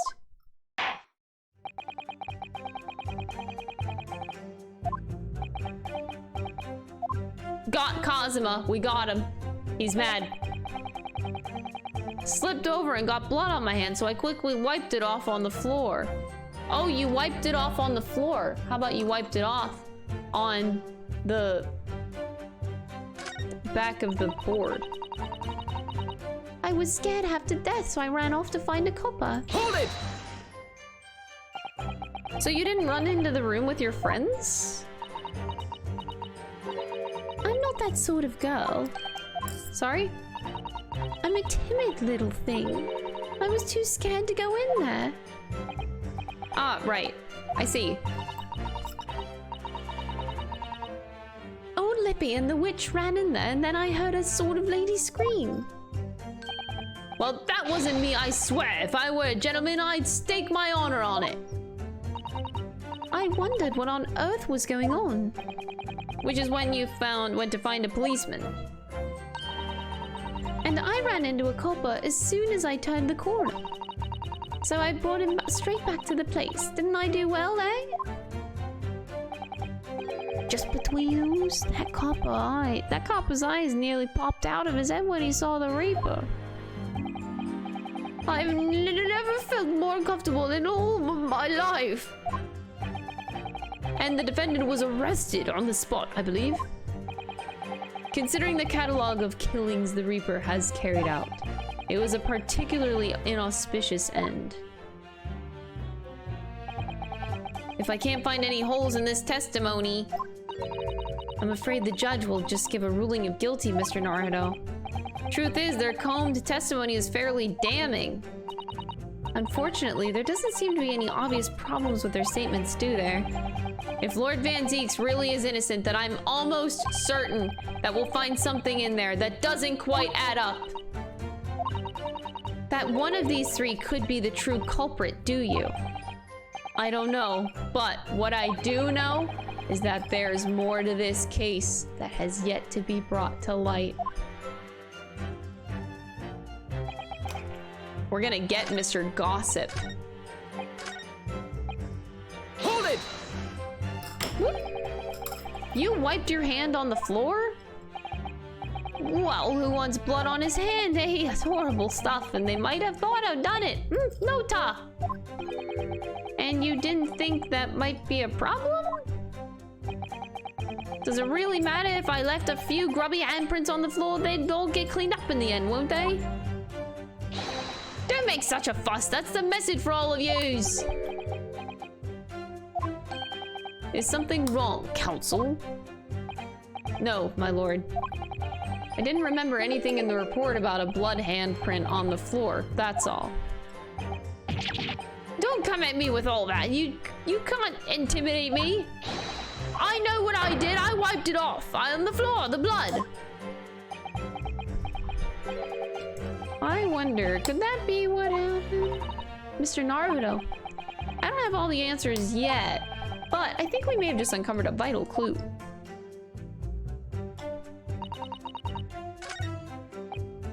All I got is to present the bloodied hand of the board on... Yeah, I'm just gonna do this. Objection! So, you wiped off the blood from your hand on the floor of the room? Are you quite sure about that? Well, what else do you expect me to have done, eh? Does it really matter? Objection! The police found no such handprint on the floor during their investigations. What exactly is the defense asserting? Ooh, fighting my boyfriend. If you listen, you'll find out, Prosecutor Asagi. Damn. This is a fucking moment. Certainly, there was no bloody handprint found on the floor. What are you trying to say? There was a handprint in blood left very clearly on the scene. On the back of this notice board. Ah! Yes, indeed. Indisputably a handprint in the distinctive color of blood. You're dead right! That's my right hand! I know it anywhere! What? Now you're admitting to it? Wait. Objection! Damn, this courtroom is getting pretty hot. The witness very definitely testified that he wiped his hand on the floor. Any handprints on the back of the board are irrelevant. Objection! Not if the board itself had fallen over onto the floor. In that case, it's quite possible for the witness's handprint to have ended up there. Just look at the floor plan of the room. The notice board was in the opposite corner of the room to the victim in an upright position. Even if it had somehow been toppled and was lying on the floor at the time, it would have been a considerable distance from the body. I fell over when I came across the body. So I was basically right next to the corpse, not on the other side of the room. In other words, the defense's assertion is contradictory. Yes, it is. There's a very definite contradiction here, for which there must be a reason. I take it that you formulated a hypothesis, counsel? I did? I did, yes, I totally did. Yeah. I have, my lord. The discrepancy with this witness's account and location of the handprint is explained by the false testimony, another handprint, the board moving. No, it's false testimony. The witness claims to have wiped his bloodied hand on the floor, yet no sign of that remains at the scene. The simplest explanation is that the witness is lying. Objection! Just because it's the simplest explanation doesn't mean it's the correct one, Ryunosuke Naruto. Whoa, using my full name in the courtroom. Okay, please, no. Positing perjury simply because it suits you. You bring shame on your Japanese heritage. Damn. Holy sh... I just got shot in a courtroom, basically. I would ask you to not oversimplify matters again, counsel. I don't remember fostering that kind of simplistic thinking in you. Since when were you my father? Okay! I was always taught to consider all possibilities. Then show me. There should be a blood handprint on the floor, so where did it go? I'm ready to give the proper explanation to the court now.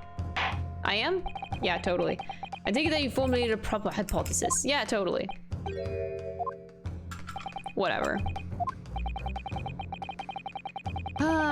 Discrepancy between the witness's account and the location of the handprint is explained by the board moving. Fine. The real contradiction here is the handprint itself, not where it was found. As the court can see, it's upside down. Good gracious, so it is. If the witness had put his hand against the board, the fingers should be pointing upwards. What does that tell us? It tells one simple fact. When this handprint was made, the board must have been lying on the floor as I previously suggested. Which means that after the incident, it must have been moved! Objection! You're claiming that somebody moved the notice board after the shooting? Then Then tell the court who. Oh, I don't know that. But the point is, when you consider all the testimony we've heard so far, we can now be very clear on one point. And that would be the position of the notice board at the time of the incident, my lord. So, counsel, I must ask you to clarify your assertion for the court. I really gotta stop playing with this pocket watch, but like, I can't stop. It's just fun to fuck around with. I don't know. At the time of the incident, where do you maintain the notice board was situated?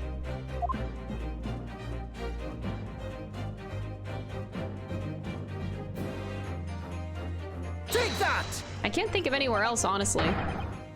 This is the only possible location. Immediately adjacent to the doorway, and it knocks over. If the court would like to think back to the testimony given by the defendant earlier, he said that when he entered the room, it was dark, and he couldn't see the body. If the notice board had been there, had been here, the body would have been completely hidden from view. And the light from the candles would have been blocked, making the room appear darker. Objection! But the accused also claims that the victim's body simply appeared before him. That's true. Or, in his precise words, just as I picked the firearm up to examine it, the door flew open and I heard the man scream. It was only then that the body of the Inspector Gregson appeared before me. I don't know about calling it a scream, but he was talking about me, no mistake. Because it was me that kicked the door open. If you look again at the floor plan, consider what would happen if the door to the room was thrown open with force. That can't. The door struck the notice board, knocking it over and making the victim's body visible. Good gracious. My client has told nothing but the truth. He has simply described what he saw. Got him, Cosima.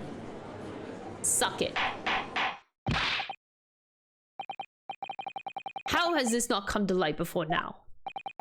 After the incident, somebody must have righted the board and moved it into the position where the police, myself, and my colleague saw it when investigating the room.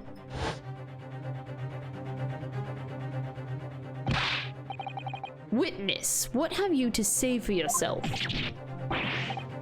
My lord, you and your fellows were there at the scene before anybody else.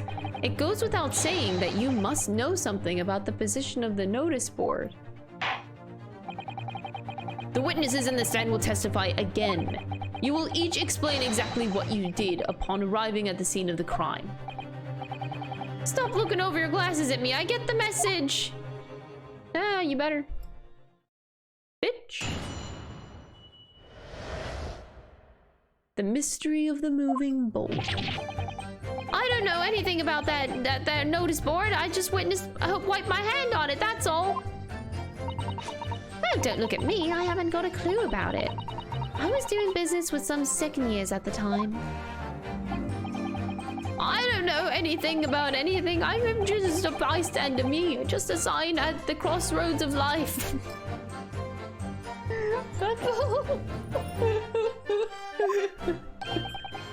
It was the Reaper, I bet. He's got a face that screams bored. Oh my god. I can't see how this changes anything anyway. The detective still died when we heard the gunshot.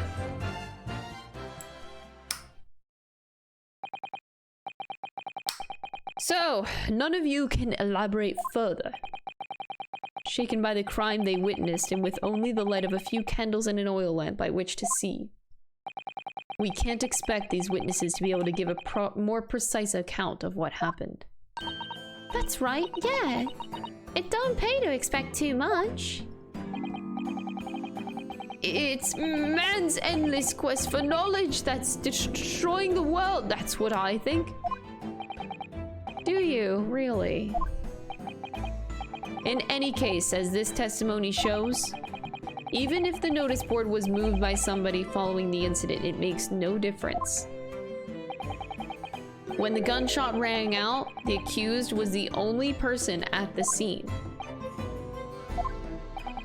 In short, the only person who could possibly have committed this crime is Barrick von Zeeks. None of this wrangling over the board changes that simple fact. Quite so, quite so. Does the defense still wish to cross-examine the witnesses despite the circumstances? Most certainly, my lord. Very well, then you may proceed, counsel. And I may proceed to check and see if my food has arrived, because I am hungry. Ah! Joy-Con!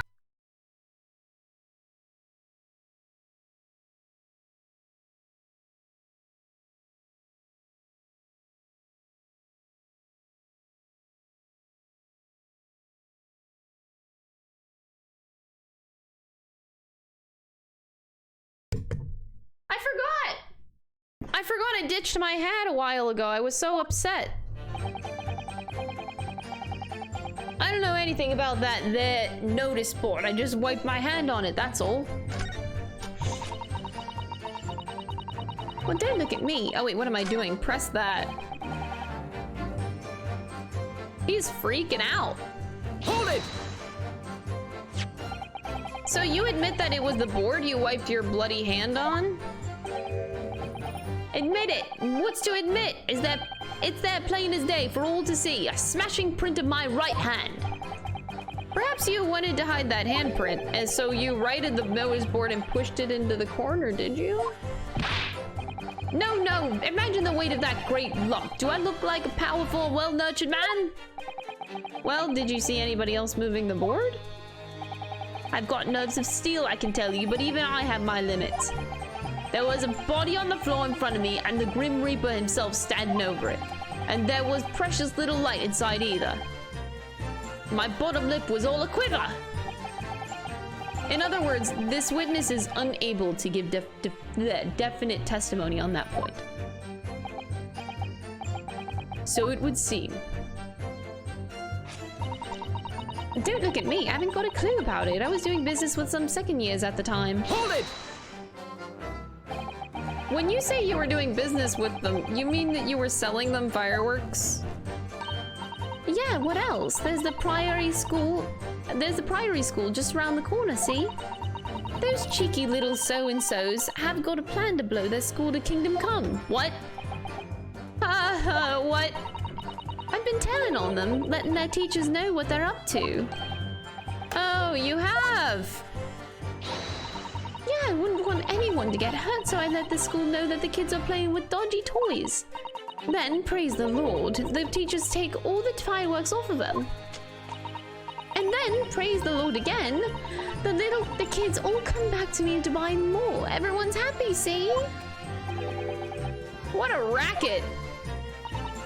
Of course, and sometimes the teachers give me a little bonus to thank me for letting them know. It's a busy life selling explosives.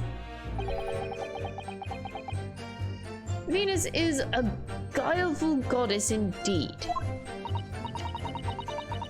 Well, oh my god! You just threw fireworks at me. What the fuck? Telling barefaced lies is kind of my thing, really. I'm ever so good at it. She just admitted to telling lies. Excuse me! Beppo again. Beppo again. Something wrong, Mr. Sandwich? If I said it was, could we just leave it at that? Would that be the end of it? No. Did Miss Venus' statement just now bring something to mind, perhaps? Philosophical thoughts, deep philosophical thoughts. Let's say there was a great liar. And the great liar said, without batting an eye, telling barefaced lies is kind of my thing. I'm ever so good at it. Would those words of hers be a lie too, or the truth, in which case she's not a liar? Oh, it's a hellish paradox, that one, don't you think? I'm not entirely sure, to be honest. Sorry, it seems to me that you're suggesting Miss Venus has been lying. Are you?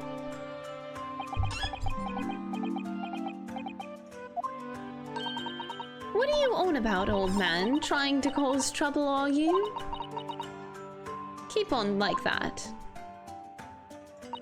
And I'll wrap your whole body in firecrackers and set them off. That'll give you something to tremble about. I have a startling, disturbing mind behind that sweet and innocent face. You have a startling and disturbing mind behind that sweet and innocent face, young lady. So, Miss Venus has lied in her testimony. Is that what you're saying, Mr. Sandwich?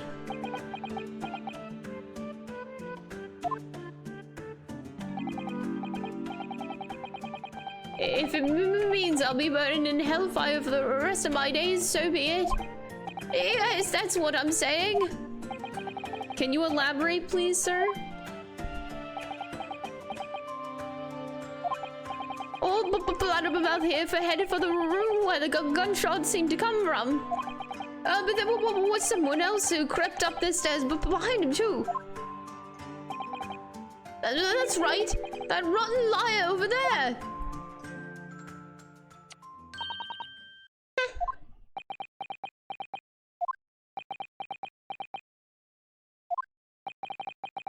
Do you mean to say that you did in fact betake yourself to the scene of the crime after all? I'm still amazed at how she can light a match with her ass. I shouldn't question it. What did I tell you, eh? I said I was good at telling barefaced lies, didn't I? Yes, you mentioned it. Well, that revelation rocked the whole courtroom, didn't it? Who knew firecrackers packed such a punch? So you did indeed visit the scene of the crime, did you, young lady? Good grief! Well, now that you come to mention it, I suppose perhaps... I do clearly remember climbing the stairs to the room, yeah. Either you clearly remember it or you don't. Well, I shall consider a fitting punishment for this perjurious act later. For the time being, you will immediately amend your testimony to reflect the truth. Maybe I did sneak along behind gossip and have a little peek into the room where it all happened. Hold it! You make a habit out of lying, do you, Miss Venus? Well, I suppose so. I don't really know, to be fair. If you want my advice, though, I'd take everything I say with a big pinch of salt. Alright, but you did in fact go to the room where the victim was killed on the day in question, don't you? Oh, please. As if I would. I can't think of anything else more terrifying. The truth, please. Cosmo's calling him out. Well, alright. Just a bit, then. I mean, a girl my age is curious about stuff, you know? Did you touch anything at the scene? Oh, please, as if I would. I mean, there was a dead body on the floor. The truth, please. Well, alright, just a bit then. I had to look to see if there was anything I could sell. So I did give the place a once-over, but it was nothing to write home about. Right, okay, now I hesitate to ask, but you didn't move the notice board by any chance, did you? Oh, please, as if I would touch anything like that. Just a few bits of loose change is all I had. The truth, please. Well, alright then. I thought there might be something worth having underneath of it. Then I blasted the flippin' thing. Sorry, flipped the blasted thing. You're telling us that you did move the board? I think that did slip out, didn't it? What? You daft bomb pot! I don't believe it. That girl doesn't think. Did you find anything then? Something that you might have taken perhaps to sell? Oh, please. I should be so lucky in my imagination. The truth now! I might have found this old pocket watch under the notice board, I suppose. Bit of junk like this couldn't be worth much. Gina. So it was you, was it? You're the one who took it. Gina. May I remind you where you are? That watch. That watch there. That was a present to Inspector Gregson from the yard for a big case solved 10 years ago. The professor case, no doubt. The boss used to wind it up every evening without fail when he was waiting for his grub to come in at the pub. I see. I swiped it off of him once and blimey was he upset. He gave me a right earful. Said he hadn't missed a day in the last 10 years polishing it and winding it. It meant the world to him, that watch did. Possibly not the best thing to go diving for then. It's not all that though. I took it to JB's that night to ask how much it was worth, but the old dealer wouldn't touch it. Wouldn't give me a penny for it, said it wasn't working. Knocked him out, worthless he called it. I knew I should have lifted it. Gina. That watch must be submitted as evidence at once. Oh please, just so long as you promise to give it back once we're done. No, it's not yours. Not a chance. I'll swipe it from you if you try to get your grubby mitts on it again. That's enough. Hand the watch to the bailiff forthwith. Now, children, watch your manners. Good lord. The glass appears to be broken. More than likely it shattered with when the inspector was shot. It doesn't tick anymore either. Which is why JB's didn't want it. What a waste, eh? Yes, indeed. It appears to have stopped at the hour of 5. Exactly when the gunshot was heard then. Which supports the prosecution's claim, of course.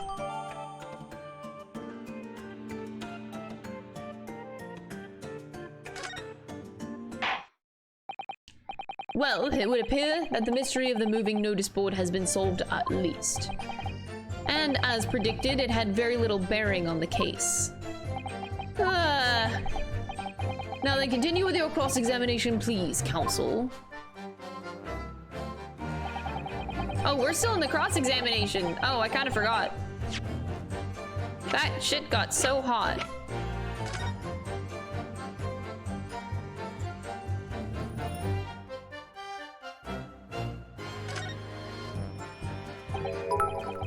There's a tiny little keyhole here. Can you see it?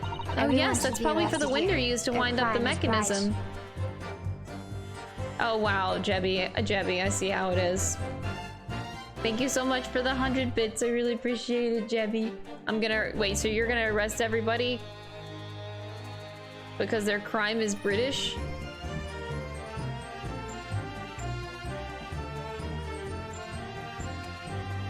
Okay, Jebby. It looks a little unusual, don't you think? Yes, you just need the right key to wind it, I imagine.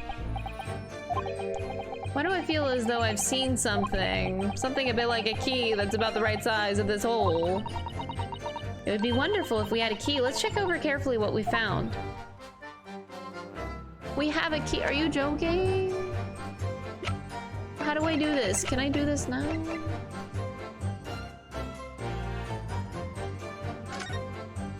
Do I need to do it again? I don't know.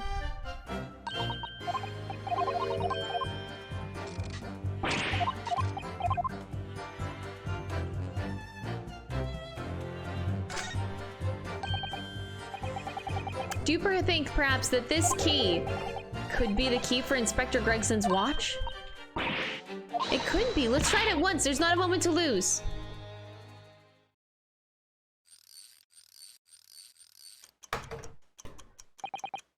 I knew it, a perfect fit. And look, the inspector's watch has started going again. So it has obviously just not been wound up, that's all. What is it, Mrs. Otto? Well, if the watch isn't actually broken after all, I have a feeling it could have profound implications. She's deep in thought now. Perhaps I'd better start thinking deeply, too.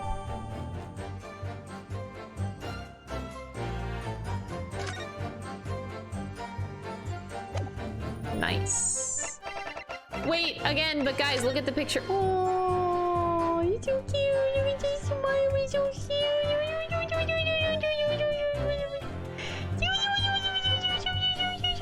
So cute.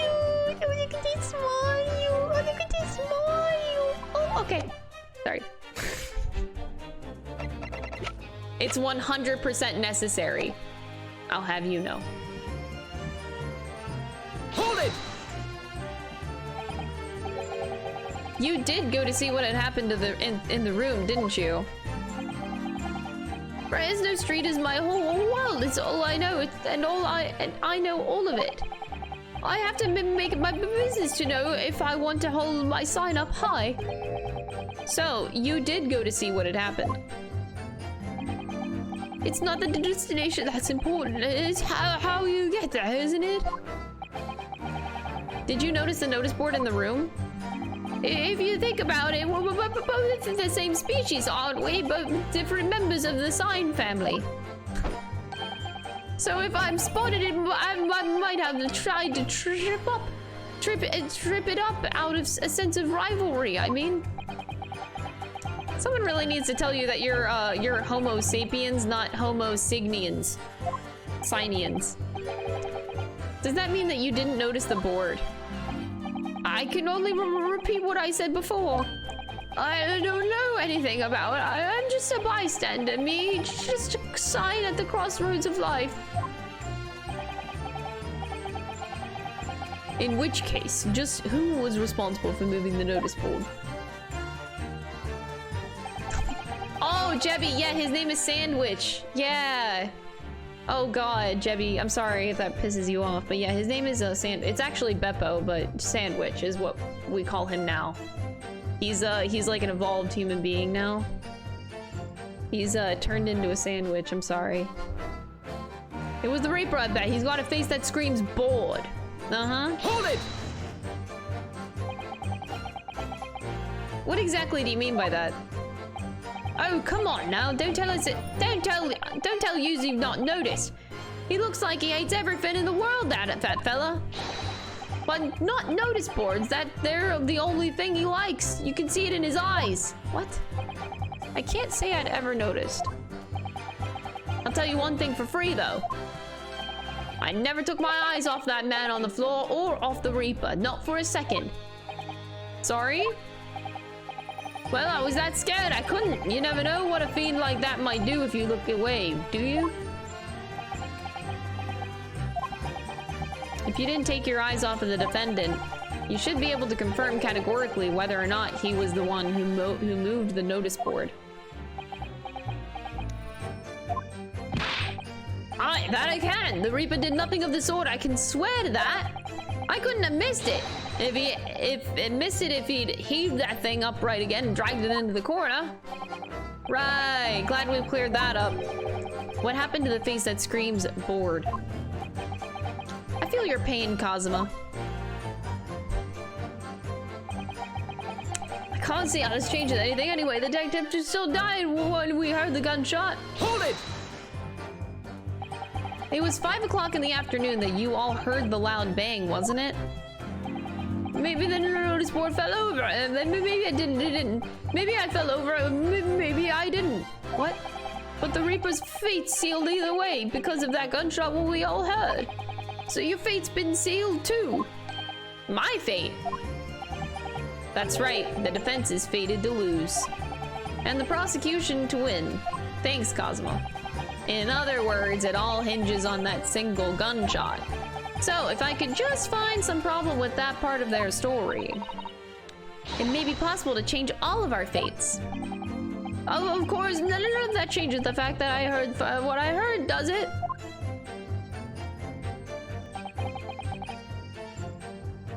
Not much to go on. As you pointed out, Mr. Naruto, there's no question that the notice board was moved, so somebody must have done it. But it did happen after the event, so maybe Cosmo's right, and it's not relevant to the case. But it seems to have been deliberately positioned so as to hide the body from view. So I feel sure that there's some deeper significance to all of this. I know what you mean. I've no doubt that there are more clues to be uncovered. You're on the right track, I can feel it. So follow your instincts. All right. Wait, she thinks there's more clues to be discovered? Oh. I don't know anything about the notice board, I just wiped my hand on it. Maybe I did sneak along with Gossip and have a little peek into the room where it all happened? I don't know anything about anything, I'm just a bystander, just a sign at the crossroads of life. It was the Reaper, I bet. He's got a face that screams bored. Okay, I gotta boil this down. I'm thinking about other things again. I'm thinking about Sholmes. Crystal, don't. Think about the case. Ha ha ha. I don't know anything about their notice board. I just wiped my hand on it. Okay. Maybe I did sneak along behind Gossip and have a little peek into the room where it happened. Okay. But you're like admitting to moving the board. I'm very confused. We already did this. I'm just seeing if I missed anything. You certainly know how to lie. Oh, it was nothing really. Just a little pokey. Was not so little implications. Did you know everything in the world apart from the truth is a big fat lie? If you believe that, of course. I'm lost. As am I. This desecration of the truth is really rather disturbing. I think perhaps we should move on to the next witness. Oh, okay. Good to know.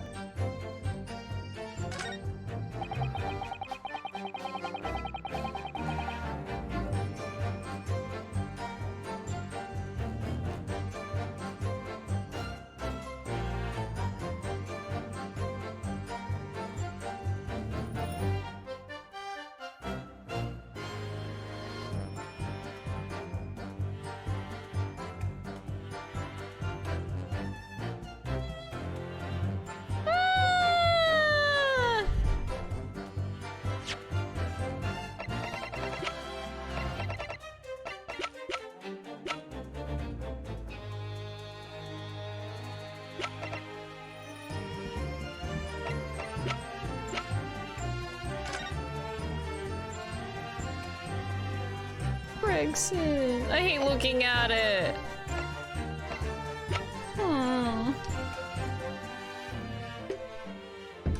Alan, feel free to be more brutal with people in the chat.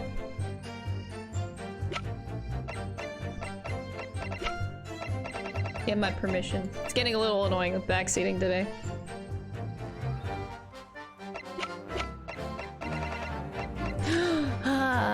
This is the serotonin I need. Okay, I feel better. All right, so I'm gonna look through everything. Just remind myself, because we've acquired a lot of stuff. So we have the Red-Headed League, we have the picture of Mr. Vigil, we have the letter of introduction, we have a dismissal notice. These are all unrelated to the current time. Framed photograph, found at the desk at the scene of the crime. The revolver, found there, but just from owned by a judicial person. A red hairpiece belonged to Gregson. Maybe not. Maybe. The candlestick. I'm calling it a candlestick because I suck. Okay, the top of his beard appeared to blown off, yes. Okay, we did that. The photograph. Ah, serotonin, okay.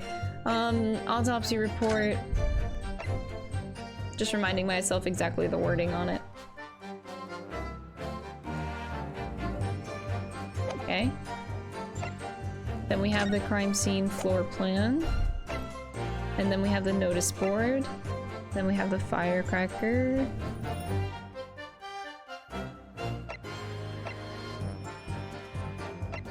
And then we also have the watch, which we now know is not actually broken. So I have a couple thoughts then, having reviewed all of these things. Ah, I hate looking at it. Okay.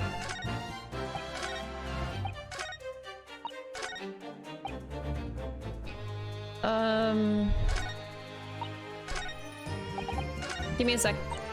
Sneak along behind gossip and have a little peek into the room where it all happened. Okay. Can't really say anything against it. Don't know anything, I'm just a little bystander. Can't really say anything against that. It was a Reaper, I bet he's got a face that screams bored. This is the only, like, thing I can really say anything against. So I'm certain it's this. A detective still died when we heard the gunshot. Okay, so my two thoughts are...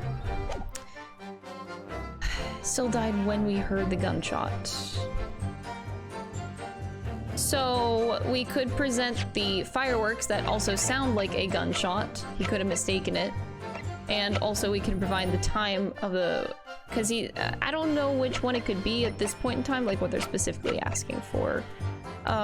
It still died when we heard the gunshot. Are you sure about that? I'm gonna... Maybe I'll go the fireworks first and then the pocket watch second. I'm not very confident on this line of thinking I have. Objection! Damn. It's okay.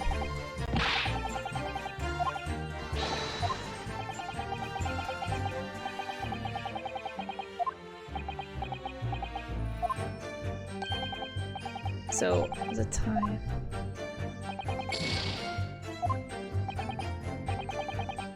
Time for a rethink. Yeah. I'm gonna submit.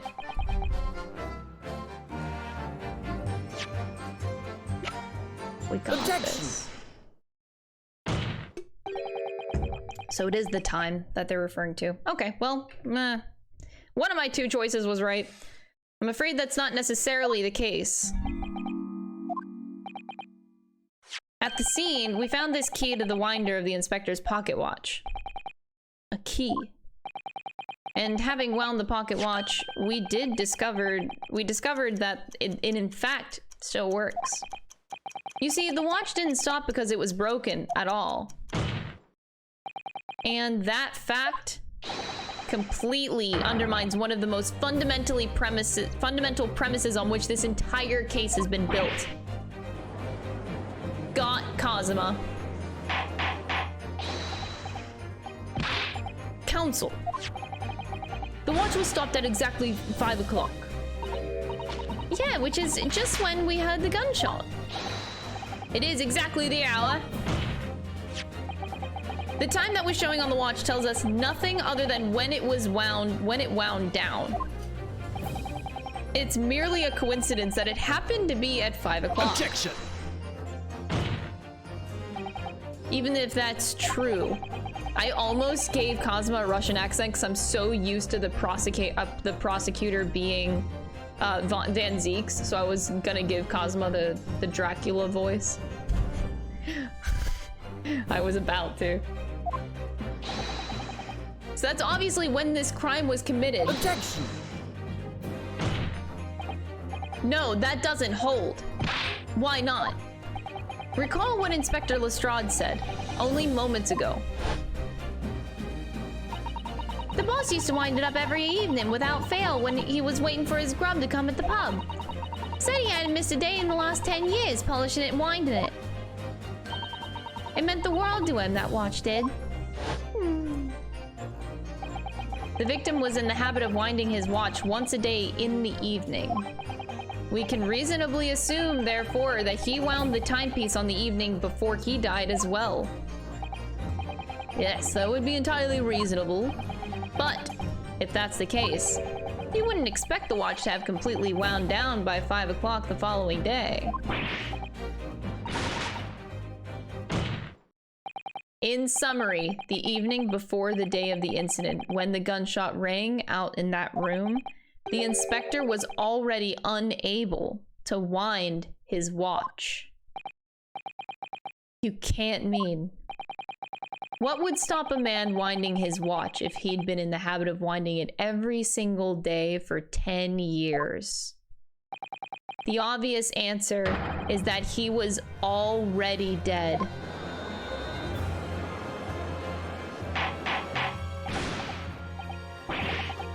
That's an most extraordinary claim. Objection! Extraordinary isn't the word, it's absurd. You claim that he was already dead the night before? Do you really think that Scotland Yard's coroner would have overlooked something like that? On that subject, there is something rather surprising. There's actually an omission in the coroner's report. The time of death is not noted. That's right. Wait a minute, you're forgetting that my legs went from under me when I kicked the door in. What do you mean? Like I said, I planted my hand in the dirty, great puddle of blood. Yes, so the victim's blood hadn't dried. It was fresh. He catches on fast, doesn't he? Objection! But that blood could be explained in any number of ways. It could have been put there afterwards. Some fresh blood could have been poured over the victim's body after. So, does my learned friend think that fresh blood is available on every... Why do you call me my... Why'd you say that? Why do you say... What? Cosma. Cosma's backtracking. Does my learned friend think that fresh blood is available on every street corner? It needn't necessarily have been human blood, of course. We've been told previously that Scotland Yard has no way to identify blood as human. The problem is currently being researched. At present, you are correct. It is beyond our abilities. So then, a chicken's blood could have been used, for example. It's certainly a possibility that it wasn't the inspector's blood at all. Objection! But the gunshot was heard at 5 o'clock that afternoon. That's beyond question. Is it, though? Given that the time of death of the victim has already been called into question, it isn't beyond the realms of possibility that what these witnesses heard wasn't a gunshot at all. Oh, please, what are you trying to say? It was you. You lot know what we heard. It was a loud bang that came from there in the room. Now you listen to me. A street seller's ears are a livelihood. I don't doubt your ears, sir, but all of you can state with certainty is that you heard a noise. Eh? Explain yourself, counsel. A noise that sounds like a gunshot could have been made with... Take that! Something like this. The culprit could have set off one of these to fake a gunshot. Good gracious, the very fireworks that are sold by the witness. Now hold on a minute, and are you saying I did it? My pretty little firecrackers only make a little pop anyway, see? Not 100 of them together. The Venus special that you sell for 600 pennies sounds like this. As the court can now attest, it sounds very much like a gunshot, in fact. You're trying to suggest that somebody set one of those fireworks off at the scene. I'm suggesting that somebody knew the defendant was in the room at 5 o'clock that day and sought to implicate him by creating a sound like a gunshot for these peddlers on Fresno Street to hear. Objection! But even the accused himself has testified that he saw no one else in the room at the time. Whether it was a gun or a firecracker, the only person present to cause that bang was Barrick Von Zeeks. One whiff of a match and my firecracker goes pop. See? It's why people like them. I fear for your fingers, young lady. Objection! Recently, during my time in Great Britain, I've learned of a very useful invention indeed. Something called a time bomb. Good heavens, a bomb! Yes, a device that allows you to blow up whatever you like, whenever you like. Mr. Naruto, I worry that your unfortunate phrasing there may lead to yet another international incident. Wait, it's the whenever you like part that's important. A timed device. Exactly, a timed device. Something of that nature could have been planted at the scene. A device that was able to produce the sound of a gunshot long after the culprit had left. Your extravagant claim will have to be substantiated with evidence, counsel. What proof do you have to suggest in any way that a timed device was employed to create the gunshot sound?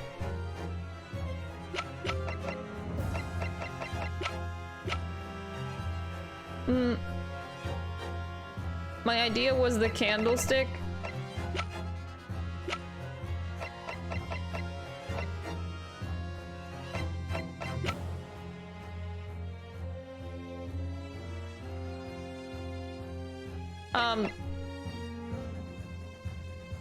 Oh, it is. Wait. Take that! As the court has already discussed, the tip of one of the candles in this candlestick has been blown off. Indeed, because it was struck by the bullet, which presumably passed through the victim. Yeah, well then it would have blood on it. I don't think that's possible, my lord. Not possible, why? Because of the scorching. There are gunpowder scorch marks clearly visible on the broken candle. Is it not the case that there was also scorching on the victim around the bullet entry wound? That's right, there was. But, as we heard earlier, scorching like that only occurs when the target is at close range.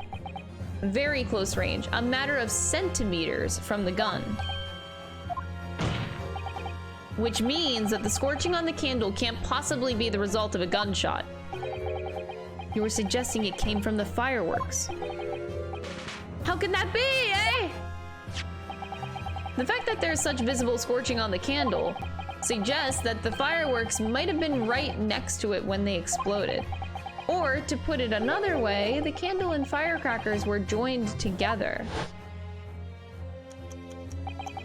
The culprit somehow attached the firecrackers at a point partway down the candle. After the killer had left the scene, the candle slowly burned down along with the other two, until eventually it ignited the fuse of the firecrackers, generating a loud sound.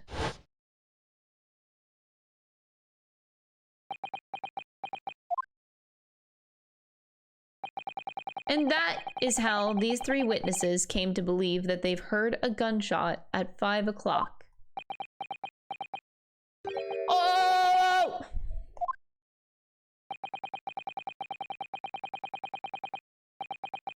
And this implies that the victim could have died earlier. The victim could have died earlier than we've been led to believe, the previous day even. Now just hold your horses. I saw the victim going into the building, remember? I couldn't forget that flame-colored hair even if I wanted to. The person you saw entering the building wasn't the victim at all. Consider this. Obviously, anybody can wear a wig.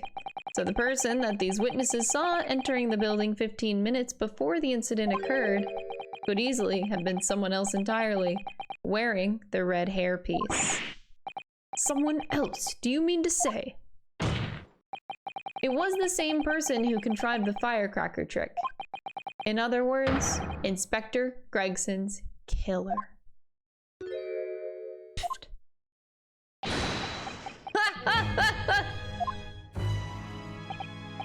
Oh very impressive, Ryunosuke Naruto. Kazuma? I'm really quite amazed you've come this far.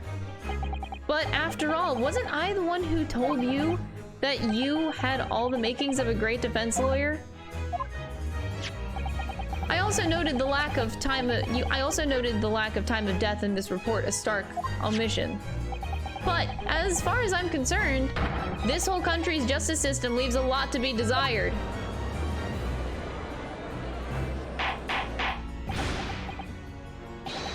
Prosecutor Asagi, what on earth do you mean by that statement?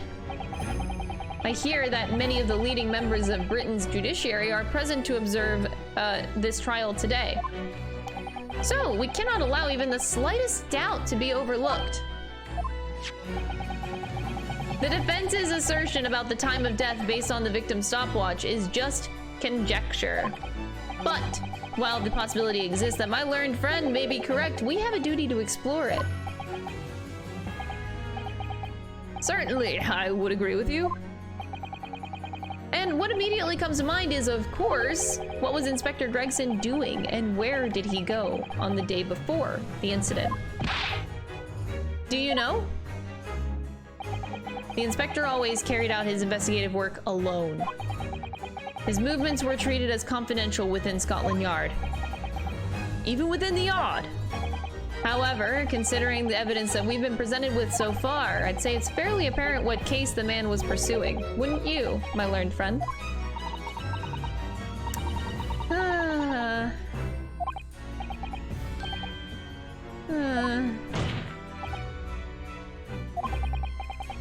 Why do I have a feeling this is the same reason that Sholmes walked in and walked out of that room real fast?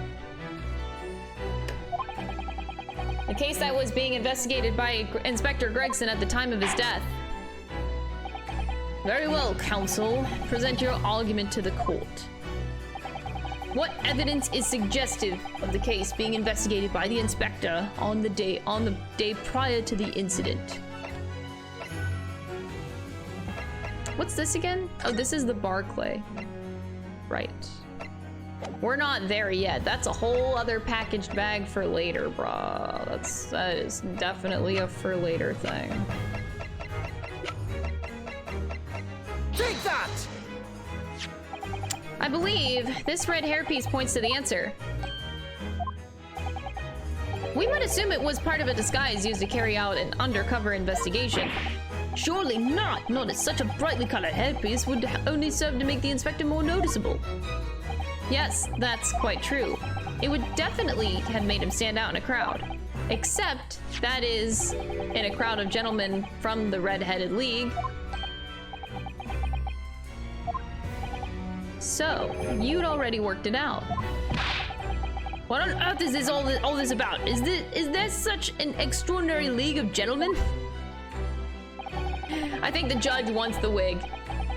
The Red-Headed League is currently under investigation for a grand deception. Deception of what nature, counsel? They've been targeting red-headed men across all of London and tricking them out of small sums of money. 2 men were arrested for the misdemeanor only yesterday, in fact. My lord, the defense calls for those 2 men to be summoned at once. 2 redheads.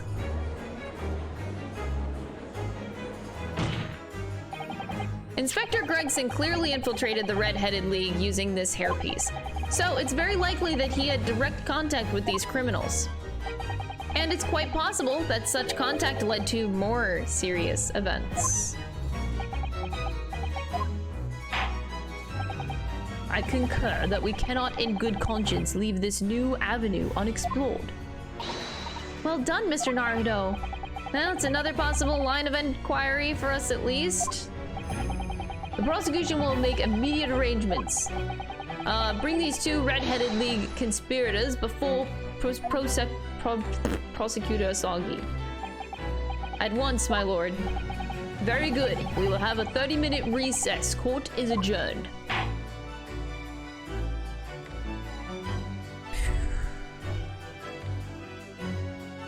Oh, I don't like that. I don't like that at all. No. Oh, thanks, I hate it.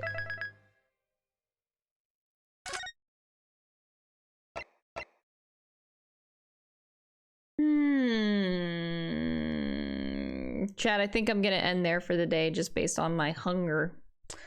And I did stream a little bit on the later side today, but we will continue this trial tomorrow. I'm sorry that I must end it here. I would like to go eat. Now's a good time while we have this break. So, yeah. I'm gonna think about things again now that they gave me more to think about.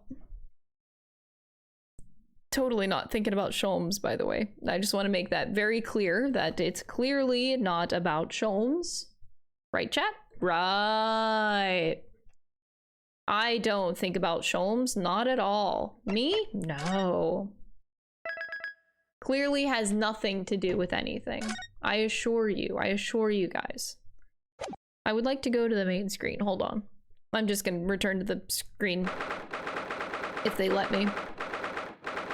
Red Sholmes or blue Sholmes? No Sholmes. I mean, like, normal Sholmes, not no Sholmes. Normal Sholmes, please. Yes, that. I already saved.